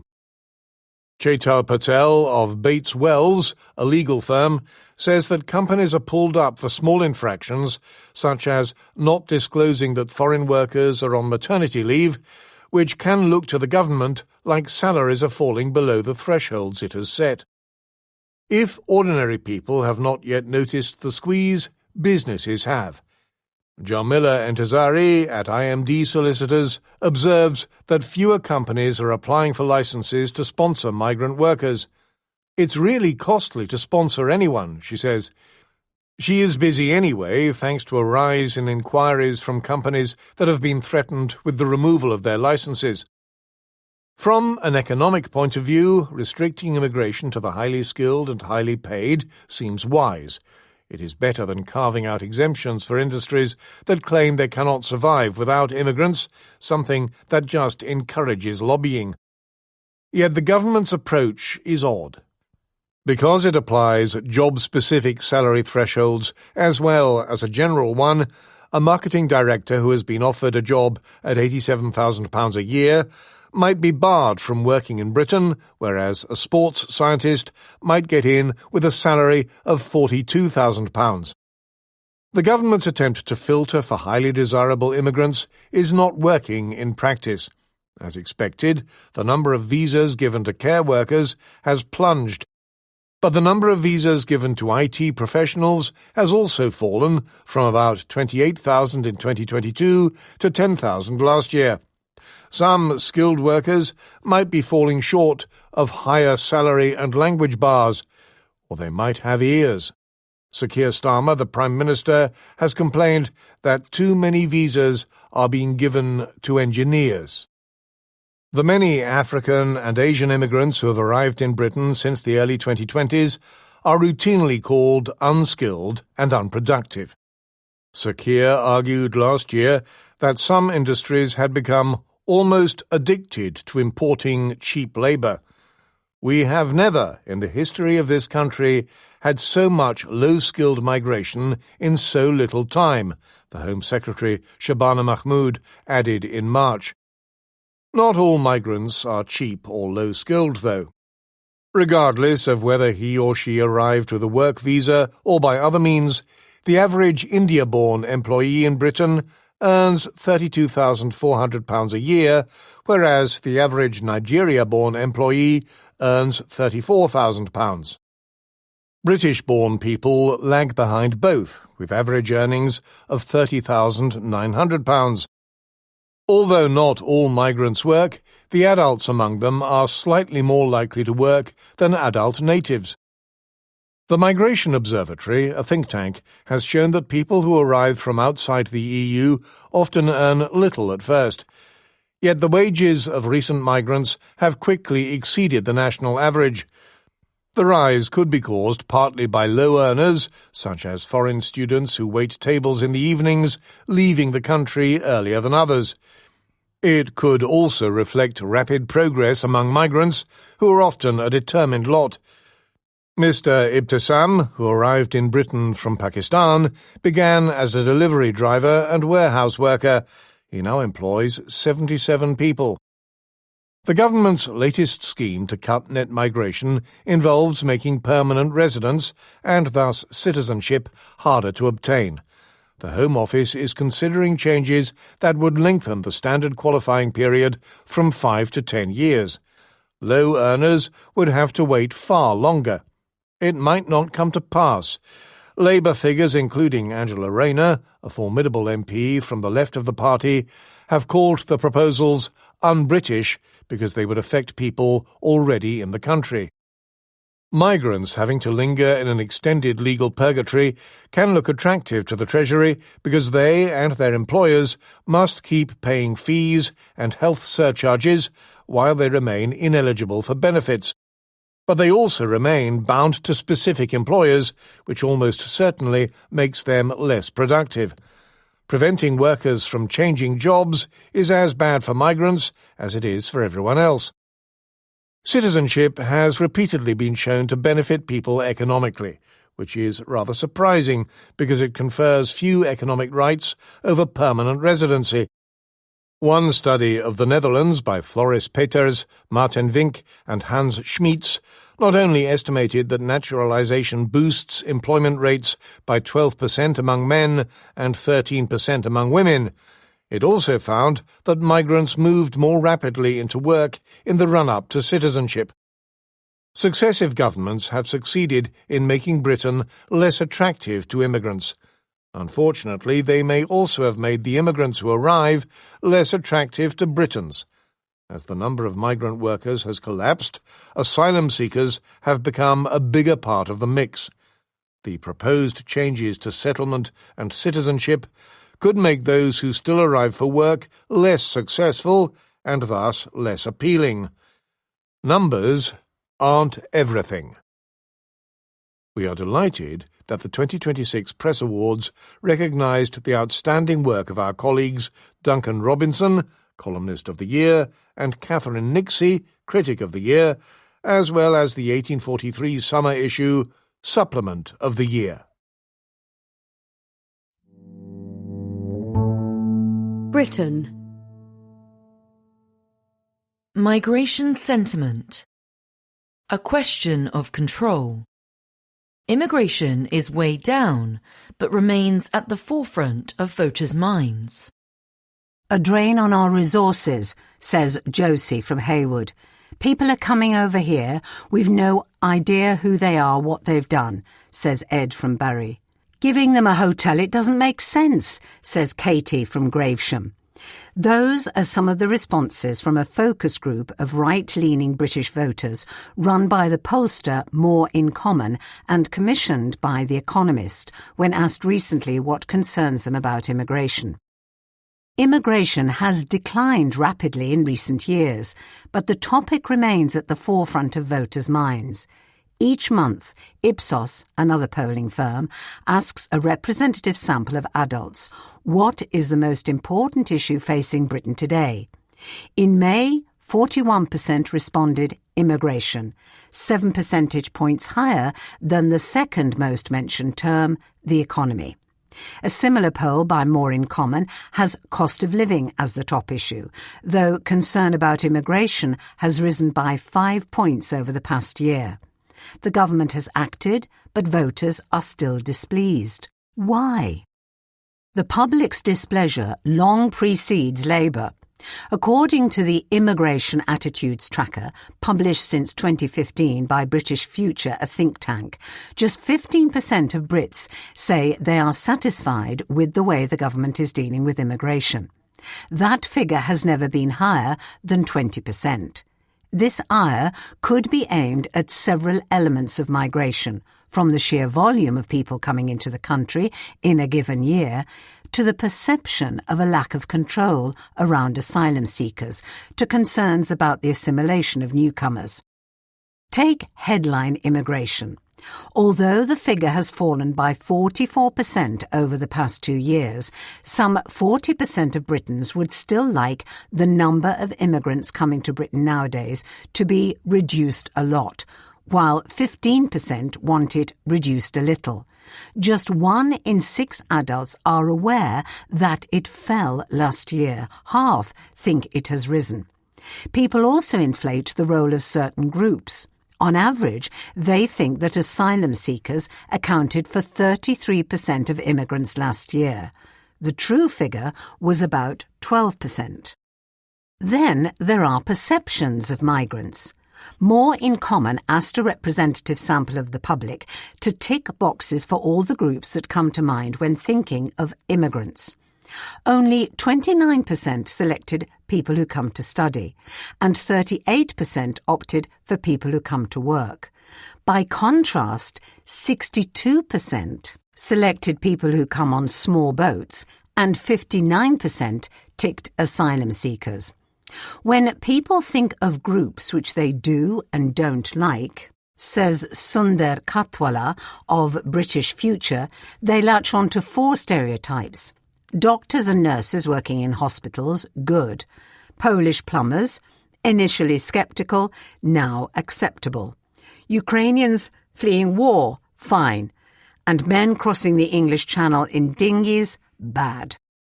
The Labour Party's manifesto promised to smash the gangs that ferry people in small boats across the English Channel.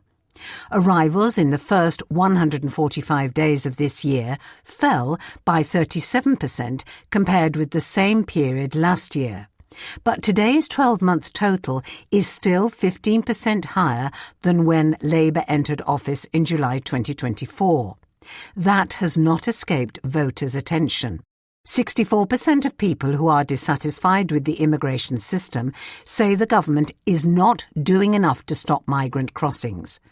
As overall immigration shrinks, particularly if asylum applications remain steady and headlines like "almost 1,000 migrants cross Channel over bank holiday" continue, perceptions of government impotence will grow.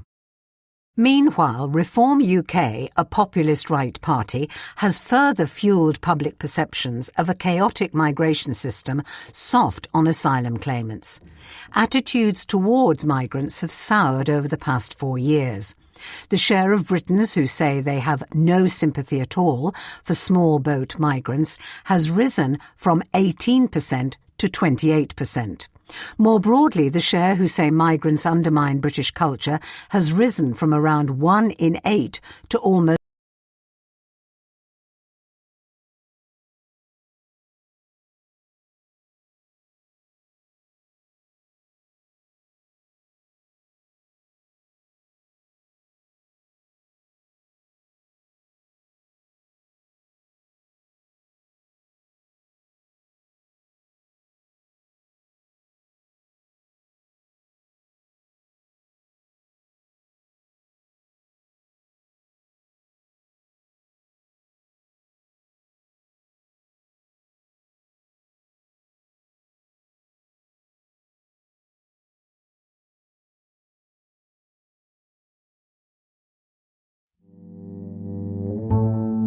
Britain. Modern manufacturing. Metalheads. An Oxford startup shows how Britain could modernise manufacturing. In a soundproof hut on the edge of Oxford Airport, a small metal engine screeches as it works furiously.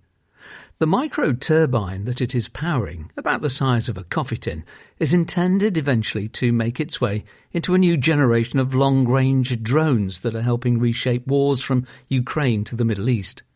It is just one of several ways in which Alloyd, a British startup, is trying to make more of metal.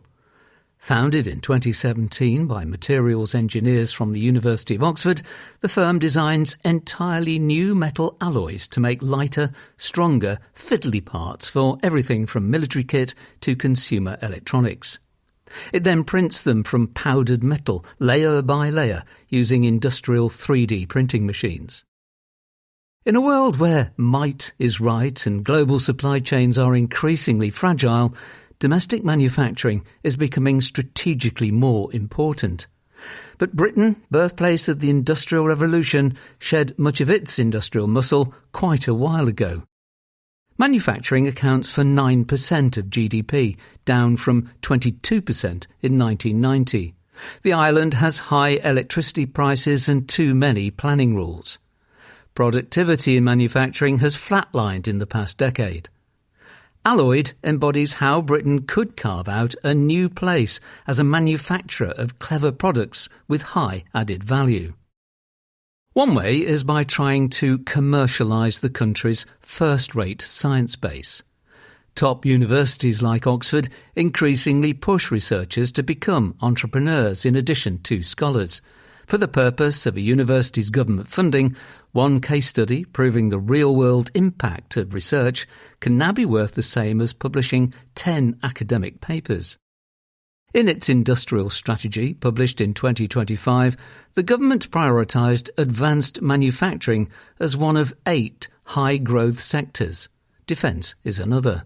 Using grants and other incentives, it aims to nearly double annual business investment in the sector from £21 billion, that's $28 billion in 2023, to £39 billion by 2035. The hope is to boost innovation of the kind Alloyd is doing, such as additive or 3D printing, and creating digital twins of the parts it makes. About 90% of the company's employees have a technical background. Yet to maintain the start-up vibe, very few of the techies hired by Alloyd have more than 3 years of experience. This correspondent is shown around the factory floor at the company's headquarters in Oxfordshire by Violet, an apprentice who has been at the firm for only 2 weeks. The high levels of technical know-how give startups a certain flexibility, Professor Ujin Pei, an expert in 3D printing, notes. The micro-turbines made by Argive, a subsidiary, have both civilian and military applications. In more peaceful times ahead, they might provide backup power to flying electric taxis used for island hopping in places like Hawaii. Current customers include Boeing, as well as consumer electronics companies seeking to make lightweight augmented reality glasses. Over time, the firm hopes its business model will evolve further. It envisages a library of recipe books filled with instructions to make alloys and designs of alloys, while allowing manufacturers abroad to print the parts. This is a similar model to ARM, a computer chip design company based in Cambridge that licenses its blueprints worldwide. Alloyd hopes to do this first with turbines, sending digital files rather than shipping crates to allies such as France, Germany and Poland that wish to onshore their national production. Familiar physical challenges constrain these ambitions. At one of its sites, Alloyd has delayed installing a hotter furnace because it would blow the building's power, says an employee. Only 9% of upper secondary vocational students in Britain train in engineering, manufacturing or construction, compared with an average of 32% in the OECD, a rich country club. For the many British startups hoping to spend big on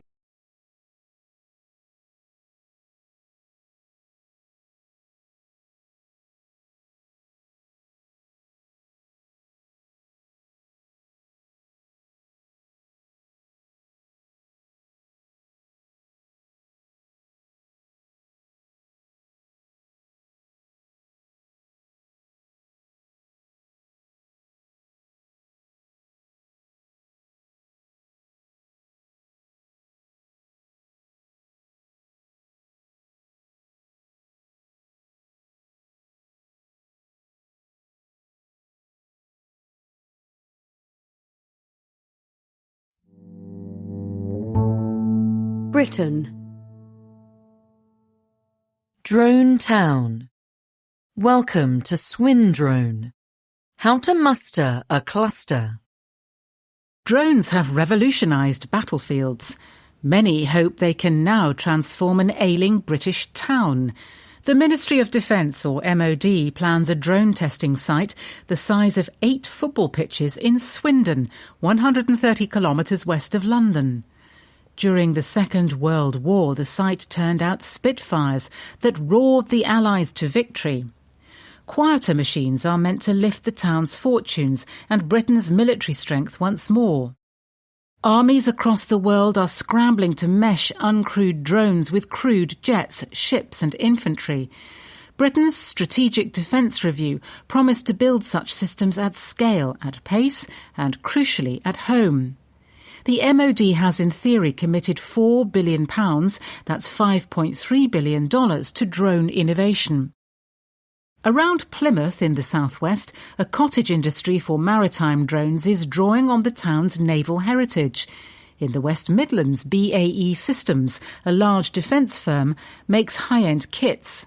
Leonardo, an Italian defence giant, is building autonomous helicopters in the southwest around Yeovil.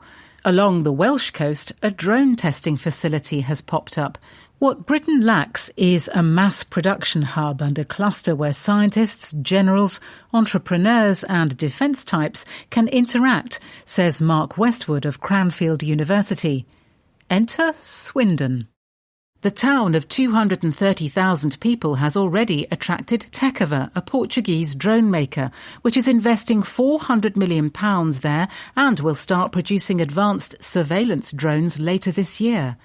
Stark, a German startup, is assembling loitering munitions capable of carrying a 5-kilogram payload. Smaller firms, including Flyby Technology and Moonin Dynamics, are moving in. Empty aircraft hangars 10 miles south at a former Air Force base are being prepped for testing drones. An MOD facility will lend a military cachet to the embryonic cluster. That all this is happening in Swindon may seem puzzling. Passengers stepping off the train are met by a 12-storey block of boarded windows.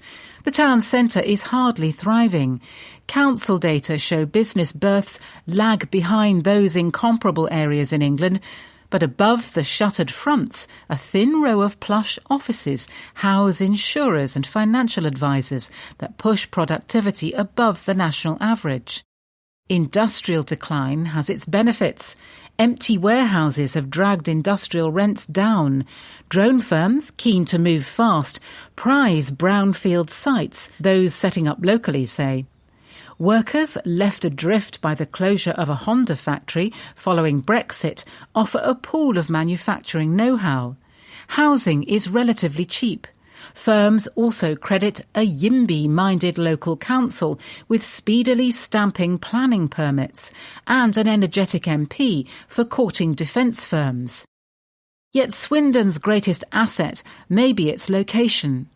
Mike Armstrong, who runs Stark's British arm, says the town sits at the heart of Britain's defence aerospace corridor. London lies one way, Bristol the other, with a chain of military institutions dotted across the region. The palpable excitement about the drone clusters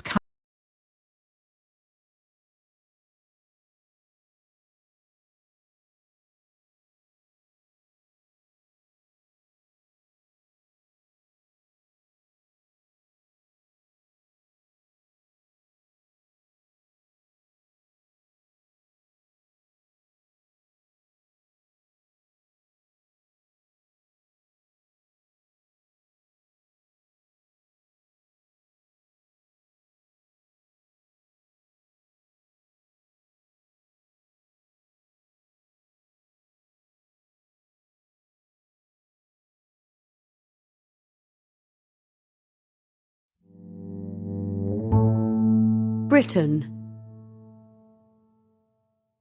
Britain and the European Union. De-Brexiting. Brits can learn from the Swiss in dealing with the European Union. Any Labour leadership race will renew debate over Europe. Andy Burnham, a favourite to succeed Sir Keir Starmer as Britain's Prime Minister if he wins a by-election in Makerfield on June 18th, has talked of rejoining the EU, though his prospective constituents' past support for Brexit has made him argue recently that reopening the issue may put Britain in a permanent rut. Wes Streeting, another candidate, is more explicit about wanting to reverse Brexit. Even Sir Keir says Britain should be at the heart of Europe again. Much has changed since Britain's voted by 52 to 48% to leave the EU a decade ago. The backdrop then seemed more propitious. Peace in Europe, spreading globalisation, a strong transatlantic alliance. All that has gone. There is war in Europe, world trade is stuttering, Donald Trump has undermined NATO. A new emphasis on the continent's security is transforming the EU. And it has become clearer that Brexit has damaged Britain's economy, with the hit to GDP estimated at 4% or more. Public opinion has shifted too. A recent YouGov poll finds 58% of respondents believe it was wrong to leave the EU, with only 29% saying it was right. Polls find that big majorities favour closer links with the EU. Several suggest that were a Brexit referendum held today, the result, excluding don't knows, might be as much as 62 to 38% in favour of rejoining. Nick Thomas-Symonds, the Minister for EU Negotiations, speaks of a permanent security change in relations. He says security can extend beyond defence to food, energy, industry and the economy. The reset, begun at an EU-UK summit last year, covered food, a youth exchange scheme, carbon trading rules and electricity. The hope is to conclude all these arrangements before a second summit this summer. But the benefits are expected to amount only to 0.3% of GDP over 15 years. The government's policy is now largely to expand areas in which Britain follows EU regulations. The aim of such dynamic alignment is to cut red tape obstructing trade with the EU. A proposed new bill should make this easier. The reset could yet expand to cars, chemicals and pharmaceuticals. Mr. Thomas Symonds is proud that Britain has rejoined the EU's Erasmus graduate exchange scheme, though this will cost British taxpayers. Yet full access to the EU market requires mutual agreement, which comes with conditions. The EU wishes to protect its single market from cherry-picking. It must safeguard agreements with other non-members, notably Norway, which is in the European Economic Area, and Switzerland, which has a deal of its own. What makes everything much harder are the British government's triple red lines: no to the single market, the customs union, and free movement of people. One obstacle is money. The EU insists on paying to play. It wants access to its electricity market to mean paying into EU cohesion funds for poorer members. It was a quarrel over money that sank Britain's effort last year to sign up to the EU's €150 billion, $180 billion or £130 billion defence fund known as SAFE. Norway and Switzerland pay into EU cohesion funds already. Yet in the end, rows over money are negotiable. Mr. Thomas Symonds claims to be ruthlessly pragmatic over them. More problematic for a closer relationship is a lack of political consensus at home. Both the Conservatives and Reform UK promise to undo any changes the Labour government makes to get closer to the EU. Both right-wing parties are against reopening Brexit. Yet if business gains from scrapping barriers to trade with the EU, Mr. Thomas Symonds reckons no new government is likely to reintroduce them. The model that in theory may best match Britain's aspirations is Switzerland. It is in the EU's single market for goods but not services. It is not in the customs union, so it can do trade deals with third countries. It is not subject to the common agricultural policy. Swiss diplomats advise against red lines. They have secured most of what they need while keeping their system of direct democracy. But since Swiss voters must approve their latest EU package in a referendum, probably next year, the EU is for now reluctant to open up anything at all similar with Britain. Indeed, EU officials have reportedly come out against any similar deal for Britain. Mr. Thomas Symonds argues against copying others, preferring a bespoke model to suit Britain. EU diplomats are wary, though their aversion to cherry-picking has cooled, partly because the Swiss have done it. The notion of some form of partial membership is also one the EU could potentially live with, because it may have to offer a version of this to other countries, notably Ukraine, hoping to join. But the red line that is trickiest is against free movement of people. The Swiss accept free movement, but with an emergency brake if the numbers get too high. Several EU members, including Belgium and Denmark, are tougher than Britain in insisting that people secure jobs before arriving, and in blocking instant welfare benefits. Many Brits now complain about losing their own free movement within the EU, and immigration numbers have anyway fallen sharply. A new poll from the pro-EU lobby group, Best for Britain, finds that a majority of 63% back the principle of free movement, with 22% against. For Labour, Green and Lib Dem voters, the number rises to 90%, though Tory and Reform voters are much warier. A bolder Labour Prime Minister might steer off the political challenge of reversing Brexit and instead trade free movement of people for fuller single market access à la Suisse.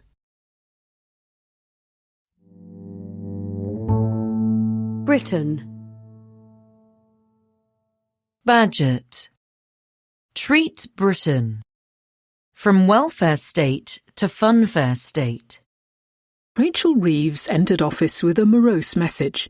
If we cannot afford it, we cannot do it, said the new Chancellor in July 2024, cancelling an array of transport projects and scrapping winter fuel payments for the elderly for good measure.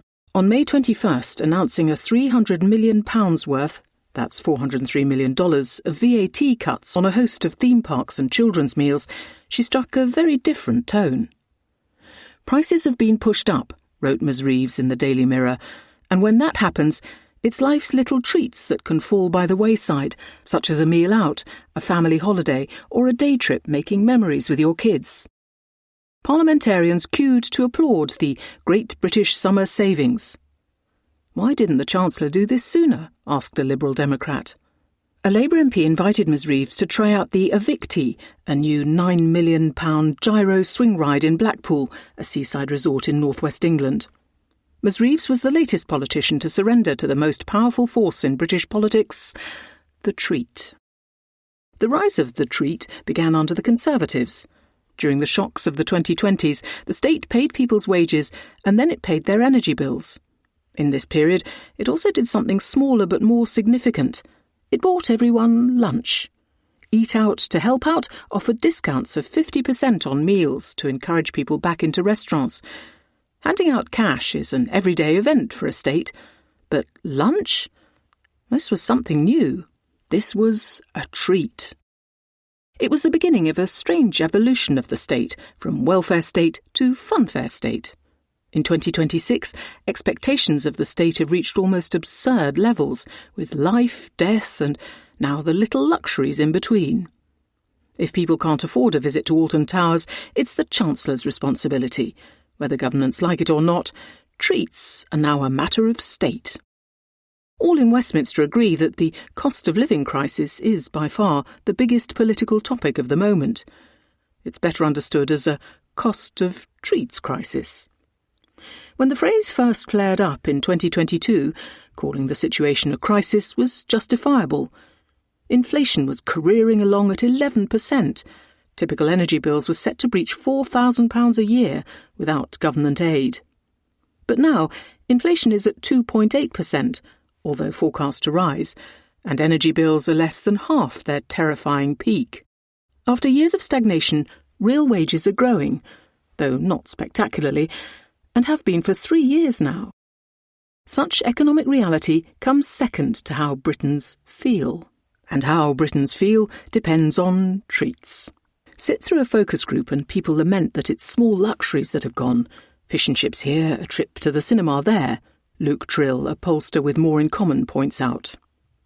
Even anger at energy prices, set to rise by 13% come July, is best understood in terms of how they affect treats.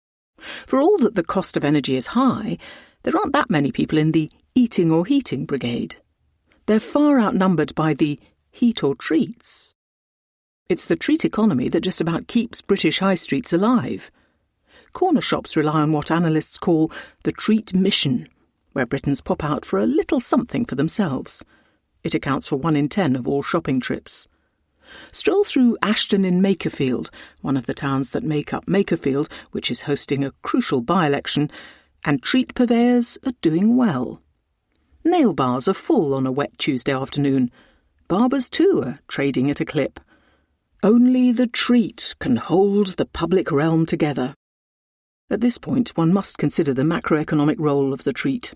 The Resolution Foundation, a think tank whose alumni shape British economic policy, has argued for higher investment. If Britain wants to invest more, the country has to save more and consume less. It had one sector in mind which should shrink: hospitality, or rather, big treat. Hospitality had gone from 6% of all jobs to 8% between 1997 and 2024, tutted the think tank. Treat dominance is a brake on productivity growth. Someone serving a beer is someone who's not manufacturing precision machine tools. In the Resolution Foundation's telling, Hospitality must wither so more productive sectors can thrive. It's the closest thing Labour has to a growth strategy. In short, the treat has become both the cause of and solution to Labour's problems. Treat politics will not fade. Brexit has only embedded it.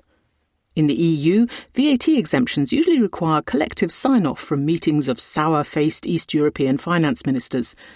It provided the perfect excuse for chancellors to declare that, alas, their hands were tied. In Brexit Britain, no such binds exist beyond an instinctive scowl from the Treasury's permanent secretary. Now, like an exhausted parent with a nagging child, British ministers will give in. Even after the binge, Britain still spends far less than other centre-left countries when it comes to the response to Iran. Splurging £300 million on theme park bungs is silly, but it's not actively damaging. Spain, whose centre-left Prime Minister Pedro Sánchez makes Labour members go all gooey, spent €5 billion, that's £4.3 billion, or 0.3% of GDP, on cutting taxes on energy, almost overnight. Even the stingy Dutch, who have a Liberal-led government, have spent much more. Perhaps looking generous is the best way to be frugal. Without more growth, British politicians will have to return.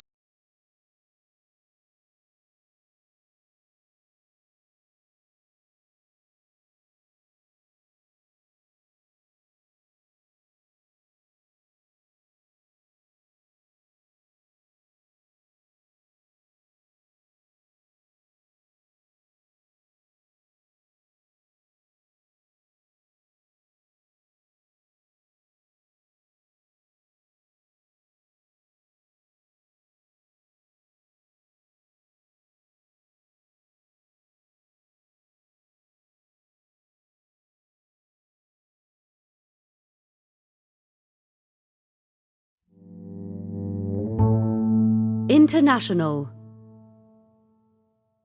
The Telegram. Centrists crying wolf. The right and the wrong way to beat populists who deny the existence of hard problems. An unexplored aspect of Aesop's fable, The Shepherd's Boy and the Wolf, is that there was a wolf. For moralists, this is a tale about lying. 3 times a boy cries, "Wolf," and laughs at villagers who run to help. His screams are disbelieved when a real predator attacks his sheep. Woolly carnage ensues. Read as a parable about national security, Aesop's fable is more complicated. True, the boy tells fibs, but his village clearly underinvested in its defences. No countermeasures are triggered by an actual attack, even as the urchin's shrieks are joined, readers assume, by the piteous bleats and gurgles of dying sheep. Instead, the wolf destroys the entire flock at his leisure, Aesop writes. Tell Aesop's tale to modern presidents or prime ministers, and they might shudder with recognition. This is a ghastly moment to lead a liberal democracy. From Australia to Britain, France, Germany and beyond, centre-left and centre-right incumbents are breaking records for voter disapproval. At the same time, this despised cohort is confronted with huge problems that could, if left unsolved, lead to catastrophe. Examples include the need to boost European defence budgets to deter aggression by Russia's wolfish President Vladimir Putin. American allies in Asia and Europe must spend more to replace security previously provided by Uncle Sam. That is complicated by fears of over-reliance on superpower bullies. When buying new kit, governments must avoid dangerous dependencies on America, a country that limits supplies of scarce armaments and controls access to sensitive technologies when it sees fit. As for China, that country has a record of weaponizing its dominance of vital industries. Germany or Japan, for instance, will struggle to upgrade their armed forces in the teeth of Chinese opposition as long as China controls exports of critical minerals and components. Similar fears apply to green technologies that are needed to slow climate change, another costly problem. Chinese firms so dominate the trade in solar panels, batteries, long-distance electricity transmission kits and wind turbines that there is, for now, no way to go green affordably and rapidly without China. So far, so miserable for such objects of hooting derision as Britain's Sir Keir Starmer, approval rating 20%, France's Emmanuel Macron, 22% approval, Germany's Friedrich Merz, 16% of voters somewhat satisfied. To that list can be added Anthony Albanese in Australia, whose centre-left coalition enjoys a mighty 41% approval. Unfortunately for centrists, his rival, Pauline Hanson, the leader of the anti-immigration party One Nation, recently earned the approval of a majority of Australians for the first time. Addressing big problems costs money at a moment when some eloquent advocates of action, hello Britain and France, are broke. Just as unhelpfully, centrists face populists claiming that hard problems need no fixing because they do not exist. Populists have long promised simple solutions to voters' grievances, whether that involves hard right pledges to send unwanted foreigners packing or leftist slogans about taxing billionaires. It turns out they have another superpower, wishing away policy trade-offs. In Aesopian terms, liberal democracies resemble villages belatedly realizing that it was not smart to outsource their wolf surveillance to a serially dishonest child. But just as village leaders ponder burdensome full-time predator patrols, noisy skeptics are urging neighbours to reject the wolf hoax. Take the challenge of deterring Russia from attacking members of the European Union or NATO. Piffle, says the hard-right Alternative for Germany, or AfD, party. Its co-leader, Alice Weidel, calls Ukraine a greater risk to Germany than Russia. AfD promises to advocate for peace with Russia and buy Russian gas. Jean-Luc Mélenchon, a hard-left dinosaur admired by many French youngsters, says France should return Russia to the family of Europe, leave NATO, and, without explaining how this might work, stop using American defence and intelligence technologies. Britain's surging Reform UK party promises to scrap net-zero policies crafted by previous Conservative and Labour governments to curb carbon emissions. The Conservatives last year disavowed net-zero too. In Germany, the AfD opposes policies that claim to protect the climate. In Australia, One Nation questions the scientific evidence that man-made climate change exists. To explain why governments would plough on with costly and often unpopular green policies built atop an alleged hoax, One Nation offers a conspiracy theory. Mainstream politicians are part of a global movement scheming to use the excuse of reducing emissions to control how people move around, eat, work, and live. The most convincing moderates admit that they cannot eliminate all risks or please all voters. They talk of focusing limited resources on urgent vulnerabilities. Complete independence from Chinese green tech is not possible, for instance. A senior EU official calls for Europe to control the most sensitive technologies, such as the interfaces that let data flow between an electric vehicle or a power grid and their manufacturers. Voters will not get all that they want. Balance is all. Less happily, some centrists try to rival populists in their alarmism. To overcome public inertia and rally voters behind expensive policies, they say that catastrophes are at hand. They declare that the world is in a climate emergency, or that Russia may attack Europe's eastern flank in months, as Poland's Prime Minister recently suggested. That is counterproductive if voters doubt leaders' warnings. The unenviable task of responsible politicians is to invest prudently today to avoid potential disasters that will cost more to fix tomorrow. That requires hard choices and patient coalition building. Yelling wolf will not solve the puzzle. Business. Entrepreneurship in America. The Millionaire Machine. Franchising has quietly made countless Americans rich. It could gain many more converts in the age of AI. When Greg Flynn graduated from Stanford Business School in 1994 with the dot-com boom in full swing, his friends chose the obvious career path. But while they were all making PowerPoint presentations, becoming paper millionaires, he went off to help a friend open a second restaurant. A few years later, spotting generous financing on offer for would-be franchisees, Mr. Flynn bought 8 Applebee's restaurants of his own. He now runs more than 3,000 franchise outlets across 7 brands in 3 countries and is reportedly worth over $1 billion, making him probably the first franchisee in the world to reach that milestone. On February 22nd, the International Franchise Association, a lobbying group, inducted him into its Hall of Fame, an accolade once reserved for franchisors, the innovators on the other side of the business who established big chains such as Ray Kroc of McDonald's or Colonel Harlan Sanders of KFC. Mr. Flynn's is a tale of slow and steady success. So is that of the franchise model, which began spreading across America in the 1950s. Nowadays, there are close to 850,000 franchise establishments in the country, run by around 250,000 owners, employing some 9 million people and generating about 3% of GDP. As many as 1 in 6 businesses with at least 1 employee are part of a franchise. All kinds of establishments, from Dunkin' Donuts to the UPS store and most Marriott hotels, are franchised. Lately, the model has been spreading into new areas, such as boutique fitness, home services and childcare, thanks in part to private equity investors that have become enthusiastic franchisors. Owning a franchise may be the purest distillation of the American dream.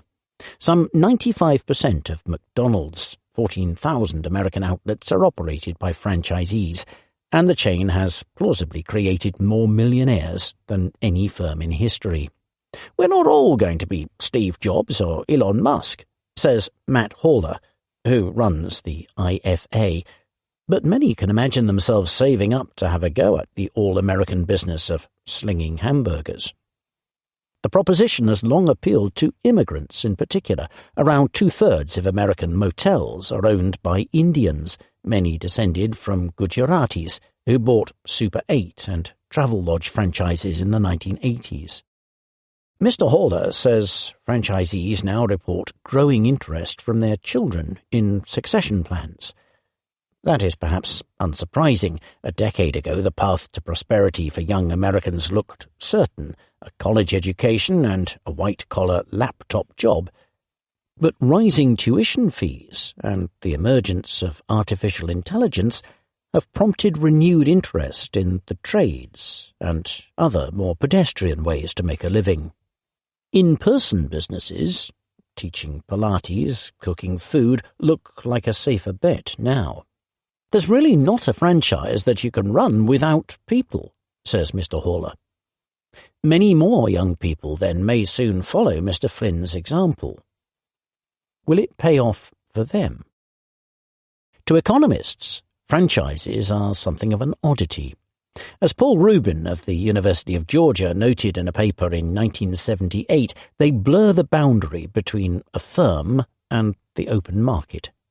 Franchisors, who typically maintain control over things such as menus and opening hours, gain a network of motivated entrepreneurs prepared to put down their own capital, allowing the company to scale quickly. In return, franchisees are given the opportunity to run their own business with the security of an established brand. The arrangement is most common in industries that require armies of physically dispersed employees, serving food made to order in thousands of locations or running hotels. Letting the franchisee keep the profits, minus the royalty, gives them reason to work harder than a salaried store manager would. Local knowledge is another advantage. Roads have dinner sides and breakfast sides. Opening a coffee drive-through where people pass on the way home, not on the way to work, is a bad idea.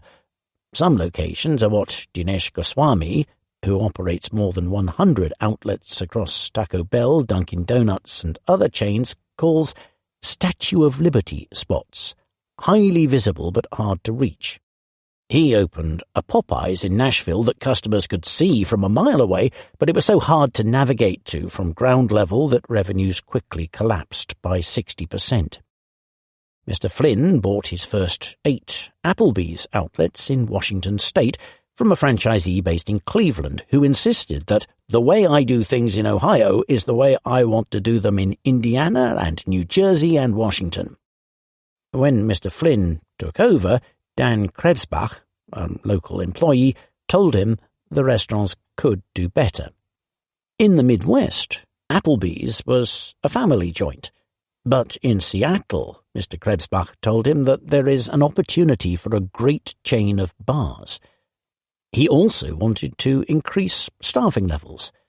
Mr. Flynn agreed to do things Mr. Krebsbach's way, offering him a profit-sharing arrangement, a sort of franchise within the franchise. The business, frankly, turned on a dime, Mr. Flynn recalls. Revenue jumped by a third. He opened 2 more Applebee's on Mr. Krebsbach's recommendation. They boomed as well. Mr. Flynn called the Cleveland owner and offered to buy the rest. We bought 62 more. We went from 10 to 72 overnight. Today, Mr. Krebsbach runs all 460 of Mr. Flynn's Applebee's. The Flynn Restaurant Group operates on what its owner calls a state and federal model. Regional managers share profits and run their local markets, while the head office handles areas such as finance and training, where there are economies of scale. Bert Albertzi, boss of Jet Set Pilates, a chain of more than 100 studios, also sees the benefit of franchising at first hand. None of the corporate units are top quartile performers, he says, of the studios his company owns directly. Every single one of them is below average performance relative to our franchisees today. One of Mr. Albertzi's franchisees, Justin Klontz, who works in private equity while owning and operating 3 Jet Set studios in Manhattan with his wife, says there is no way we would have opened 3 studios within a 12-month period without being part of a franchise. He points, for example, to the guidance they receive from the chain on hiring and digital marketing. The terms on offer to franchisees are remarkably easy to look up. Any business selling a franchise in America must produce a Franchise Disclosure Document, or FDD, and several states publish their registries. FDDs disclose the many fees a franchisee must pay, including both upfront and ongoing payments, and can include detailed data on how existing franchisees are performing. Leafing through a dozen or so FDDs reveals that they have much in common. Ongoing royalties to the franchisor are typically paid as a share of sales. So are other fees, such as for marketing. Together, these amount to perhaps 5 to 7% of sales for food service businesses and 10 to 12% for beauty and fitness. The initial fee paid to a franchisor to open a single outlet is usually tens of thousands of dollars, and often $50,000 or more, with discounts for multi-unit purchases. That is before any money has been put into renovations or equipment. Total opening costs vary widely. A food service restaurant tends to run north of $1 million, a fitness studio $300,000 to $800,000. That is serious money. Some franchisees raise it from friends and family in the manner of the Gujarati motel owners. Others use the savings from a first career. Patrick Buckley, a franchise analyst, says most successful franchisees he has met funded themselves through a mix of loans and a raid on their retirement savings. As with all business ventures, there is a decent chance of failure. When comparing franchisees and independent businesses, the difference in survival rate is small, says Francine Lafontaine of the University of Michigan, and is present only for the first year or two. After that, the likelihood of staying in business is about the same. Yet the risk varies significantly based on the type of franchise. The chances of succeeding with a new restaurant are much greater if you're part of a franchise that has worked out the systems, has high brand awareness, and a huge marketing budget that's helping you, says Mr. Flynn. And even if it doesn't turn out as well as the franchisee hopes, there is often the option to sell the business on. There are liquid markets for franchises, explains Mr. Flynn. That is less true for newer franchises that are still establishing their brands, however. The rewards can be far bigger. Early adopters get better territory, but so is the risk. The structure of the franchise arrangement also matters. When Ray Kroc took charge of McDonald's, most other franchisors at the time made their money selling supplies or charging a licensing fee, rather than the revenue-sharing model that prevails today. Once you get into the supply business, you become more concerned about what you're making on sales to your franchisee than with how his sales are doing, Kroc argued. This approach still causes problems when it arises. Many franchisees ended up failing under the model run by Exponential Fitness, the former owner of Cycle Bar, a fitness chain, which required them to purchase pricey equipment from it at a profit. In March, the Federal Trade Commission announced that the company would return $17 million to franchisees as part of a settlement with the regulator over violations of franchising rules. Another criticism of franchises focuses on their impact on the many low-paid workers they employ. In his new book, Chains of Command, Brian Kalachi of the Open Markets Institute, a think tank focused on competition policy, argues that the distinction between franchisee and employee is a legal fiction because of the extent of control exercised by franchisors. And given how little power they have, the only way franchisees can make money for themselves is to pay their workers as little as possible, according to Mr. Kalachi. The clearest evidence that franchising has harmed low-wage workers comes from no-poach clauses, which once restricted hiring between outlets in the same chain. In 2018, the late Alan Kruger published a paper showing how common such clauses were in franchises, and arguing that they suppressed wage competition.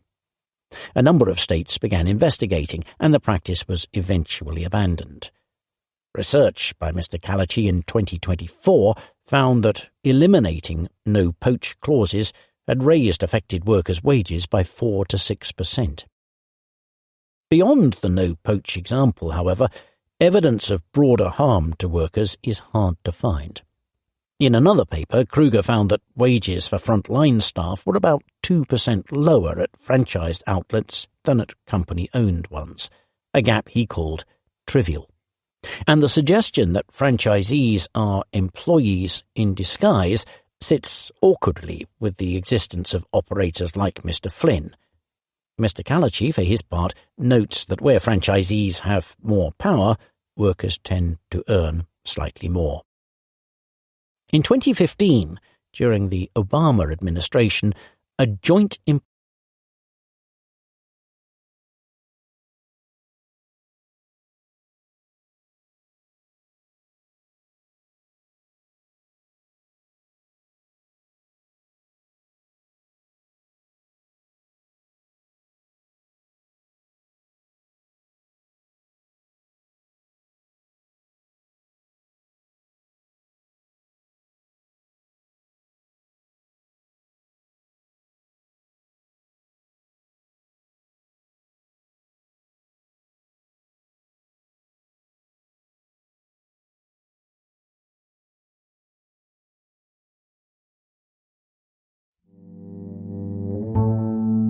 Business. Gautam Adani, the Houdini of Gujarat. Everything is going right for India's richest man. Gautam Adani, an Indian industrialist, has been called many things: a tycoon, a fraudster, a oligarch, and worse. His close relationship with Narendra Modi, India's Prime Minister, has left him dogged by claims of cronyism. Admirers and critics might agree on one label, however: master escapologist. In 1998, Mr. Adani survived an alleged kidnapping attempt. A decade later, he escaped a terrorist attack in Mumbai when gunmen stormed a luxury hotel he was visiting for a dinner. His latest Houdini-like feat has been to quietly settle a trio of legal cases brought by America's government that have cast a shadow over his conglomerate. In November 2024, federal prosecutors in New York alleged that Mr. Adani and 7 others, including his nephew, had paid more than $250 million in bribes for a $2 billion solar power deal in India. A parallel civil case was brought by the Securities and Exchange Commission, or SEC. On May 18th, the Department of Justice, the DOJ, dropped its charges a few days after the SEC settled for a mere $18 million, with no admission of guilt. Mr. Adani's lawyers had argued that there was no evidence to support the 2 cases, that there were no victims, and that the prosecution lacked legal authority because the supposed events took place in India. A third case involving alleged purchases of Iranian gas subject to sanctions brought by America's Treasury was settled for the more sizable sum of $275 million on the same day as the DOJ settlement. It is possible that American prosecutors decided they could not win in court. But Mr. Adani may also have benefited from the transactional approach to corporate justice taken by the Trump administration. According to the New York Times, Mr. Adani's legal team, headed by Robert Jeffrey, a lawyer who has also represented Mr. Trump, recently reiterated a previous offer the tycoon had made to the president to invest $10 billion in America. Whatever the reason for the settlements, they remove a major nuisance for Mr. Adani. The charges had weighed on his business abroad. The Kenyan government scrapped a set of contracts after the bribery cases were brought and had prevented Mr. Adani from travelling to America for fear of arrest. It is the second time Mr. Adani has emerged from trouble relatively unscathed in the past few years. In January 2023, Hindenburg Research, an investment firm, alleged that the Adani Group was committing accounting fraud and inflating its stock prices through shell companies. That episode wiped $150 billion off the conglomerate's market value over a few weeks and led to the cancellation of a share offering. Yet India's securities regulator gave Mr. Adani a clean bill of health over the allegations in September last year. Hindenburg, by contrast, wound down in January 2025. The Adani Group now has the wind at its back. Already, the conglomerate's market value is up by 30% since the start of the year to just over $200 billion. Adani Green Energy, its clean power business, is set to benefit as India looks for alternatives to hydrocarbons from the Gulf. The group is also looking to cash in on artificial intelligence. It has signed deals with Google and other hyperscalers to provide electricity to their data centers. And in February, Adani Enterprises, the conglomerate's core enterprise, revealed that it would invest some $100 billion in data centers of its own over the next 10 years. Mr. Adani's recent good fortune stands in contrast with that of his arch-rival Mukesh Ambani, a fellow Gujarati industrialist.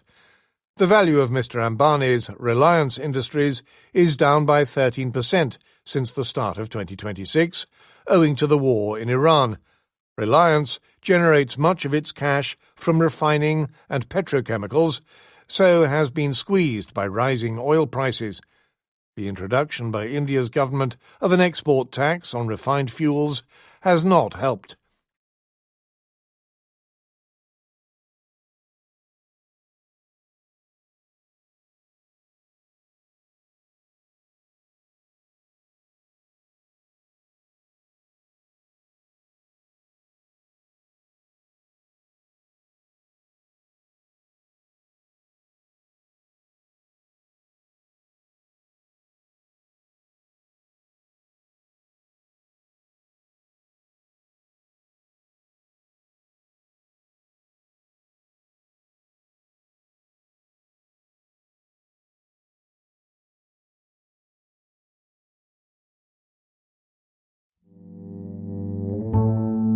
Business.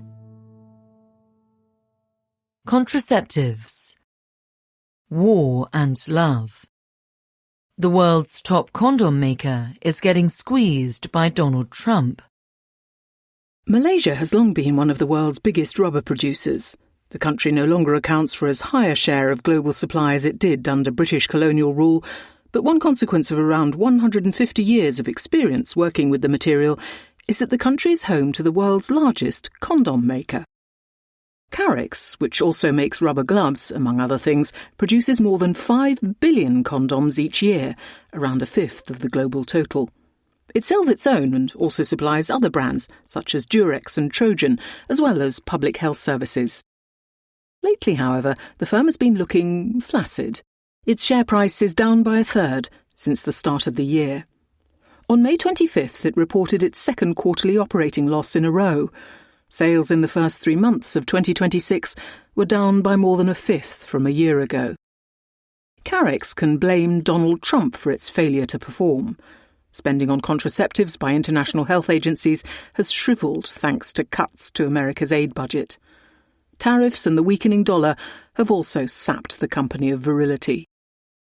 More recently, Mr. Trump's war with Iran has left the company exposed. In April, Go Mia Kiat, its boss, warned that the costs of several raw materials, including silicon oil used as a lubricant and aluminium for packaging, were rising because of the conflict. For protection, he said that the firm would increase prices by 20 to 30%, though that may turn off customers. Carex had only just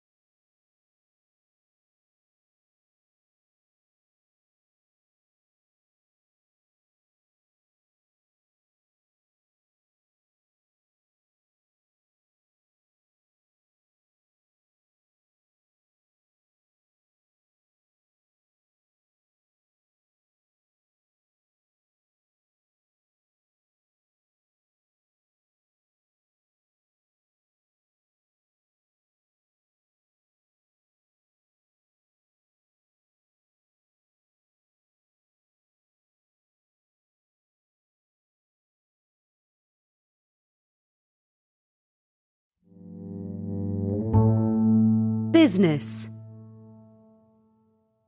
Ferrari. Seeing the light. The Italian marque's first electric car is unashamedly divisive. Car makers usually talk up a new model. Yet Ferrari, whose biggest shareholder, Exor, part owns the Economist's parent company, is not like other car firms. When the supercar brand unveiled its first electric vehicle, or EV, called the Luce, Italian for light, on May 25th, its marketing chief described it as polarizing. Social media erupted with criticisms. Investors also gave it the thumbs down, though the motoring press was kinder. Yet divisiveness may be the point. Some features of the Luce are typical of the Italian marque. 4 electric motors deliver over 1,000 horsepower, blistering acceleration, and a top speed of 193 miles per hour for around €550,000. That's $640,000. That makes the Luce the priciest of the brand's higher volume models, though exclusive limited edition hypercars can run to over €3.6 million. Despite weighty batteries, its engineers will have ensured that it handles as smoothly as any other Ferrari. But in other respects it is a radical departure, with 5 seats, a first for the marque, 4 doors and more boot space than the Puro Sangue, another 4-door model launched in 2022.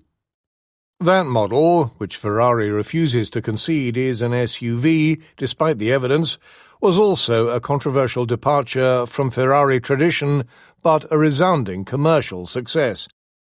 With the Luce, Ferrari is making a deliberate decision to lead what comes next, says John Elkann, its executive chairman. Yet where the Puro Sangue stuck to the curvaceous aesthetic of other Ferraris, the Luce barely resembles them. The new car was developed in conjunction with Love From, a creative collective founded by Sir Johnny Ive, a former design chief at Apple, and Mark Newson, who worked with him. Unsurprisingly, minimalism is to the fore. Few critics take issue with its application to the sleek interior, but many fear that the clean lines of the bodywork lack the brand's customary appeal. Ferrari will hope that the Luce meets with the same success as Rolls-Royce's Spectre, another pricey EV from another firm that is closer to a luxury goods enterprise than a car maker. Elsewhere, however, demand for electric supercars has been lackluster. Lamborghini, an Italian rival, dropped its plans for a battery-powered vehicle, citing lack of interest among its customers. Even Ferrari has scaled back its electrification target to 20% of its lineup by 2030, down from an earlier goal of 40%. The firm's market capitalization, at €55 billion, is on a par with that of Ford, which sold 4.4 million vehicles last year, compared with Ferrari's 13,640. Yet investors have lately begun to question whether its valuation has sped too far ahead. Its market capitalization has fallen by around a third since October, after an investor day where projections of future growth disappointed. Ferrari need not sell that many of its first EV to notch up a victory. Although the firm is tight-lipped about targets, it is likely that the Luce is the type of Ferrari that would sell at most 9,000 cars over a roughly 4-year model cycle. It will probably turn a healthy profit, selling fewer than that. More important will be establishing Ferrari in the EV business. The marque's strong ties to its loyal customers will help with that. Many of them own several cars adorned with the prancing horse logo and may wish to add the first EV to their collections. Benedetto Vigna, Ferrari's boss, has stressed that demonstrating brand loyalty, the usual route to eligibility for acquiring one of the firm's coveted limited-run hypercars, does not apply to the Luce. But many of the faithful will not take the risk. Then there is the prospect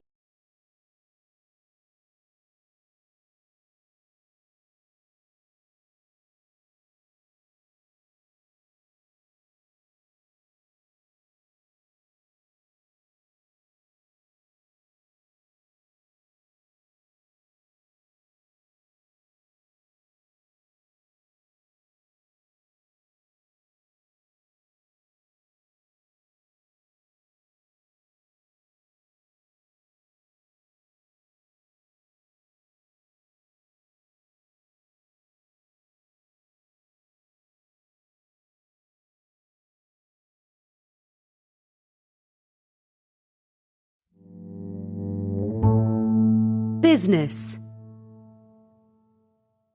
Bartleby. How should bosses talk about AI? Employees are being asked to embrace a technology that causes fear. If you are a bank boss and in the headlines, you are either Jamie Dimon or you have screwed up. Bill Winters, the chief executive of Standard Chartered, an emerging markets bank headquartered in Britain, made waves recently when he talked about a planned 15% reduction in back-office jobs over the next 4 years. 4 words in particular landed him in trouble: a reference to the replacement of lower-value human capital by financial capital invested in automation. The kerfuffle provides an instructive case study in a problem now faced by almost every manager: how to talk about the effect of artificial intelligence on jobs.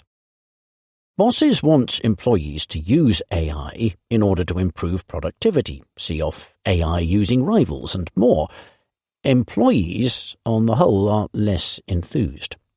They can see some benefits to the technology, but they can also see the risks that it poses to jobs.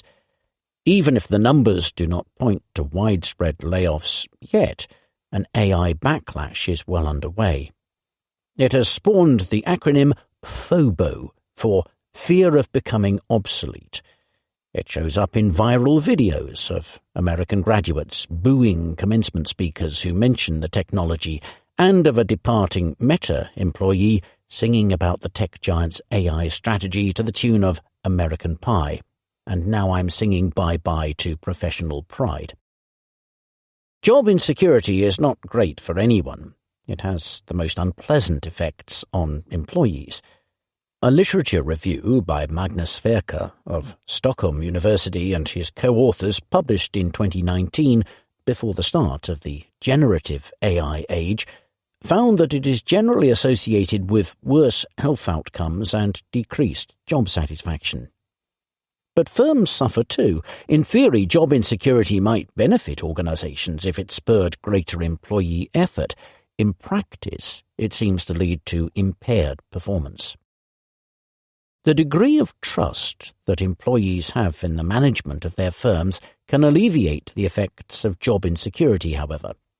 A paper by Wen Wong of the University of Leicester and her co-authors analysed data from a national survey of British employees and employers covering over 16,000 respondents at 1,100 organisations.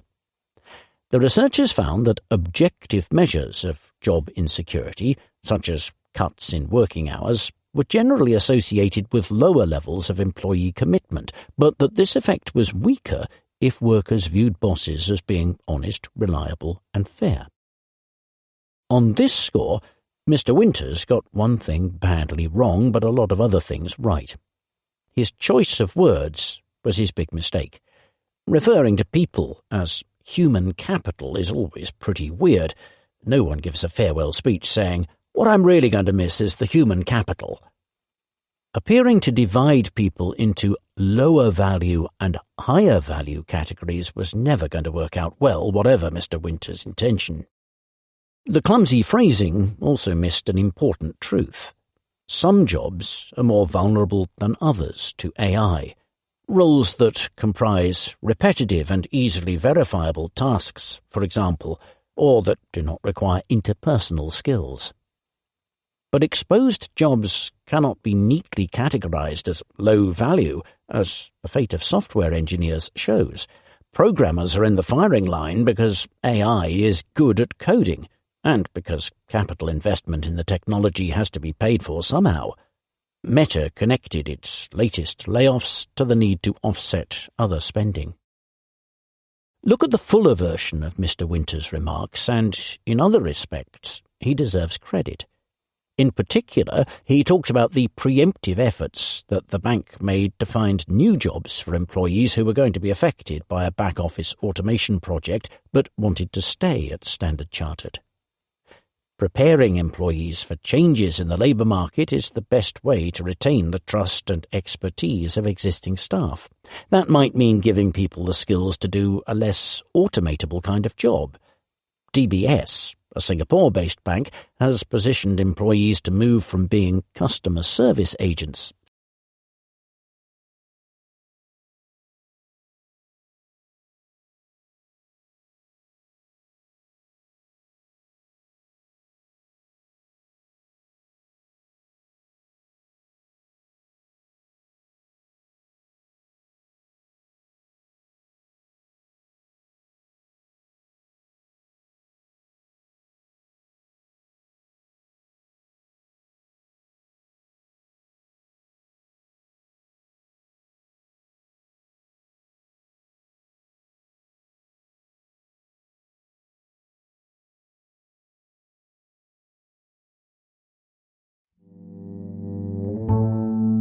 Business.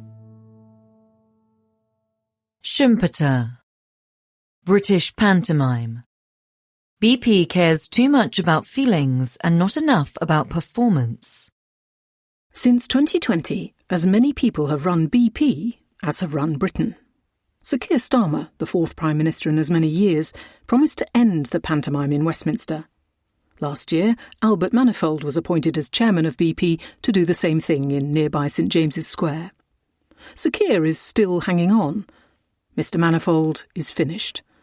On May 26th, after less than 8 months in post, Mr Manifold was sacked in a unanimous vote by the board, which includes Meg O'Neill, the oil company's new chief executive. Mr Manifold inherited a neglected giant. The net-zero strategy of his predecessor, Helge Lund, a Norwegian, had made BP uninvestable. It's fitting, then, that Mr Manifold's dismissal should have the air of a Eurocratic initiative. The timing of the directive announcing his departure couldn't have been better chosen to agitate markets. It travelled down the wires just as traders in New York returned to their desks after a bank holiday weekend and were busy digesting news about a possible end to America's war in Iran. Shares in BP fell by nearly 10%. But the real sin was the statement's style. It was written in the worst literary tradition of arrogant managerial minimalism. Rather than elaborate on the reasons why BP must now search for another chairman, the board offered just a few lines of cryptic lanyard speak.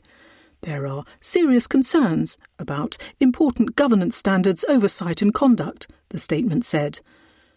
Trust us, he's a wrong 'un, pleaded a board which shareholders have little reason to trust. Like Sir Keir, BP's board appeals confidently to an authority that has been spent twice over. Thus began a guessing game. What did Mr. Manifold do that was seemingly awful enough to jeopardise BP's turnaround? Plotting a coup in some faraway resource-rich land? Not likely. Trying to sink Ed Miliband, Britain's fanatical minister for net zero, in the North Sea? If only. Predictably, initial speculation turned to sleaze. In its recent history, 2 BP chief executives have left their posts in bizarre circumstances related to their private lives. That wasn't it either. Instead, Mr. Manifold was apparently exiled from Clubland for being a bad chap.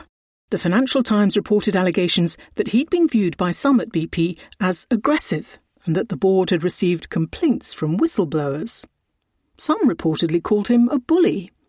On May 28th, Mr. Manifold responded. Yes, he may have pushed people to accelerate cost-cutting and strengthen the balance sheet, but at no point, he wrote, has anyone raised with me any issue about my conduct. I dispute entirely this characterisation of my conduct. If Mr. Manifold was truly intolerable, the board must explain to shareholders in more detail. If he was merely disagreeable, that's probably proof of a job well done.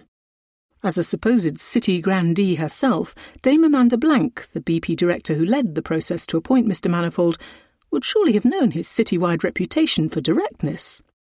Having very successfully run CRH, an Irish building materials firm, for a decade, Mr. Manifold could hardly have been expected to be a passive and detached chairman. Accusations of abrasiveness are, in the market's eyes at least, a less serious crime than the value destruction of which other members of the board are plainly guilty. Sure, BP is in much better shape than it was a year ago. Profits from producing oil rise with the price of the commodity, after all. The company's traders are making a fortune. Last year it made a huge discovery off the coast of Brazil. Its corporate structure is in the process of being simplified, but the job isn't even half finished. Costs are out of control, including at its headquarters in St. James's. It's the most indebted of the major oil companies and still bears the weight of some of its worst misadventures in renewable energy. Must BP always be as ungovernable as Britain? Oil majors often reflect the politics of their home countries. Exxon and Chevron are run by men who care little about the separation of powers. Both run the board and manage the company. Together, the firms are worth $400 billion more than a decade ago. The top job at TotalEnergies, the French oil major, is held by a former civil servant. At Eni, by a colourful Italian. The two have outperformed their British rival. BP, once in effect a branch of the British state in the Middle East, now mirrors its decline. Whitehall talks about delivering at pace. BP about moving at pace. Neither goes anywhere. The psychodrama at BP couldn't have been better designed to embarrass Britain's business elite. One view is that an outsider was appointed to shake things up at a national champion before being pushed out unceremoniously by a club of grandees who talk about change without really wanting it. An alternative reading of Mr. Manifold's tenure is about as bad. An amateur with little experience in the industry thought he knew better than the experts and came unstuck. The big American firms would hardly hand such power to someone new to drilling. The main problem with reforming Britain's business elite is that it doesn't really have one. Those in America, Japan, France and Germany are all easily pictured. But Britain? Its once mighty merchant banks have disappeared. So have its fund managers. Its biggest companies, like BP, have mostly become a global clearinghouse for mediocre management talent. The city nowadays is best viewed as a battleground between European collectivist politics and American finance. Capitalist villains such as oil companies, tobacco giants and banks make up much of Britain's stock market. But the top investment banks and funds fly the American flag. The saga at BP is a case in point. It threw itself zealously into net zero. Now it's being disciplined, mostly by Elliott Management, an American hedge fund. A very British shambles. And an international joke.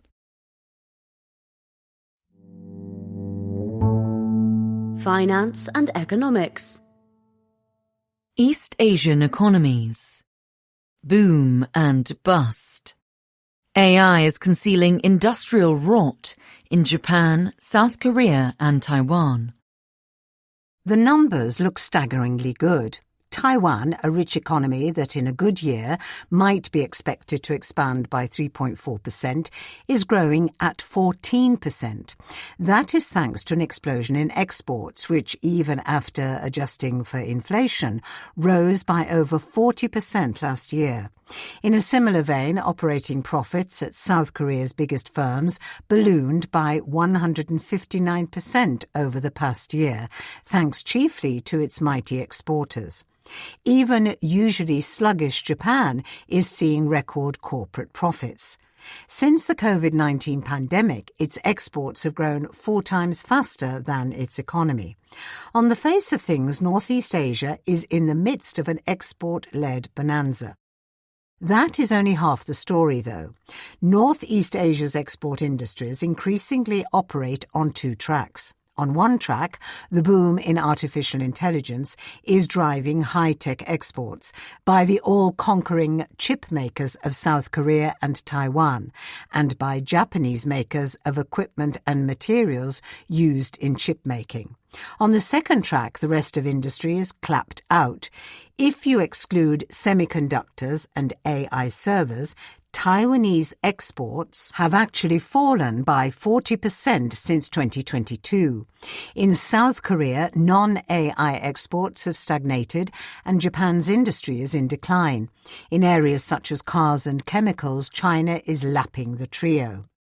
China once absorbed Northeast Asian capital and intermediate goods, which its factories assembled into finished products. It is now a direct rival. South Korea's exports overlap most with China's in products in which China's market share is growing fastest, calculates Adam Wolf of Absolute Strategy Research, a consultancy.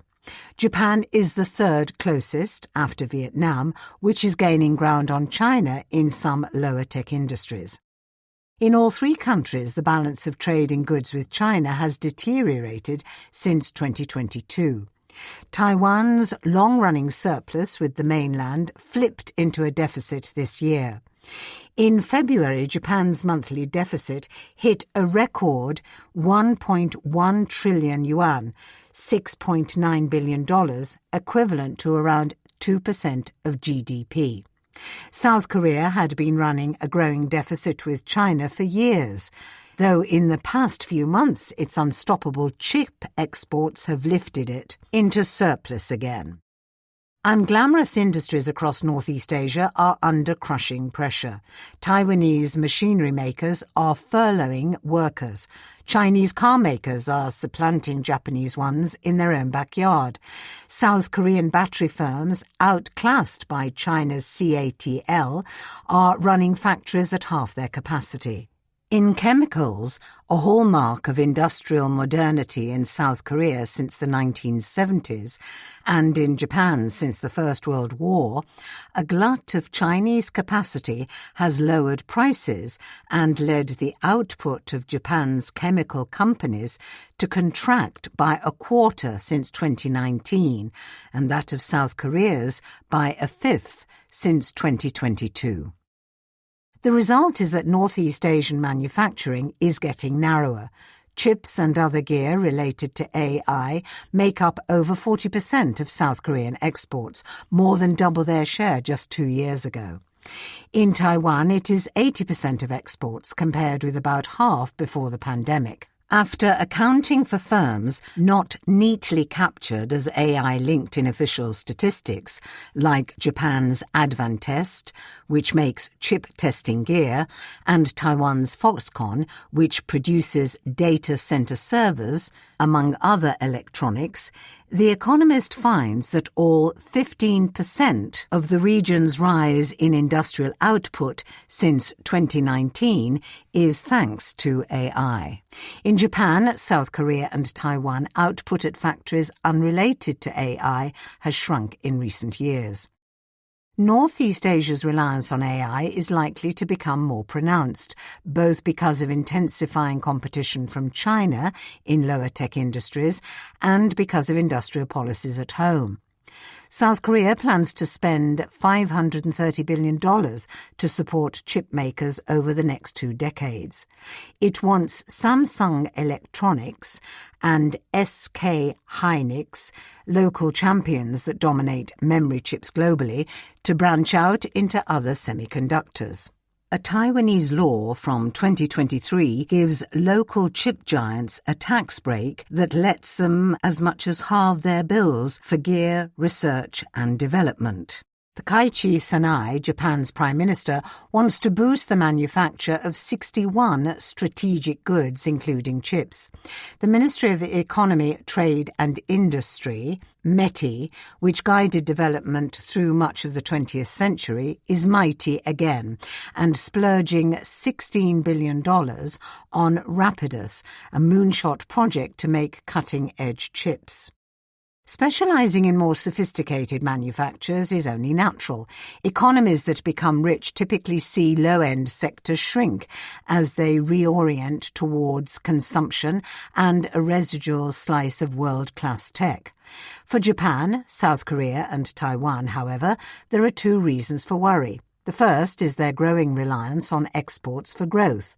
Since 2019, the ratio of exports to GDP has risen by an average of 9 percentage points across the 3 countries. It has hit 73% in Taiwan and 46% in South Korea. In the 2 countries, AI-related tech exports provided around 3/4 of overall growth in 2025, estimates Goldman Sachs, a bank. In less export-reliant Japan, the ratio has grown steadily since its bubble burst in the late 1980s to a record 22% in 2024. The second cause for concern is the small number of countries to which Northeast Asia sells its wares. The region's exports are 73% more concentrated than the rich world average, according to an index produced by UNCTAD, a UN agency, that accounts for the range of goods and the number of customers. Taiwan is the biggest outlier. 2/3 of its chip-heavy foreign sales go to America and China. But South Korea and Japan stand out too, and concentration has risen in all 3 in the past decade. Although each country has its particulars, all of Northeast Asia is buffeted on the one side by fierce industrial competition from China and on the other by tariffs and arm twisting from America. This is a source of anguish. Headlines in Seoul fret that South Korea's exporters will soon fall behind China or already have. In Taipei, politicians bicker about the pledge America has extracted from Taiwanese chip makers to invest $250 billion in chip factories in America, which critics say will hollow out the industry and turn Taiwan into a Feidao, waste island. An official in Tokyo laments that we've lost autonomy. To make matters worse, domestic demand in the region is too weak to offer a buffer against an increasingly hostile outside world. Despite their wealth, Northeast Asian households consume far less of what their economies produce than is typical in rich places. In Japan, private consumption is 53% of output. In South Korea and Taiwan, it is closer to 40% than to the rich country average of 60%. This is all the more striking given the region's ageing populations, which should push up the ratio of consumption to GDP. After all, pensioners have stopped producing but still consume. The higher share of consumption in Japan is better explained by protracted weakness in the rest of the economy than by consumer strength. After decades of deflating wages, private consumption accounted for a tiny 3% of Japan's sluggish growth over the past decade, notes Richard Katz of Japan Economy Watch, a newsletter. 58% came from ballooning government spending. Northeast Asia consumes so little because of decades-old policies designed to promote manufacturing for export. As its economies took off, production overshadowed consumption. Besides showering favoured firms and workers with subsidies, governments channeled capital to big exporters by pushing household savings into financial systems controlled by the state. This approach had an internal logic, says Danny Roderick of Harvard University. Although consumers enjoyed a relatively smaller portion of output, rapid expansion meant that consumption was still growing in absolute terms. The bias towards exports was meant to be temporary, however. The closer you get to the technological frontier, the harder it is to eke out more productivity gains, Mr. Roderick observes. Once that frontier is reached, it makes sense to reduce the emphasis on production and to stop repressing consumption. Northeast Asia's governments haven't done this. One reason is the clout of export-oriented corporate titans. The value generated by TSMC, the Taiwanese chip manufacturing juggernaut, accounts for 9% of GDP and its market capitalization for 40% or so of Taiwan's stock market.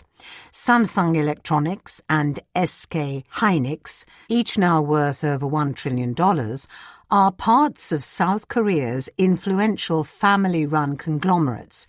Japanese exporters are Metis' darlings. Even though some of these behemoths are among the world's most competitive firms, they hoard talent and capital.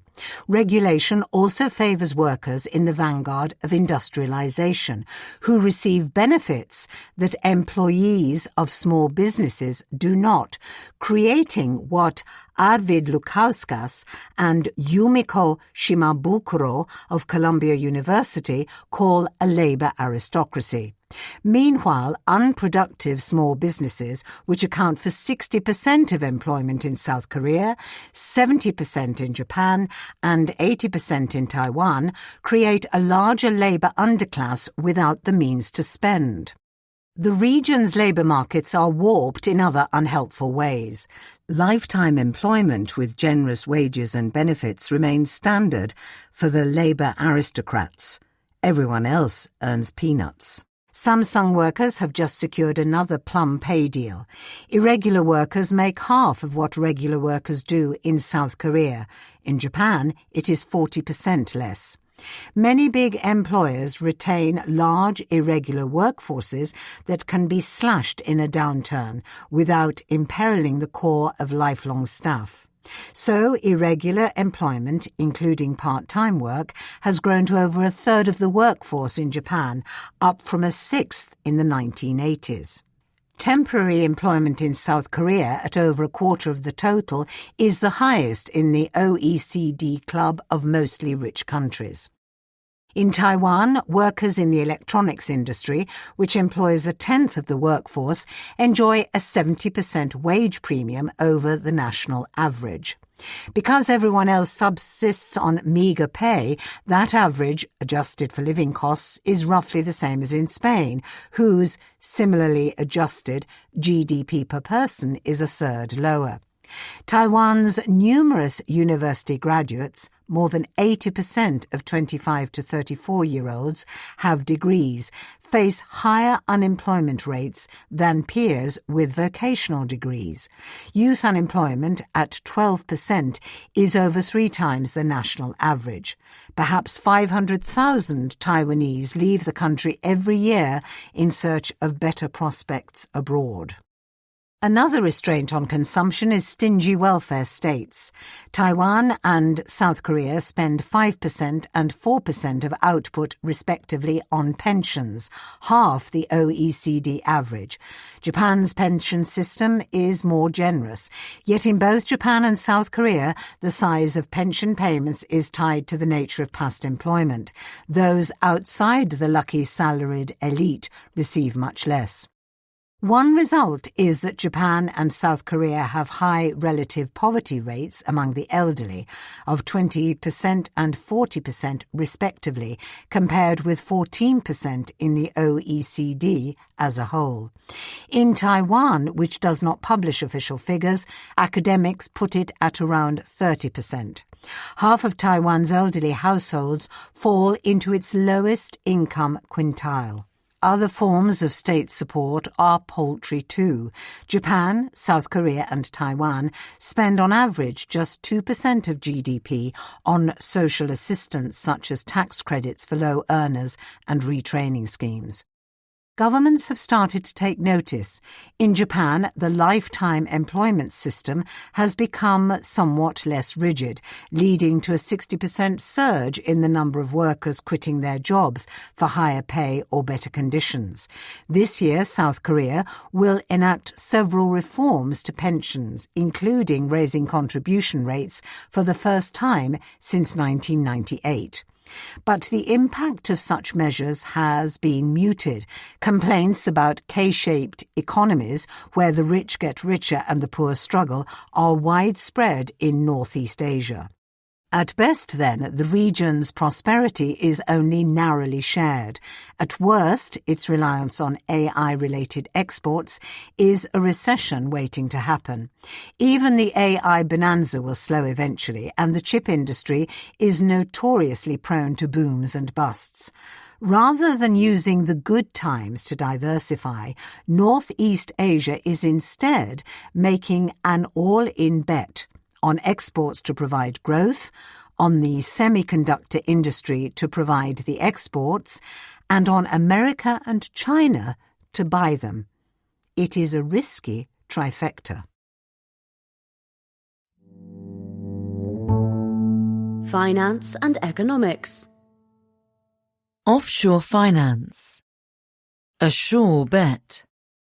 There is more to tax havens than crystal waters and a promise of opacity. Since the global financial crisis of 2007-09, the days of offshore finance have regularly looked numbered. In 2010, America passed the Foreign Account Tax Compliance Act, which required foreign financial firms to disclose the assets of Americans. A year later, Nicolas Sarkozy, who led both France and the G20 at the time, boldly declared that tax havens would face global ostracism. In 2016, investigative reporters unearthed the Panama Papers, a vast cache of documents that traced hundreds of thousands of tax dodgers. The revelations led many rich world governments to force offshore centres to create registers of beneficial ownership and share information with other jurisdictions on pain of sanctions. In the years since, it is Mr. Sarkozy who has been ostracised after a brief spell in prison for election finance misdeeds. Offshore financial hubs, by contrast, are on some measures more popular than ever. Between 2010 and 2024, companies' total offshore assets grew half as fast again as world GDP, more than doubling in nominal terms to $64 trillion. By the end of last year, 31% of the total outstanding stock of international corporate bonds, which firms use to raise debt outside their home countries, had been issued in offshore centres, a record, and up from a post-financial crisis trough of 24% in 2010. A big reason for the recent growth is that, as Jason Sharman of the University of Cambridge observes, secrecy was less important than people thought it was. So were tax regulations. Andrew Morris of Texas A&M University, another scholar of offshore finance, explains that being small and nimble, havens are in some areas simply better regulated.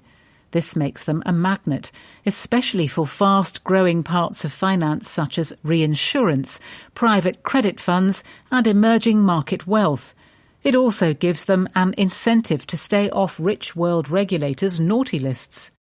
The growth of offshore reinsurance and private markets funds is related. American life insurers, which sell annuities with a guaranteed return to American customers, have invested heavily in illiquid private assets lately. They have also ceded more and more of their liabilities and assets to reinsurers, which lightens their balance sheets and allows them to sell more annuities. These illiquid assets, such as private equity, private credit, property and venture capital bets, are often managed on the reinsurer's behalf by Wall Street's private markets giants like Apollo and KKR through vehicles also domiciled offshore. This symbiosis between life insurers, reinsurers and private asset managers, which these days often own or work closely with the other two, is dubbed the Bermuda Triangle, after the Caribbean jurisdiction where it has blossomed. Bermuda is fertile ground because its regulators allow reinsurers to fund their holdings of certain types of private asset investments with less capital than is required in America. It also lets reinsurers use their own internal models to prove that these investments match the annuity liabilities. American and European regulators have blessed this arrangement because of Bermuda's regulatory sophistication. Vermont copied some Bermudan ideas in designing its own rules for insurance finance, notes Mr. Morris. This has helped Bermuda become home to $1.5 trillion in reinsurance assets, or nearly 4% of the entire insurance industry's global total, and 15% of worldwide reinsurance capital. The Cayman Islands, which in 2023 was struck off the grey list of offshore offenders kept by the Financial Action Task Force, an international watchdog, wants in on the action. Its reinsurance assets have quadrupled since 2020 to over $100 billion. It has attracted lots of private asset funds, in part thanks to a 6-year-old law that brought previously unregistered funds of the sort favoured by private asset managers under the jurisdiction of the Cayman Islands Monetary Authority. The prospect of greater oversight seems to have attracted more investors than it repelled. The number of such funds registered in the Caymans has risen from fewer than 13,000 in 2020 to nearly 18,000. Another growing source of business for the havens is the emerging world. In places without secure property rights, explains Mr. Sharman, offshore is the next best thing. Ricardo Suarez de Oliveira of Sciences Po, a French university, observes that although precise numbers are scarce, offshore links between Africa and Asia in particular are clearly rising. African elites and businesses increasingly park their wealth in newer financial centres closer to home, such as Dubai. Sometimes their motives are dubious, for those smuggling gold from Africa, for instance. Often, though, they simply want a place with predictable rules, good financial infrastructure, and a choice of accountants, advisors, and other professionals. Henley & Partners, a consultancy, estimates that the United Arab Emirates, including Dubai, drew 9,800 migrating millionaires in 2025, more than any other jurisdiction. The war in Iran has dulled Dubai's lustre, but not that of offshore finance. Offshore centres are also indispensable to China. To gain access to foreign capital, Chinese firms have for years set up variable interest entities, or VIEs, in the Cayman Islands, which through a series of other vehicles have contractual rights to profits generated by a Chinese operating company. When an American stock market investor buys a share in a Chinese company listed in America, such as Alibaba, or a European venture capitalist backs an unlisted Chinese tech darling like ByteDance, TikTok's corporate parent, they are actually passing money to a Cayman VIE. Many other Chinese companies rely on offshore centres to raise billions of dollars in bonds and private credit. To get around China's strict capital controls, Chinese firms and business owners also reinvest profits made abroad through offshore jurisdictions. The Caymans and British Virgin Islands are popular conduits for investments, notably in American assets. They are behind only Hong Kong, itself an offshore centre of sorts, and America as destinations for Chinese overseas portfolio flows. Chinese official statistics record $192 billion in investments in the two offshore hubs as of June 2025, 3/5 as much as in America and almost 5 times more than in Britain. Not everything is going the offshore centre's way. American regulators worried about signs of strain in private credit markets are paying closer attention. In April, Britain set out plans to tighten capital requirements for offshore reinsurance, and Japan increased its supervision.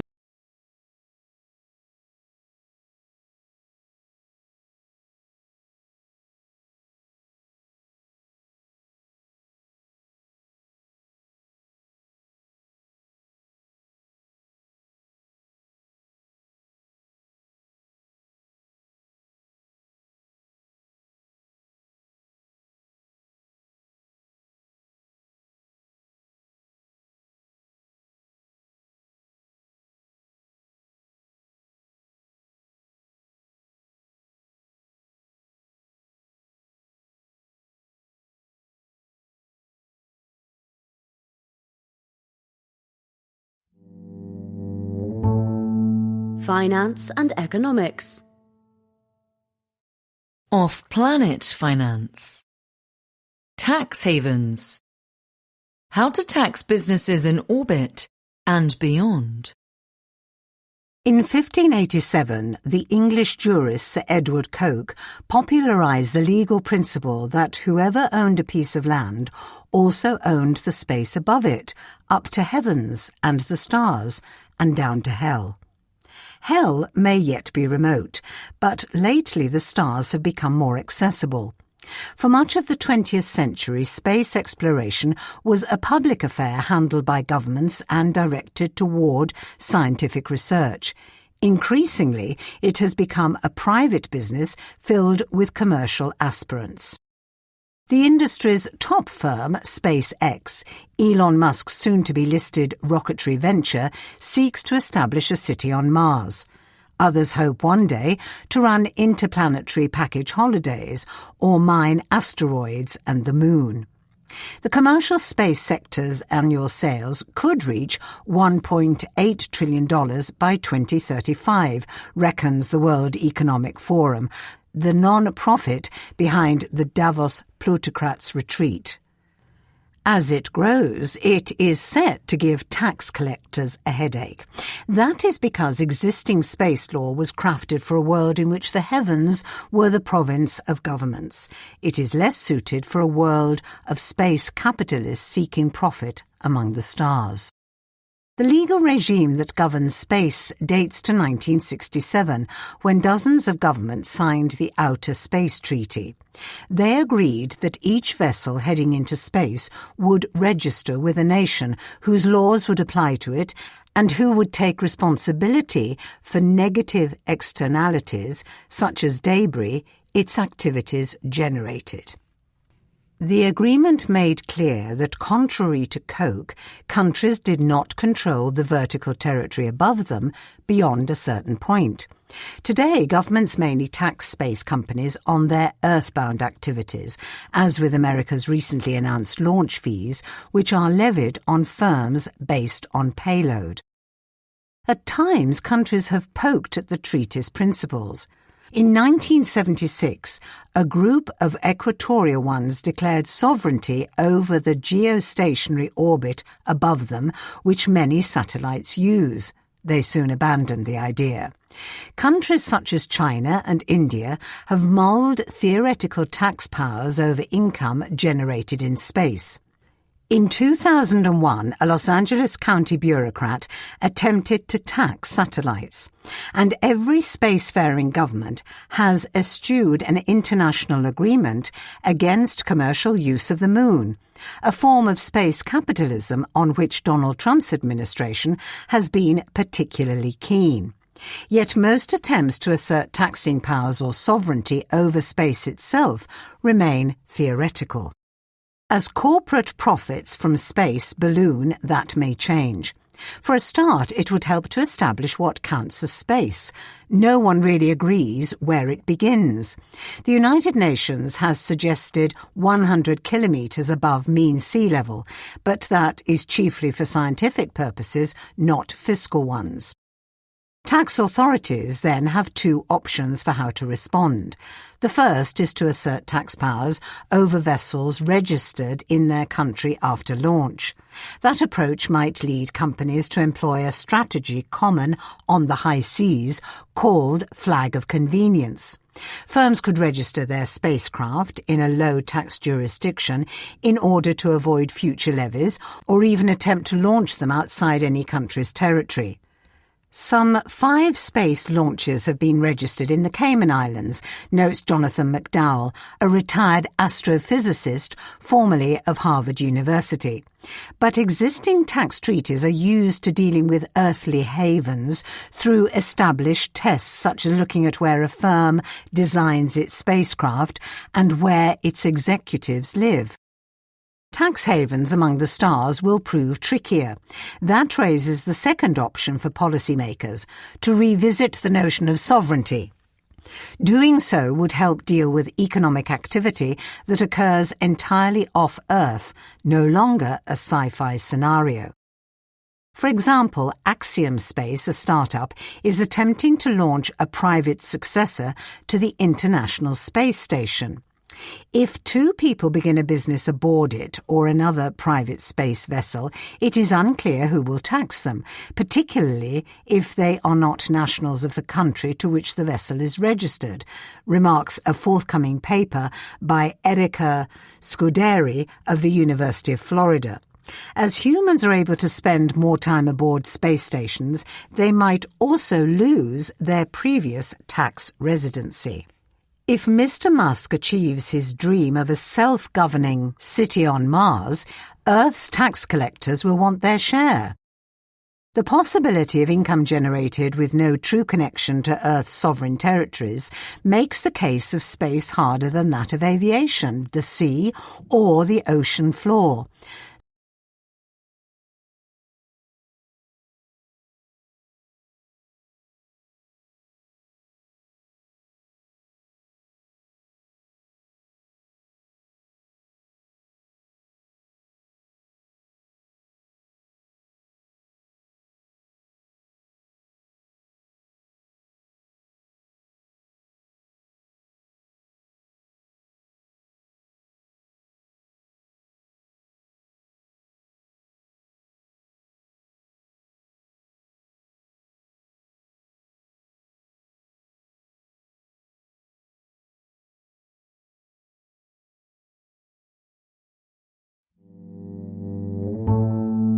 Finance and economics. The Federal Reserve. An uncomfortable chair. Kevin Warsh faces a troublesome inflation in-tray. Kevin Warsh's first day in his new job on May 22nd was instructive. For the first time in nearly 40 years, the chairman of the Federal Reserve was sworn in at the White House, an odd setting for the head of an institution that prides itself on political distance. Donald Trump, nevertheless, assured his hand-picked inflation dove that he should be totally independent. Hours later, at a rally in New York, the president sketched the boundaries of that independence. "I had a rotten head of the Fed. Now I have a great head of the Fed," he boasted, before predicting that interest rates would come down very quickly. Yet the path to lower rates has narrowed since he nominated Mr. Warsh in January, As war in Iran pushed up energy prices, America's Consumer Price Index, the CPI, rose at an annualised pace of 7.3% in the 3 months to April. Pricier oil is feeding into other costs, from plastics to transport, inflating prices far from the pump. Even excluding energy and food, CPI is up by a hot 3.2%. The central bank's preferred gauge of underlying inflation is hotter still. At his confirmation hearing in April, Mr. Walsh told Congress he was not interested in the one-time change in prices because of a change in geopolitics. Central bankers are usually taught to look through energy shocks, since these may lift prices once without stoking underlying inflation, so long as they do not provoke the public to expect higher inflation in future. But one-offs are easier to ignore when they are brief. The war in Iran has already dragged on, and the buffers holding down oil prices are dwindling. Moreover, the oil shock is only Mr. Walsh's first constraint. Broadening inflationary pressures, markets sceptical of easing, and a Fed committee turning more hawkish all stand in the way of his and the President's rate-cutting ambitions. Start with America's inflation outlook, which looks grim even after stripping out energy. More than half the categories in the consumption basket are up by 3% or more this year. Services prices, which best reflect underlying demand, are also rising uncomfortably fast. Supercore services, which exclude energy and housing, are up in price by 3.2% in the past year and have accelerated in recent months. Goods are no longer providing relief. In the PCE index, durable goods prices rose at an annualised pace of 7.7% in the first quarter of the year, compared with an average fall of 1.7% a year in 2015 to 2019. Tariffs have delivered a temporary jolt to prices. The artificial intelligence boom may be bringing about a more lasting one. Inflation in software and accessories, considered durable goods, is the highest since the series began in the late 1970s. Mr. Walsh has objected that conventional inflation gauges are quite imperfect. He has called for new data sources, including trimmed mean measures that ignore extreme price moves. However, these alternatives offer little solace. Trimmed mean indices from the Fed's Cleveland and Dallas branches are both accelerating. 1 month inflation exceeds the 3-month pace, which is itself faster than over 12 months. The Dallas measure does offer Mr. Walsh one scrap of comfort. Over the past 12 months, it is only a touch above the central bank's target, but that is a fragile foundation for cuts. The Dallas Fed's method trims more from the top of the price change distribution than the bottom, reflecting historical patterns in which price declines were more extreme than increases. During inflationary surges, its researchers warn the measure may be misleading. To avoid cherry-picking the most convenient measure, the Economist examined 4, the 2 trimmed mean estimates and 2 measures of core services excluding housing. To strip out the noise from the oil shock, we calculated a 6-month annualised rate. Our estimate of underlying inflation in the American economy is 3.3%, well above the 2% average in 2015 to 2019. More worrying, it has moved further above target in recent months. Sticky inflation is starting to affect expectations. After more than 5 years of above-target inflation, faith in a swift return to normal takes some optimism.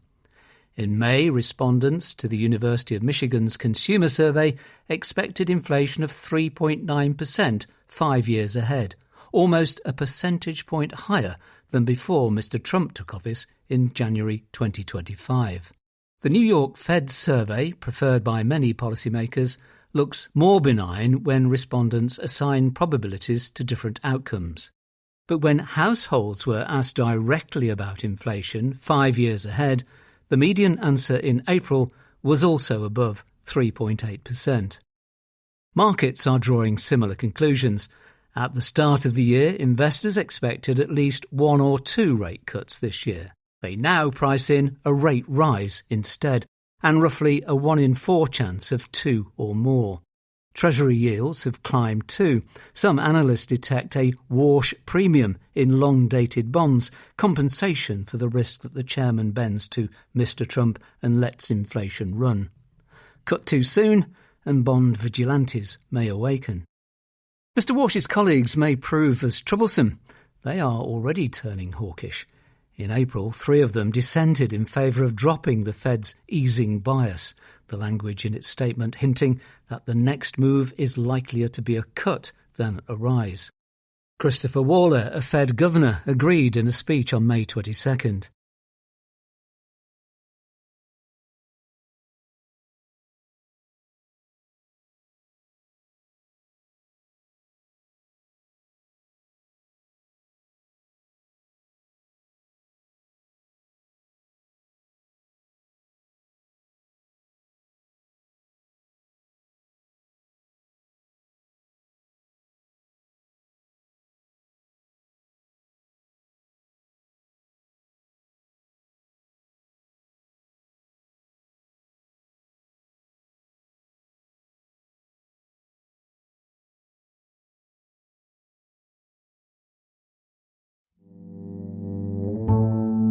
Finance and economics.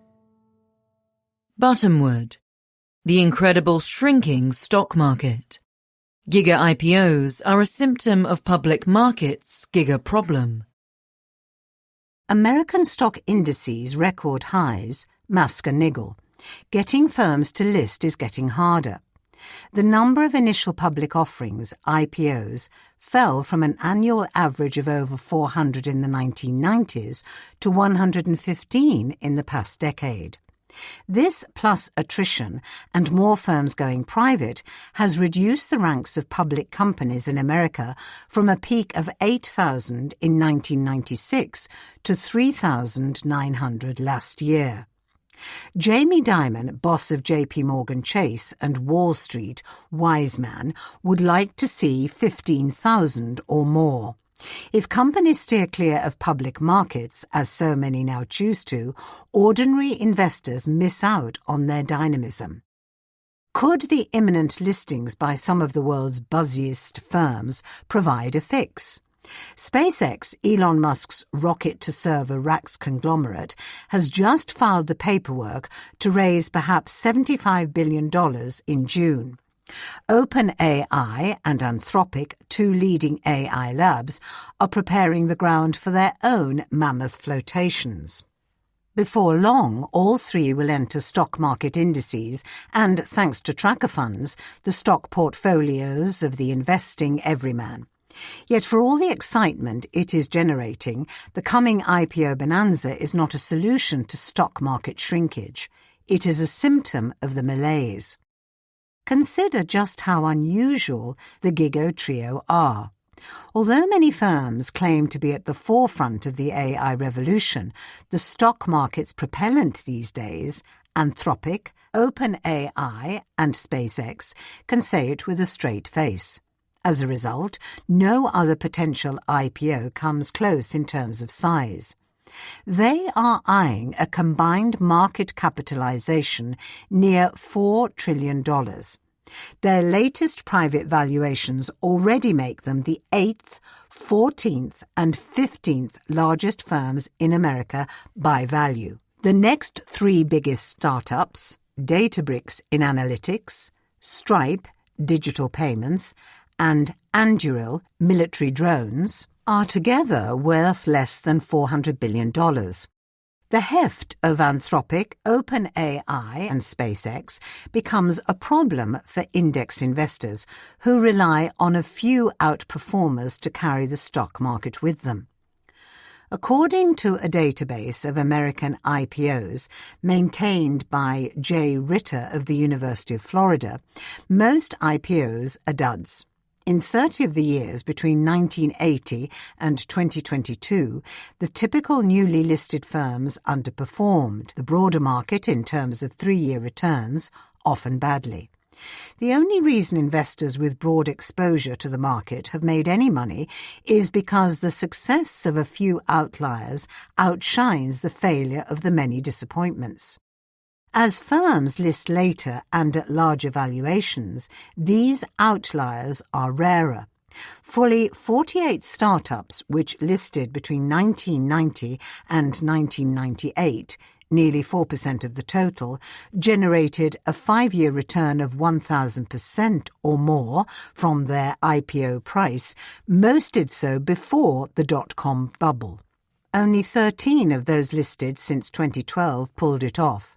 Amazon, which went public in 1997, has increased its share price by over 26,000% since then.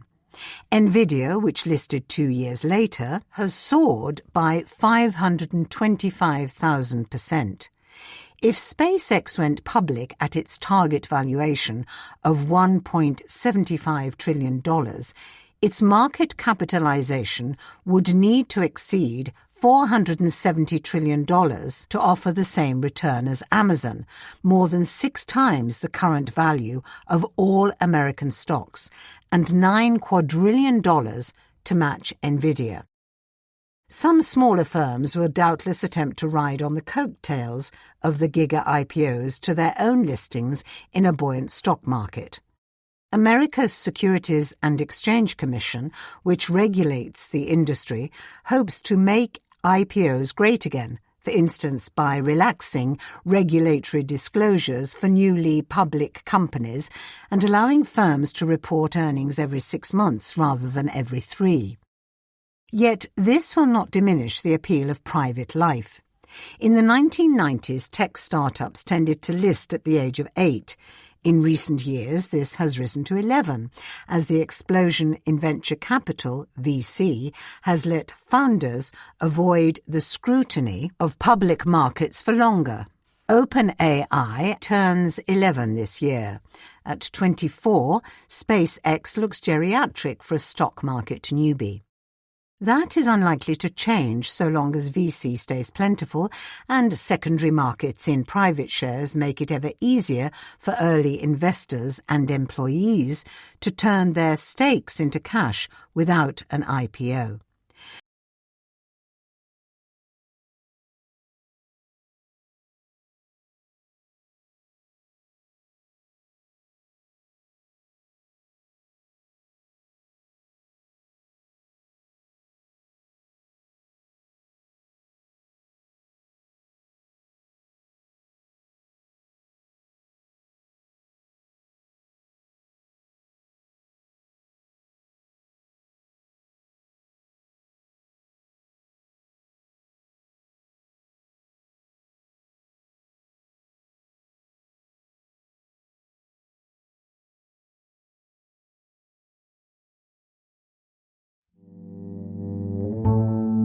Finance and economics.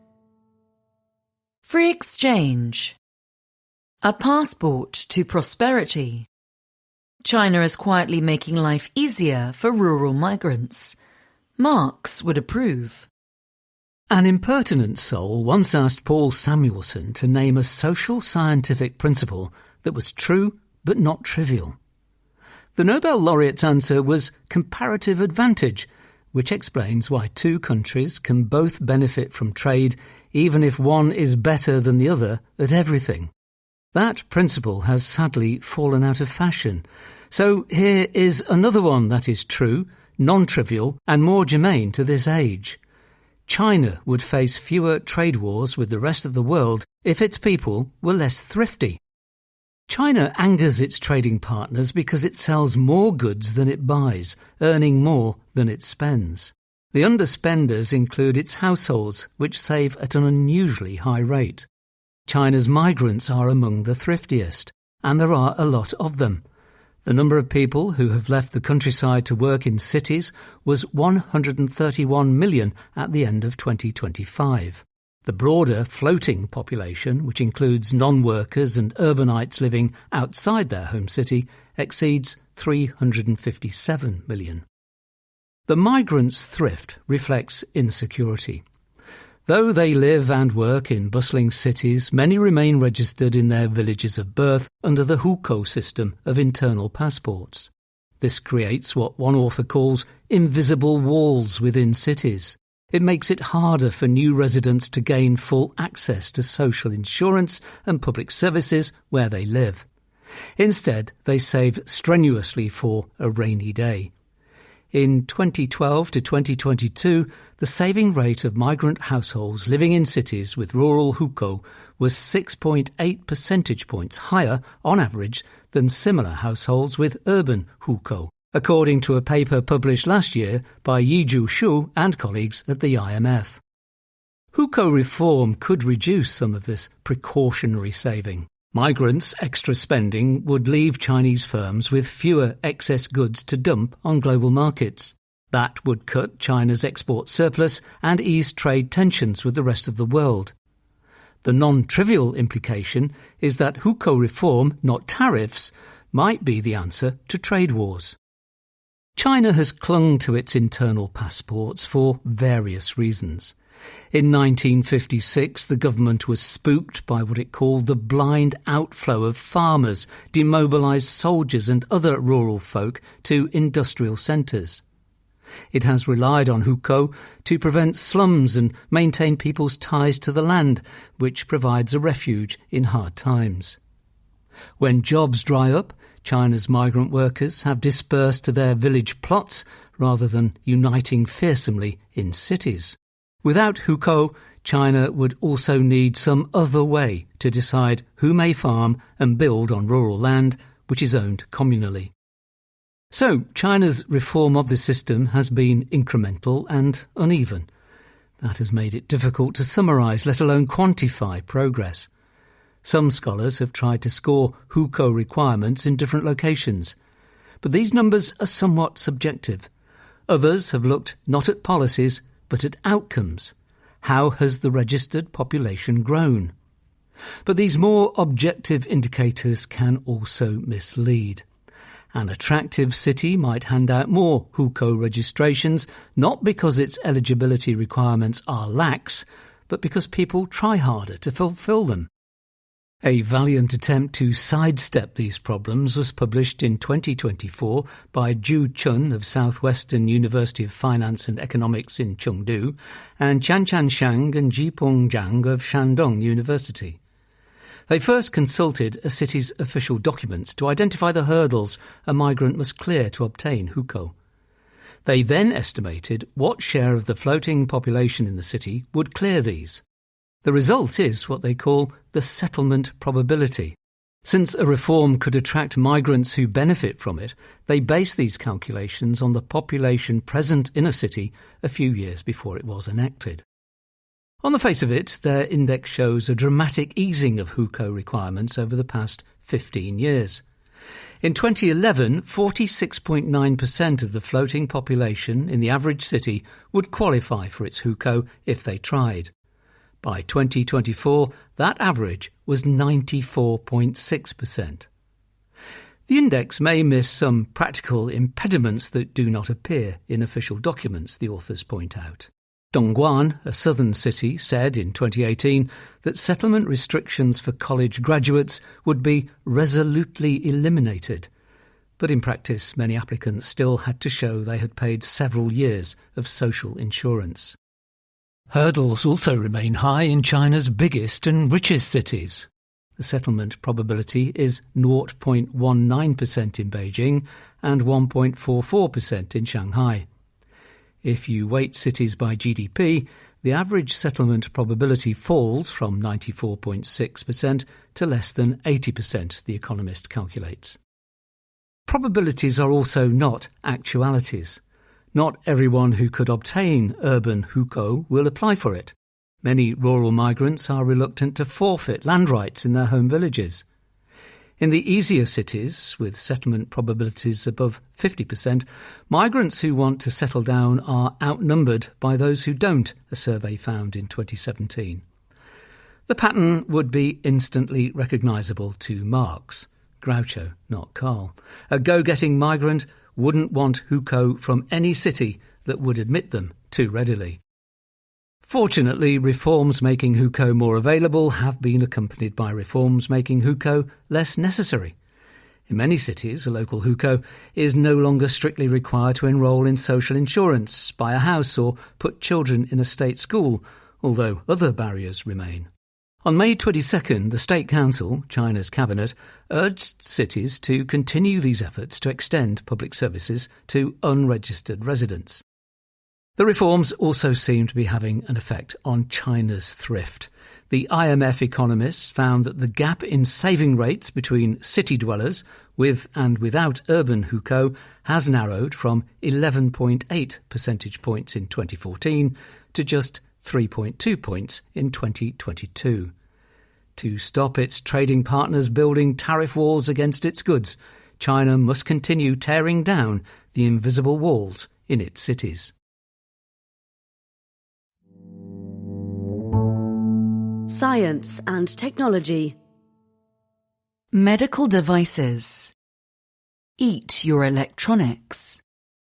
From riboflavin batteries to toothpaste transistors, the future of medical sensing might come served with dinner.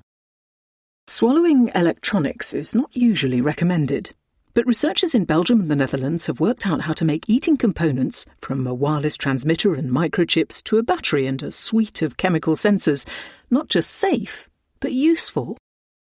The result of Gizmo, gastrointestinal smart module, an edible capsule about the size of a tic-tac that travels the length of the human gut, takes a chemical reading every 20 seconds and sends the results to a receiver worn on the belt. It's an early example of a new generation of ingestible devices that can report back live from inside the gut.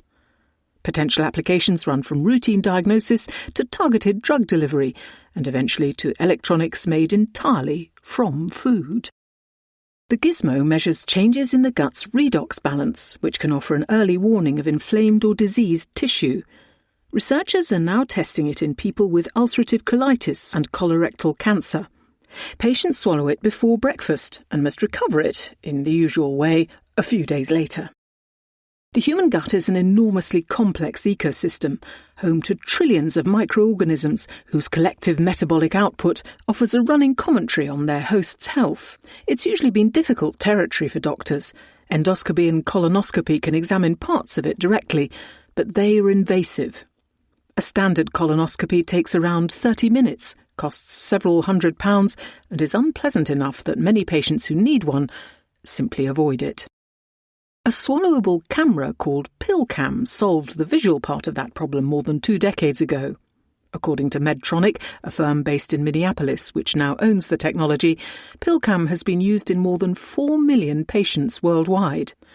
But the most important signals in the gut are often environmental. Gases produced by microbes, acidity, the outputs of chemical reactions, inflammatory molecules, and how those conditions change with food, disease, and drugs. In 2018, a pilot study tested an ingestible capsule that was the first to send back readings of oxygen, hydrogen, and carbon dioxide on its voyage through the hostile environment of the gut, whose acid is strong enough to dissolve metal and where conditions swing from hour to hour. The capsule could also detect changes in microbial fermentation after changes in the amount of dietary fibre. The goal since then has been to make such readings more precise and clinically useful. To that end, researchers at the University of Maryland produced, in 2023, an ingestible capsule that uses a gold electrode coated in Nafion, a polymer cousin of Teflon, to detect hydrogen sulfide in real time. The gas, responsible for the smell of rotten eggs, is produced both by gut bacteria involved in inflammatory bowel disease and, notably, by Helicobacter pylori, the bacterium behind most stomach ulcers and a major risk factor for gastric cancer. The capsule was designed primarily to study gut inflammation, but the same approach could extend towards bacterial detection. One day, it might replace current H. pylori diagnosis, which requires endoscopy, stool tests, or sometimes imprecise breath analysis. Ammonia can also be a flag for an H. pylori infection. In 2024, researchers at the University of Southern California developed an ingestible pill with optoelectronic sensors for oxygen and ammonia. Combined with neural network algorithms, it can map gas concentrations along the gastrointestinal tract with millimetre-scale precision. Animal trials are needed before human testing, but the goal is a capsule patients could use themselves, transmitting data to a smartphone. Other gas-sensing capsules have already entered clinical development. Atmo Biosciences, an Australian company, is running a trial of a capsule that measures fermentation gases to diagnose small intestinal bacterial overgrowth. The condition results from bacteria colonising the small intestine in abnormal numbers, fermenting nutrients before the body can absorb them. It causes bloating, pain and, in severe cases, malnutrition. According to the company, an earlier safety study found the capsule was 3,000 times more sensitive than standard breath testing. Detection is only half the ambition. Others are aiming for edible electronics that can identify a disease signal, locate where in the gut it originates, and release treatment at that site. That would be better than dissolving drugs blindly in the stomach, which floods the whole body just to hit a specific patch of inflamed tissue. Researchers at the Massachusetts Institute of Technology, MIT, for example, are developing ingestible capsules that sense internal conditions and act on what they find. In 2024, they created a device modelled on the jet propulsion of cephalopods, which pumps drugs directly into the wall of the digestive tract. Earlier that year, the MIT team had received $66 million from ARPA-H, a federal grant system that pushes high-risk transformative healthcare technology to develop ingestible devices for the oral delivery of mRNA treatments. The 5-year program also seeks to develop electroceuticals, therapies based on electrical stimulation of the body's hormonal and neural signalling networks. A challenge to all of this is power. Every sensor needs electricity, and today's capsules rely on conventional batteries made from silver oxide, acceptable for a single diagnostic procedure, less so for routine monitoring of chronic conditions in millions of patients. A battery that enters the body must leave it as electronic waste. It's also often the capsule's largest component, setting a floor on miniaturization. The proposed solution is one that Willy Wonka would enjoy: electronic food. Researchers at the Italian Institute of Technology in Genoa have worked under a European Research Council project called ELFO, electronic food, to identify food-derived materials that can function as electronic components. In 2023, they announced the world's first rechargeable edible battery, built from riboflavin, vitamin B2, quercetin, a flavonoid found in capers, activated charcoal, seaweed, beeswax, and featuring food-grade gold contacts. It operated at 0.65 volts and delivered 48 microamps for 12 minutes, plenty for a low-power LED, and enough to prove the principle. The following year, the same laboratory produced a fully edible transistor, built using copper phthalocyanine, a blue pigment found in toothpaste, as the semiconductor. Transistors are the fundamental switching elements of logic circuits. Edible versions are nowhere near as sophisticated as conventional chips, but that's arguably an easier problem to solve than asking people to eat bits of silicon.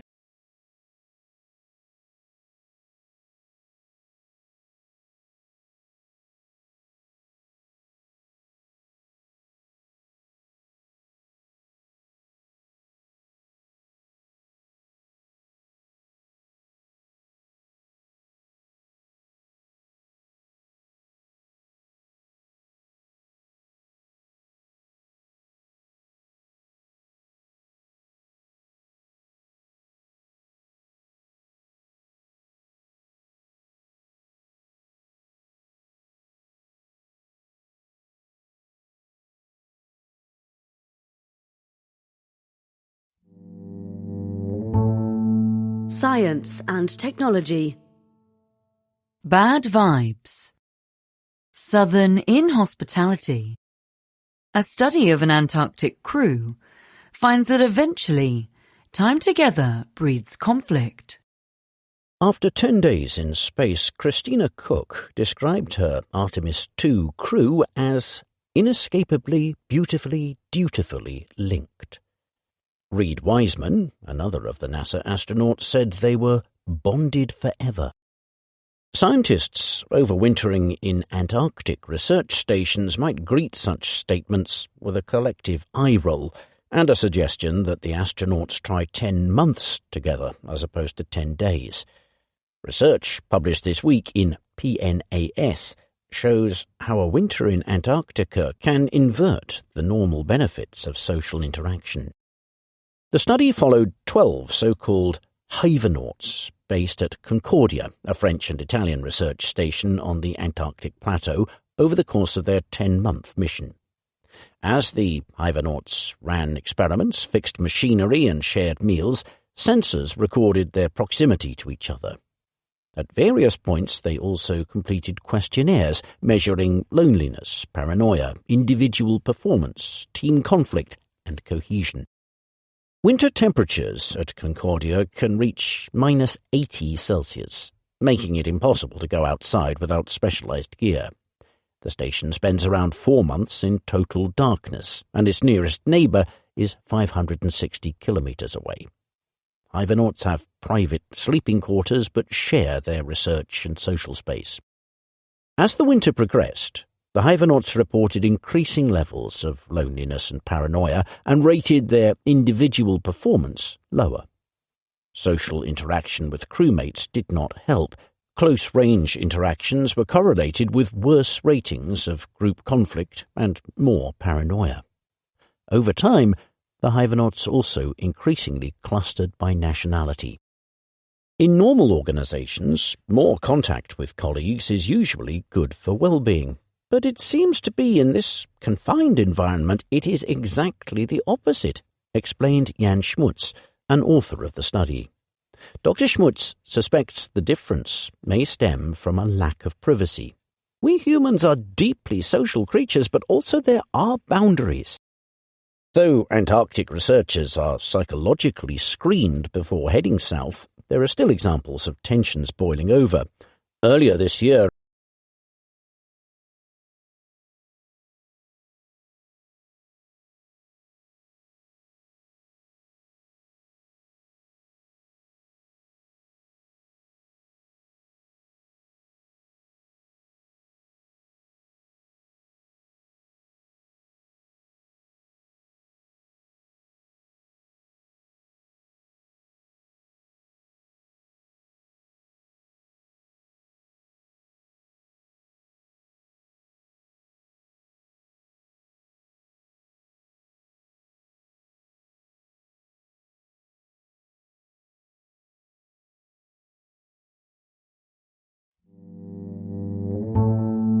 Science and technology.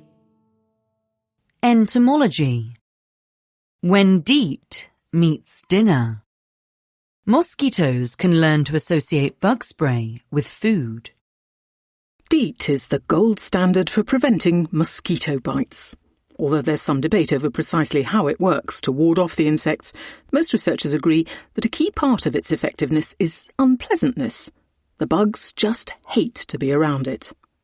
Effective as it is, however, some mosquitoes seem capable of getting over their revulsion.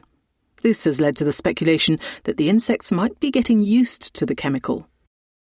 Claudio Lazzari at the University of Tours set out to investigate by running a version of the experiments made famous by Ivan Pavlov, a Russian physiologist in the late 1800s, in which dogs were conditioned to associate sounds with food. In those experiments, Pavlov routinely made a sound with a metronome or buzzer, and then promptly fed the dogs. Eventually, when he made the sounds but didn't provide food, he found that the animals still salivated, as they would before a meal. In his experiments, Dr. Lazzari presented hungry mosquitoes with warm sheep's blood, while they were being exposed to a gentle breeze of ordinary air or of air blown past a piece of paper soaked in DEET. With colleagues, he then repeated the experiments with sugar water instead of blood on a different set of mosquitoes. The researchers then bravely presented their own hands to the captive insects. One hand was sprayed with DEET, while the other was left untreated. To their dismay, they watched as 60% of the mosquitoes that had been presented with blood or sugar water while being exposed to DEET flew and bit the hand coated in the repellent. In contrast, all mosquitoes trained with ordinary air avoided the repellent entirely. Dr. Lazzari's conditioning in the laboratory, reported this week in Journal of Experimental Biology, was important for the mosquitoes in developing their fondness for DEET. But the chances are good that a similar scenario is taking place in the real world, where the effects of DEET typically weaken over time, especially when people are sweating or not applying enough of the stuff in the first place. In such circumstances, hungry mosquitoes are most likely to be able to put up with the faint odour of DEET, bite a lightly protected person, begin associating the repellent with food, and become all the more dangerous to those whom they encounter later in their lives.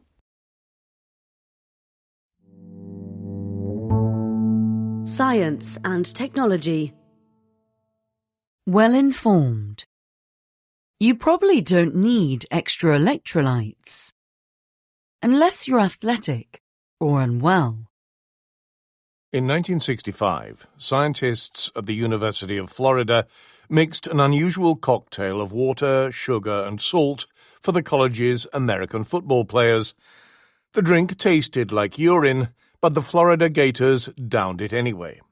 With lemon juice added for flavor, Gatorade, as the drink was called, was designed to replenish the minerals lost through sweating during hard training sessions in the southern heat. The team reckoned it also boosted their stamina on game day. Gatorade was an early electrolyte drink, a category of beverage now popular among athletes, gym-goers, and schoolchildren.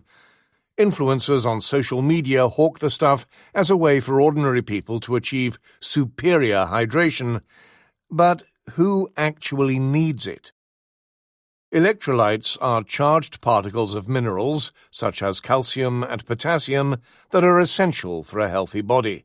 By creating the voltage differences that drive electrical signals between cells, electrolytes enable everything from muscle movement to body temperature. A healthy diet provides plenty of electrolytes, but as large quantities are lost in sweat, those engaged in intense activity must take pains to replace the lost minerals when they rehydrate. As water alone can dilute the electrolytes in the blood, says Dilip Lobo of the University of Nottingham, electrolyte supplements are sometimes needed. They offer other benefits too.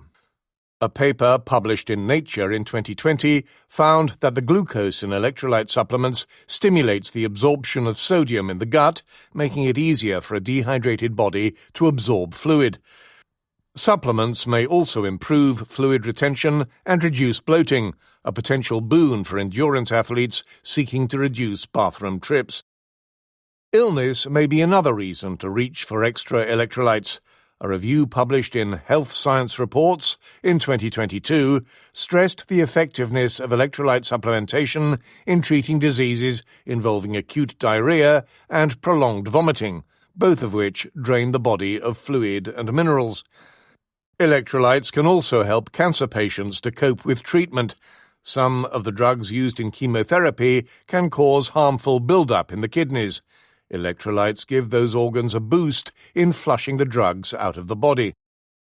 A normal diet will provide sufficient hydration and electrolytes for most non-athletes.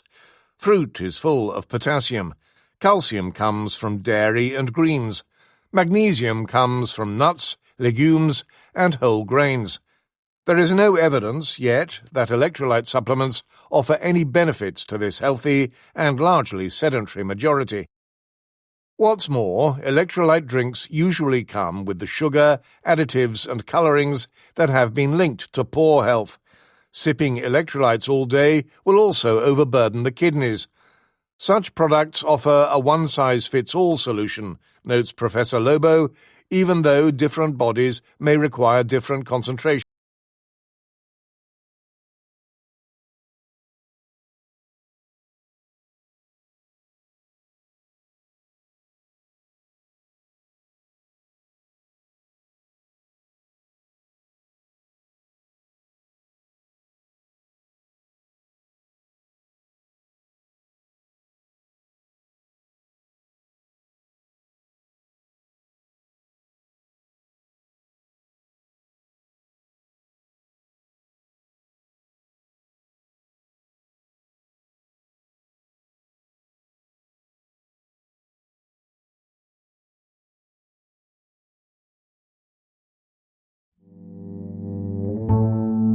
Culture. The best books of 2026 so far. Stack Attack. Here are our suggestions for new titles to read this summer. Business, Science and Technology. A World Appears by Michael Pollan. This delightful book looks at the enduring mystery of consciousness. Academic philosophizing is not always page-turning, but Mr. Pollan has a journalist's eye for the surprising and intriguing. Bonfire of the Murdochs by Gabriel Sherman. An absorbing history of Rupert Murdoch. To understand the world's most powerful news machine, you have to understand the family behind it. This saga is like Succession, but in real life. The Intimate Animal by Justin Garcia. Humankind is facing an intimacy crisis, argues a leading sexologist. Part of the problem is the mismatch between the world in which our brains evolved and the one in which people now search for love. Muskism by Quinn Slobodian and Ben Tarnoff. Just as Henry Ford provided the template for 20th century capitalism, known as Fordism, Elon Musk offers one for the 21st. The authors provide a revealing portrait of the world's richest man. Project Maven by Katrina Manson. A scintillating account of the team of mavericks who put AI at the heart of America's war machine. It is also a story of Silicon Valley's shifting relationship with the Pentagon, one of the most important books on war and technology in years. Culture and the Arts. Like, Follow, Subscribe by Forteza Latifi. A fascinating exposé of kidfluencing. As parents broadcast tantrums and potty training on social media, children's privacy is traded for profits. Picky by Helen Zoe Veit. Why do children become fussy eaters?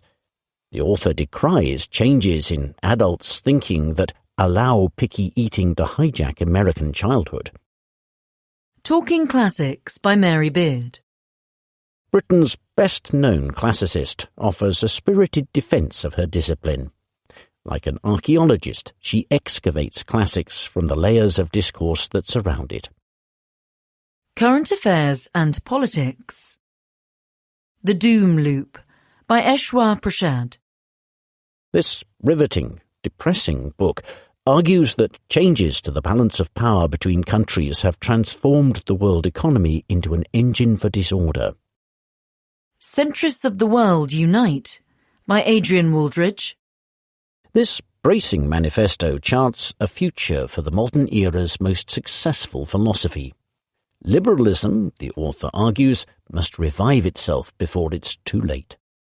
The Coming Storm by Odd Arnon Westad. Today's world looks quite a bit like the world before 1914, argues a history professor. A third world war is plausible. This book reveals how to avoid one. The Descent by Mark Bennetts. To understand how Vladimir Putin dominates Russia, you must study how his propaganda works. Other books have explored the country's disinformation state, but this one charts its evolution into a wartime dictatorship. How Africa Works by Joe Studwell. One of the most high-profile books on Africa of the past few years. This is valuable reading for anyone curious to understand the last great frontier of global development. If Russia Wins by Carlo Masala. Imagining how the West might lose in Ukraine is a first step to avoiding disaster.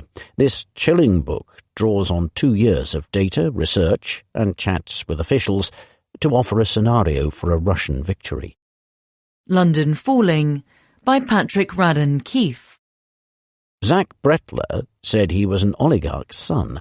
The lie had tragic consequences. Mr. Radden Keefe offers a sad, strange portrayal of London's underworld. The Next World War by Peter Apps. A journalist blends vivid reporting with shrewd analysis in this study of great power conflict. Mr. Apps puts the odds of another world war in the next decade at 30 to 35%. Fiction. Arabesques by Sehi Zadan.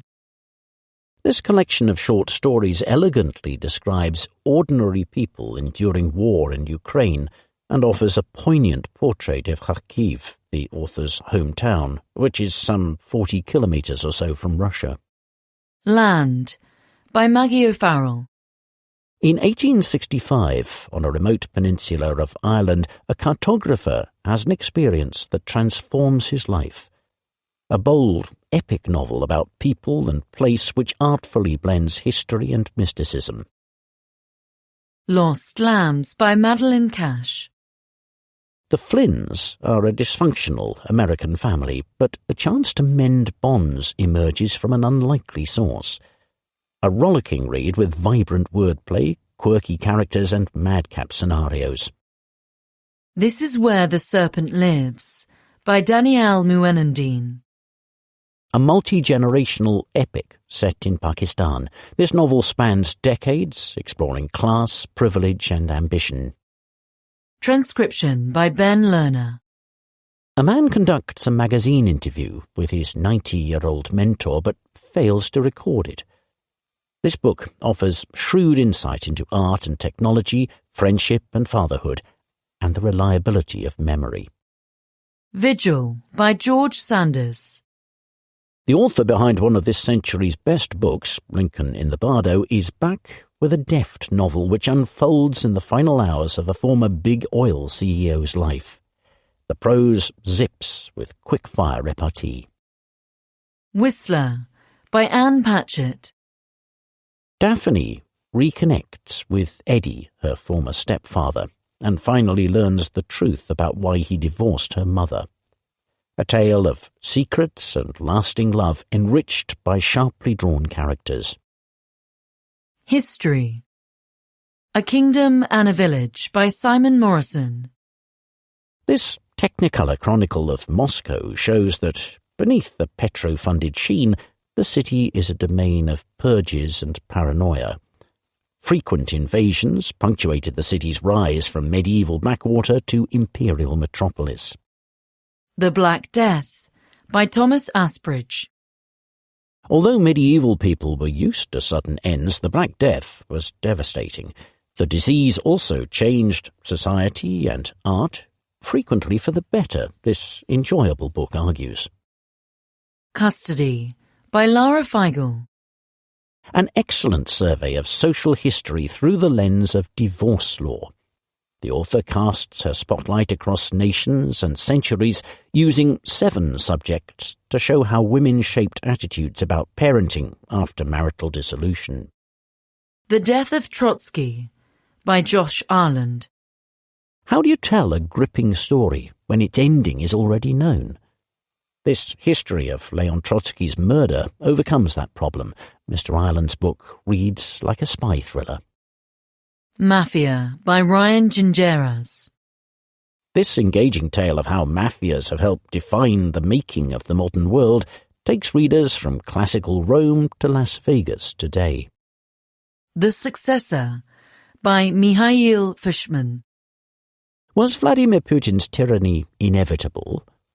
One of Russia's leading independent journalists tells the story of the country's emergence from Soviet communism and its collapse into dictatorship.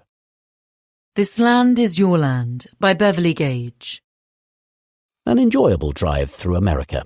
From Philadelphia to California, a historian explores the greatest tensions of American history. Memoir and Biography.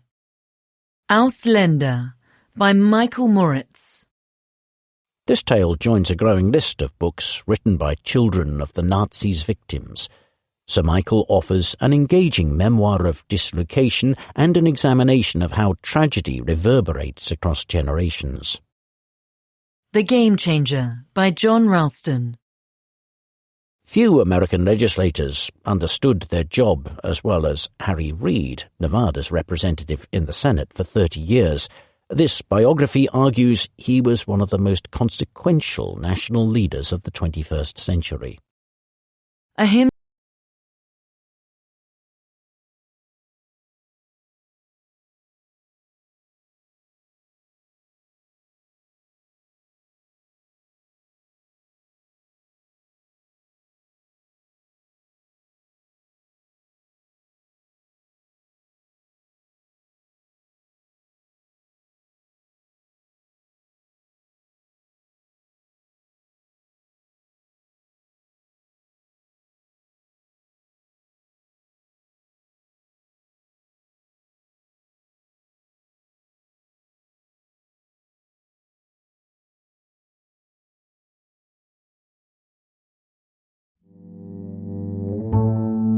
Culture.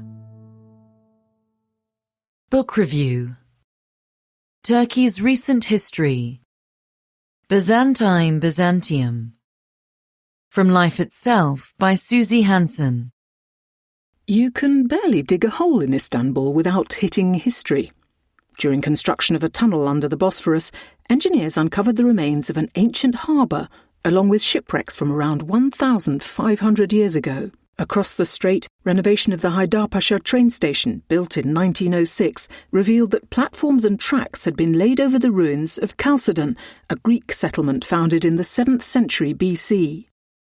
From the Greeks to the Genoese to the Ottomans, Istanbul, formerly Constantinople, has been marked by its scores of new arrivals.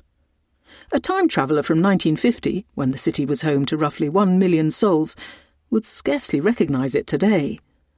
Istanbul has become Europe's largest city, with countless new housing and infrastructure projects and some 16 million people, more than the population of most EU countries. Only a fraction of the Greeks, Armenians and Jews who once made up a large share of Istanbul's population remain. In their place have come migrants from Anatolia, including Kurds, and more recently refugees from the Middle East. The city's recent transformation, especially under Recep Tayyip Erdogan, once Istanbul's mayor, now Turkey's president, is the subject of a new book by Susie Hansen, a journalist. She uses a single neighbourhood, Karagümrük, to tell a broader story about migration, urban development and authoritarianism. What I saw during the day in Turkey were the headlines. What I saw at night in Karagümrük was the information, life itself, she writes. The war that erupted across Turkey's southern border in Syria and the refugee crisis that followed drove nearly 4 million Syrians to Turkey in the early 2010s. Many of them settled in neighbourhoods such as Karagümrük, holing up in cramped apartments, often alongside other Syrian families, and scraping by as workers in sweatshops or as day labourers. Ms. Hansen spends much of the book as a fly on the wall in the cafes and barber shops of this conservative, somewhat seedy neighbourhood nestled inside the city's Byzantine walls. She becomes a chronicler of Karagümrük's culture wars, waged between secularists and conservatives, as well as old residents and newcomers. Gastronomy, music and even standards of cleanliness become battlegrounds. Turks are notorious germophobes. Cultural differences are one cause for tension, but so are economic malaise, populist fear-mongering and Istanbul's rapid, uncontrolled growth. When a brawl breaks out between a group of Syrian and Turkish teenagers, Ms. Hansen goes looking for answers. There are no easy ones. Yes, a local shopkeeper tells her, racism played a role in the violence, but the breakdown of the neighbourhood's social fabric and of the trust that had once made Istanbul such a hospitable city were as much to blame. Political violence and mounting repression also leave a mark on the neighbourhood. In 2016, after a bloody coup attempt against Mr. Erdogan, there are mass arrests. Room for dissent narrows and mistrust spreads. Neighbours start to inform on each other. But even then, faith in Turkey's democracy endures, mostly unshaken. The descent into one-man rule under Mr. Erdogan was not a plunge, but a gradual decline. Authoritarianism in Turkey was not simply a strongman taking over a state, Ms. Hansen writes. It was an act of creation.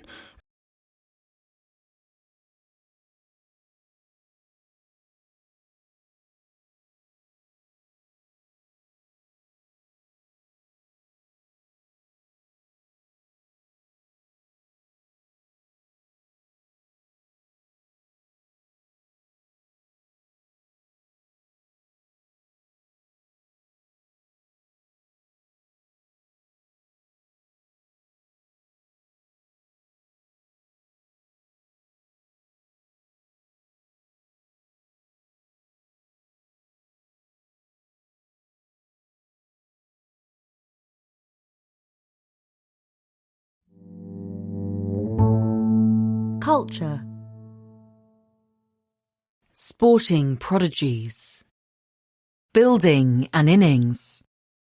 The hard-hitting youngster sending cricket fans into a spin.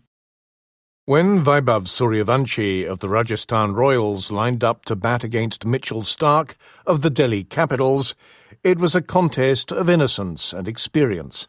Mr. Starc is 36, a three-time World Cup winner and regular star in the Indian Premier League, or IPL, the sport's most lucrative franchise-based tournament. Mr. Suryavanshi is 15 and has only played one full season in the IPL, yet it was the youngster who put in a masterful performance on May 17th, smashing the Australian bowler around the stadium. Though Mr. Starc's team went on to win the game, the onslaught of runs was humbling. For cricket fans, Mr. Suryavanshi's talent is a source of unalloyed joy. He is lighting up the IPL.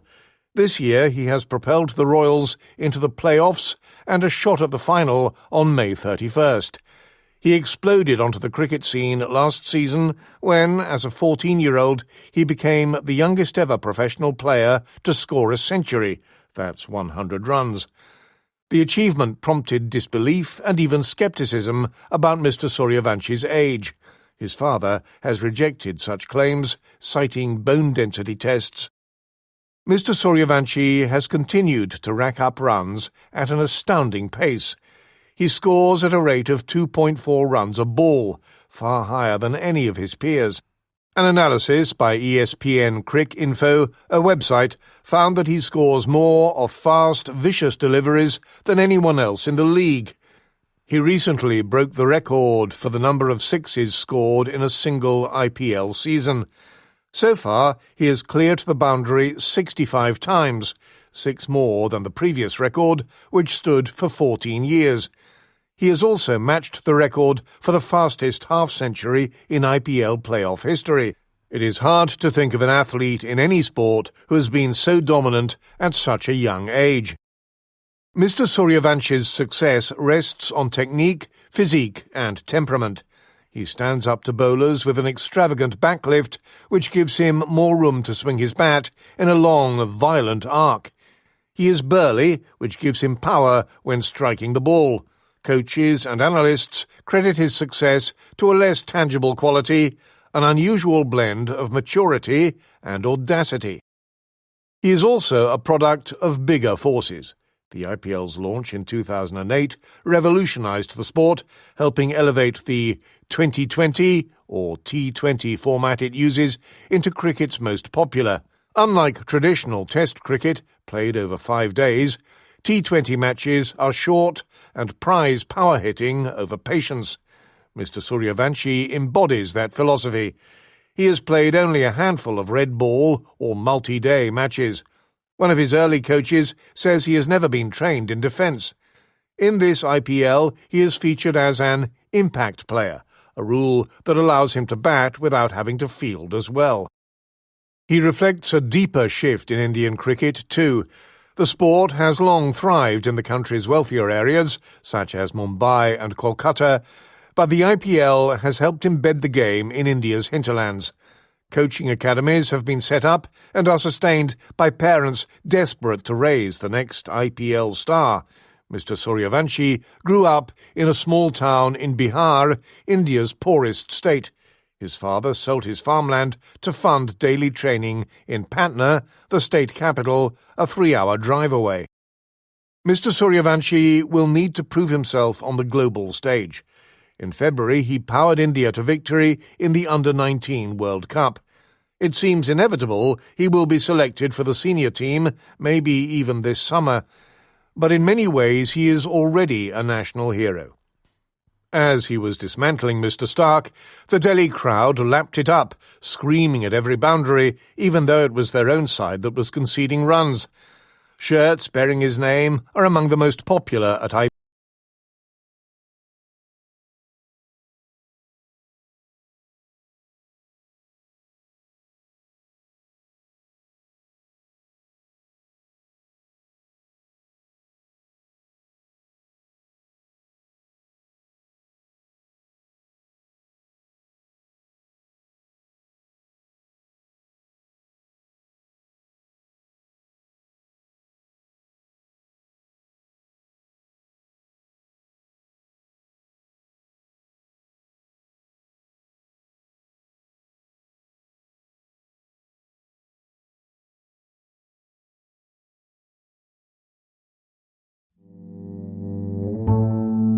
Culture. Celebrity estates. The 100-year itch. On her centenary, the late blonde bombshell is still making millionaires. There were many Marilyn Monroes. In the 1940s, a young actress named Norma Jean swapped her normal-sounding name for this more glamorous one. Marilyn, she felt, was a veil she could wear.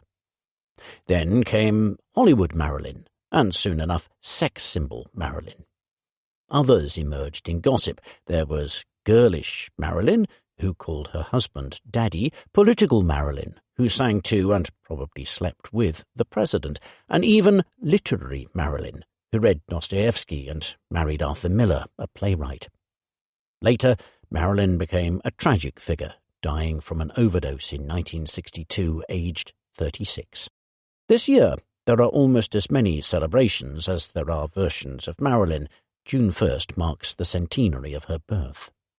There are exhibitions at the National Portrait Gallery in London and the Academy Museum of Motion Pictures in Los Angeles, as well as new books and film screenings. At commemorative auctions, fans can bid on everything from Marilyn's used lipstick to a tile from her bathroom. New products are also being released. You can sip Marilyn champagne, hold Marilyn china, or wear jewel-encrusted Marilyn high heels. And if that's not too many Marilyns, 500 or so will gather in Palm Springs on May 30th to try to break the world record for the largest gathering of Marilyn lookalikes. The celebrations are not only the result of adoration. Much of the centenary was planned by the firm that owns the rights to Monroe's estate and intellectual property, or IP.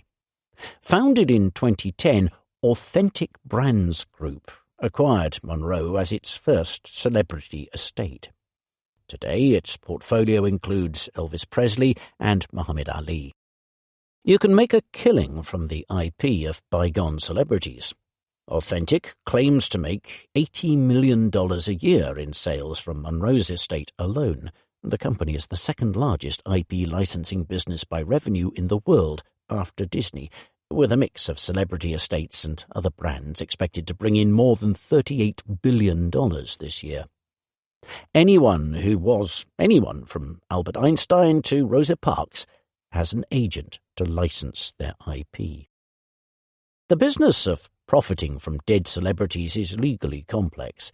Estates own what Mark Rosler, head of CMG, the firm servicing both Einstein and Parks, calls a portfolio of IP. This includes copyrights, trademarks, and right of publicity, which in some American states allows estates to control the commercial use of the celebrity's likeness, name, and voice. Monroe had few relatives, so Authentic snapped up the whole estate. The market grew in the late 1970s and early 1980s, driven in part by Presley's death and his estate's efforts to stop others profiting from his likeness. Post-mortem publicity rights expanded, says Jennifer Rothman, the author of a book on the subject. Celebrity identities came to be seen as something that could be inherited, like other property. Estates saw an opportunity. The dead celebrity business is profitable for two reasons. First, famous faces sell products. Einstein's likeness has been used to plug reading glasses, Presley's to sell red wine. Some deals are turned down. CMG rejected a plan to make James Dean condoms, for example. Brand deals help Monroe keep pace with modern culture, says Dana Carpenter, who oversees her estate at Authentic. Though her name is sometimes used to promote products she might have been baffled by, such as trendy LED face masks, the aim is to find a new generation of fans. Second, celebrity IP can tell better stories. In theory, anyone could make a biopic or documentary about Monroe or Einstein, but estates often have the rights to copyrighted materials that are useful to filmmakers. Authentic licensed IP for the Elvis biopic. CMG, which works with Robert Oppenheimer's estate, helped with the film Oppenheimer. In 2023, Authentic launched its own production studio and co-produced the recent film Epic, Elvis Presley in Concert, directed by Baz Luhrmann. As Jamie Salter, boss of Authentic, puts it, the most successful estates think not only about preserving the past, but also participating in culture. They think about the future, too. In particular, firms are finding ways to use AI and holograms to bring back stars for live tours and fan experiences. In 2024, Authentic partnered with Soul Machines, an AI firm, to create a digital Marilyn, who is authentic and responsive. The avatar wears Monroe's signature red lipstick and says "darling" with alarming frequency. Yet AI has also made it easier for others to use a celebrity's likeness and voice. Now even a student in his bedroom can create a cartoon that looks or speaks like a star. It has become a bit like a game of whack-a-mole to get the unauthorized likenesses off the web, admits Mr. Osler. Estates have long demanded payment for the right to use a star's words or identity in films and adverts, and even on monuments. Celebrities who are still alive are also thinking about the future of their personal brand.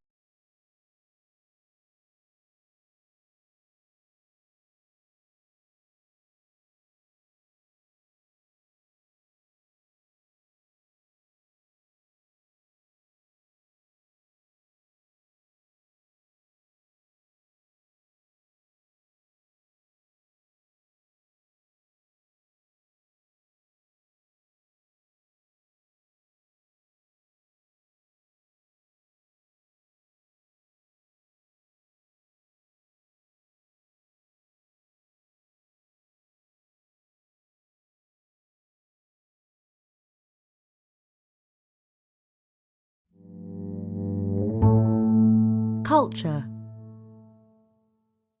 Book review. American history. A perfect break.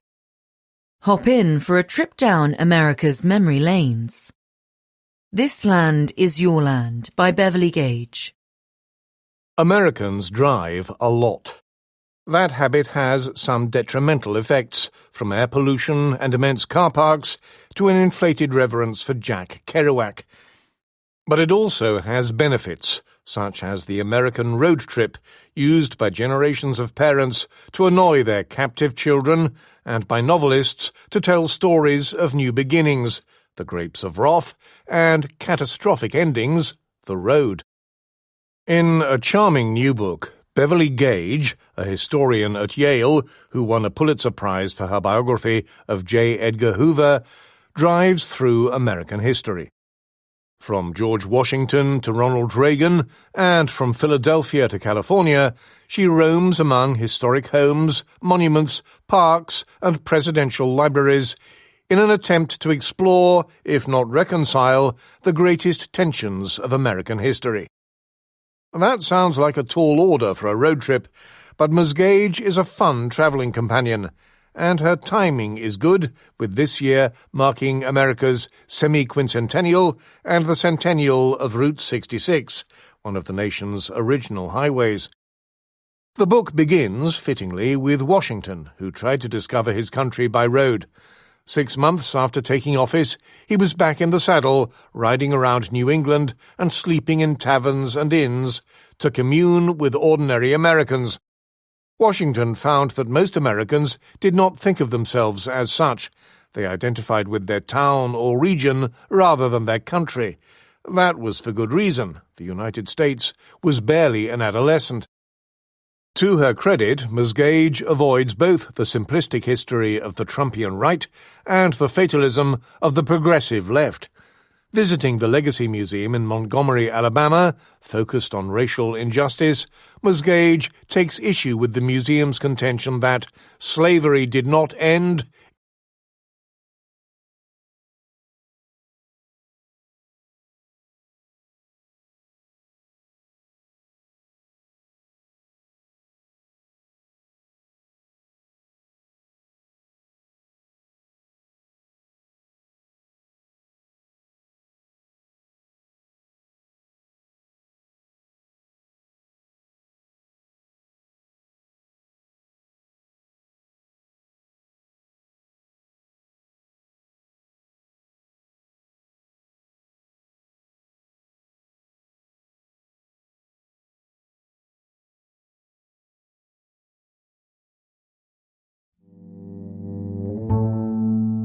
by invitation. François Villeroy de Galhau. A departing central banker's lessons from a fragmented decade. François Villeroy de Galhau has been governor of the Banque de France since 2015. He will step down in June. He has been chair of the board of the Bank for International Settlements since 2022. When I became governor of the Banque de France in 2015, a friend predicted plain sailing. The decade that followed was anything but. For us central bankers, stability lovers and devout internationalists, deeply held convictions were tested. These years could be viewed as purely chaotic and negative, with slowing economic growth, rising debt and surging populism. Yet beyond this bleak picture, I draw 4 vital lessons. First, monetary policy worked, albeit not exactly as expected. In 2020 to 21, central banks confronted the risk of deflation triggered by the COVID-19 pandemic, and from 2022 onwards, an inflation surge amplified by Russia's invasion of Ukraine. Perfection is not the benchmark, but progress has been tangible. Inflation was brought down without the recession many feared, a soft landing by any definition. But legitimate pride should not be mistaken for hubris. Monetary policy, in the wake of the global financial crisis of 2007-9, relied on an expanded arsenal of unconventional tools. Some proved remarkably effective. All balance sheet instruments, including quantitative easing. 2 other, more Promethean instruments appear less convincing today. Long-dated forward guidance, which sought to forge the future, and negative interest rates, which strained economic common sense. At the time, a refrain was repeated like an exorcism: monetary policy cannot be the only game in town. But the lesson was soon forgotten.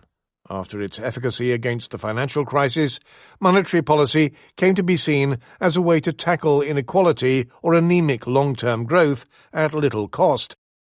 Today, central banks aim to be humble and nimble, data-driven, deciding meeting by meeting, and focusing firmly on price stability. This does not, incidentally, conflict with attention to climate risks, as extreme weather events increasingly affect economic activity and inflation. Second, independence is not a given, but is a prerequisite for effectiveness. The main challenge for central banks today, the growing threat to their independence, was barely thinkable a decade ago. Modern monetary policy works largely through expectations. Households and firms must trust central banks' commitment to bring inflation back to target. Attacking central bank independence while claiming to fight inflation is schizophrenic. More broadly, with today's democratic governments often appearing constrained, the central bank or agency framework offers a governance blueprint. It rests on 3 legs: a clear and measurable mandate, such as the 2% inflation target, autonomy over the means to achieve it, and democratic accountability for results. The third lesson is the importance of building pragmatic plurilateralism. Multilateralism is in critical condition. The G20 has suffered most, limping from one communiqué to the next since the pandemic. The G7, under the current French presidency, has at least been able to keep America on board. The time has come to find new ways to cooperate. Pragmatic plurilateralism, selected countries working together on specific issues when interests converge, is the way forward. It is plurilateral because realism now calls for coalitions of the willing. In a speech in January, Mark Carney, Canada's Prime Minister, championed alliances of middle powers, a sound idea. The success of the Network for Greening the Financial System illustrates the point. This best practice sharing group of central bankers and supervisors was launched from the Banque de France in 2017 with just 8 members. It is now 152 strong. It is pragmatic because it focuses less on grand macroeconomic ambitions and more on specific shared public goods. Take financial stability. Notwithstanding the current American temptation to deregulate or de-supervise, common rules for banks, Basel III, and even more so for non-banks, are in the common interest. Other topics ripe for such pragmatism could include trade, climate, payments, and not least AI. The final lesson is that Europe's solidity depends more than ever on speed and delivery. Since 2015 to 16, I have witnessed several reinforcements of Europe. Citizens' attachment to the EU has strengthened despite Brexit, and arguably because of it. The euro has consolidated spectacularly. Support for the single currency in countries that use it stands at a record 82%. Europe is robust, but not agile enough. Some 40% of the Draghi report's recommendations have been fully or partially implemented, more than many imagine. But we need to speed up and change mindset and governance. Mindset means reconciling John Maynard Keynes's social model and Joseph Schumpeter's creative destruction. And this is not an oxymoron. Sweden, Denmark, and the Netherlands are among the most innovative countries in Europe, while also having some of the lowest levels of inequality. As for governance, it is true that democratic deliberation takes time. But must it require 3 years between a European Commission proposal and a parliamentary vote on the digital euro? Must progress always wait for all 27 member states? The euro itself, adopted by 11 countries at launch, used by 21 today, shows how integration in steps, before all are ready, can succeed when anchored in a strong institution like the European Central Bank. Nearly 35 years after the advent of the single market, Europe needs a mobilizing date à la Delors, mirroring the former Commission President's objective 1992 single market push for economic and financial sovereignty. Why not January 1st, 2029, 30 years after the birth of the euro? Such a target could yet turn the challenge of the Trump years into a golden opportunity. Obituary. Barney Frank, the trailblazing Democrat congressman, died on May 19th, aged 86. He had never known what being in a majority was like, and Barney Frank enjoyed that. First, he was left-handed, which accounted perhaps for the mess of spills and crumbs he left on himself after lunch, and for the cuts on his face because he tried to read while shaving. Second, he was Jewish, which was hardly a career-favouring fact when he started out in politics, and not a great one as he was growing up in the heavily Catholic and mafia-ridden city of Bayonne, New Jersey. He also kept a fine Joyzy twang all through his years as congressman for the 4th District of Massachusetts, preserving his outsider status as not from there exactly. But the most crucial minority he belonged to was that of people who believed in government. His America was divided into 2 tribes, those who thought government inherently evil and those who thought it good. For much of his political career, in the 1970s, in the Massachusetts legislature, and from 1981 to 2013 in Washington, he seemed to be battling forces, the moral majority, the Tea Party, the Republican Party in its many permutations, that wanted government to be as small as possible. As a liberal Democrat, he naturally believed the opposite. It could and should help anyone on society's losing side.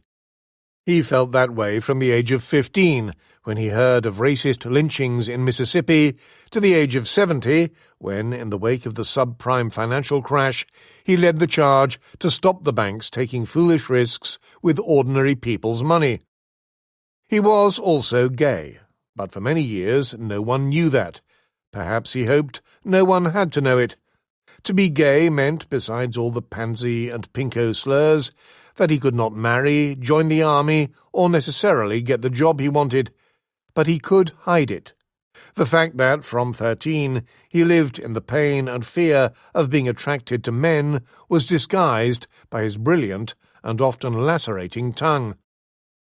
Once in politics, he was part of a national underground movement working for gay rights, and managed to get a gay rights bill through the Massachusetts Senate. No one suspected. But his eagerness to get to Washington, when the 4th District became available, was not only to work for more rental housing and child nutrition programs, but also because he could have a full and thriving social life there where his constituents couldn't see him. So, though a brutally honest man, who called people stupid to their faces because they were, the central element in his life was dishonesty. From the mid-1970s he wanted to come out, and on his own terms, rather than being expelled for some sex scandal. He did not manage it until 1987, when the insinuations in books and gossip were gathering pace, but he set it up with well-rehearsed nonchalance. A reporter from the Boston Globe, which had been promised an exclusive, thrust a microphone at him and asked, "Are you gay?" He replied, "Yeah, so what?" He was now the first openly gay man to come out voluntarily in Congress, and the reaction astounded him. His colleagues there, even some Republicans, embraced him. His vote in the 4th District dropped only 4 points, and only 4 more, after it emerged in 1989 that he had used his office to help out a rent boy called Stephen Goby, whom he'd also paid for sex in his closet years. For that, Congress reprimanded him. It could have done much worse. But times had changed. He could have open relationships now, first for 11 years with Herb Moses, and then for 14 years as a married couple with Jim Reddy. He made sure they were treated just like other congressional partners. Same invitations, same special pins, public cheek-to-cheek. Meanwhile, in Congress, he spearheaded the drive to let gays serve in the armed forces and to ban discrimination in the workplace. It wasn't radical to demand such things, just human progress. And though he was profoundly antisocial, talking in a rapid-fire mumble and willfully ignoring people, he now almost enjoyed marching in local parades.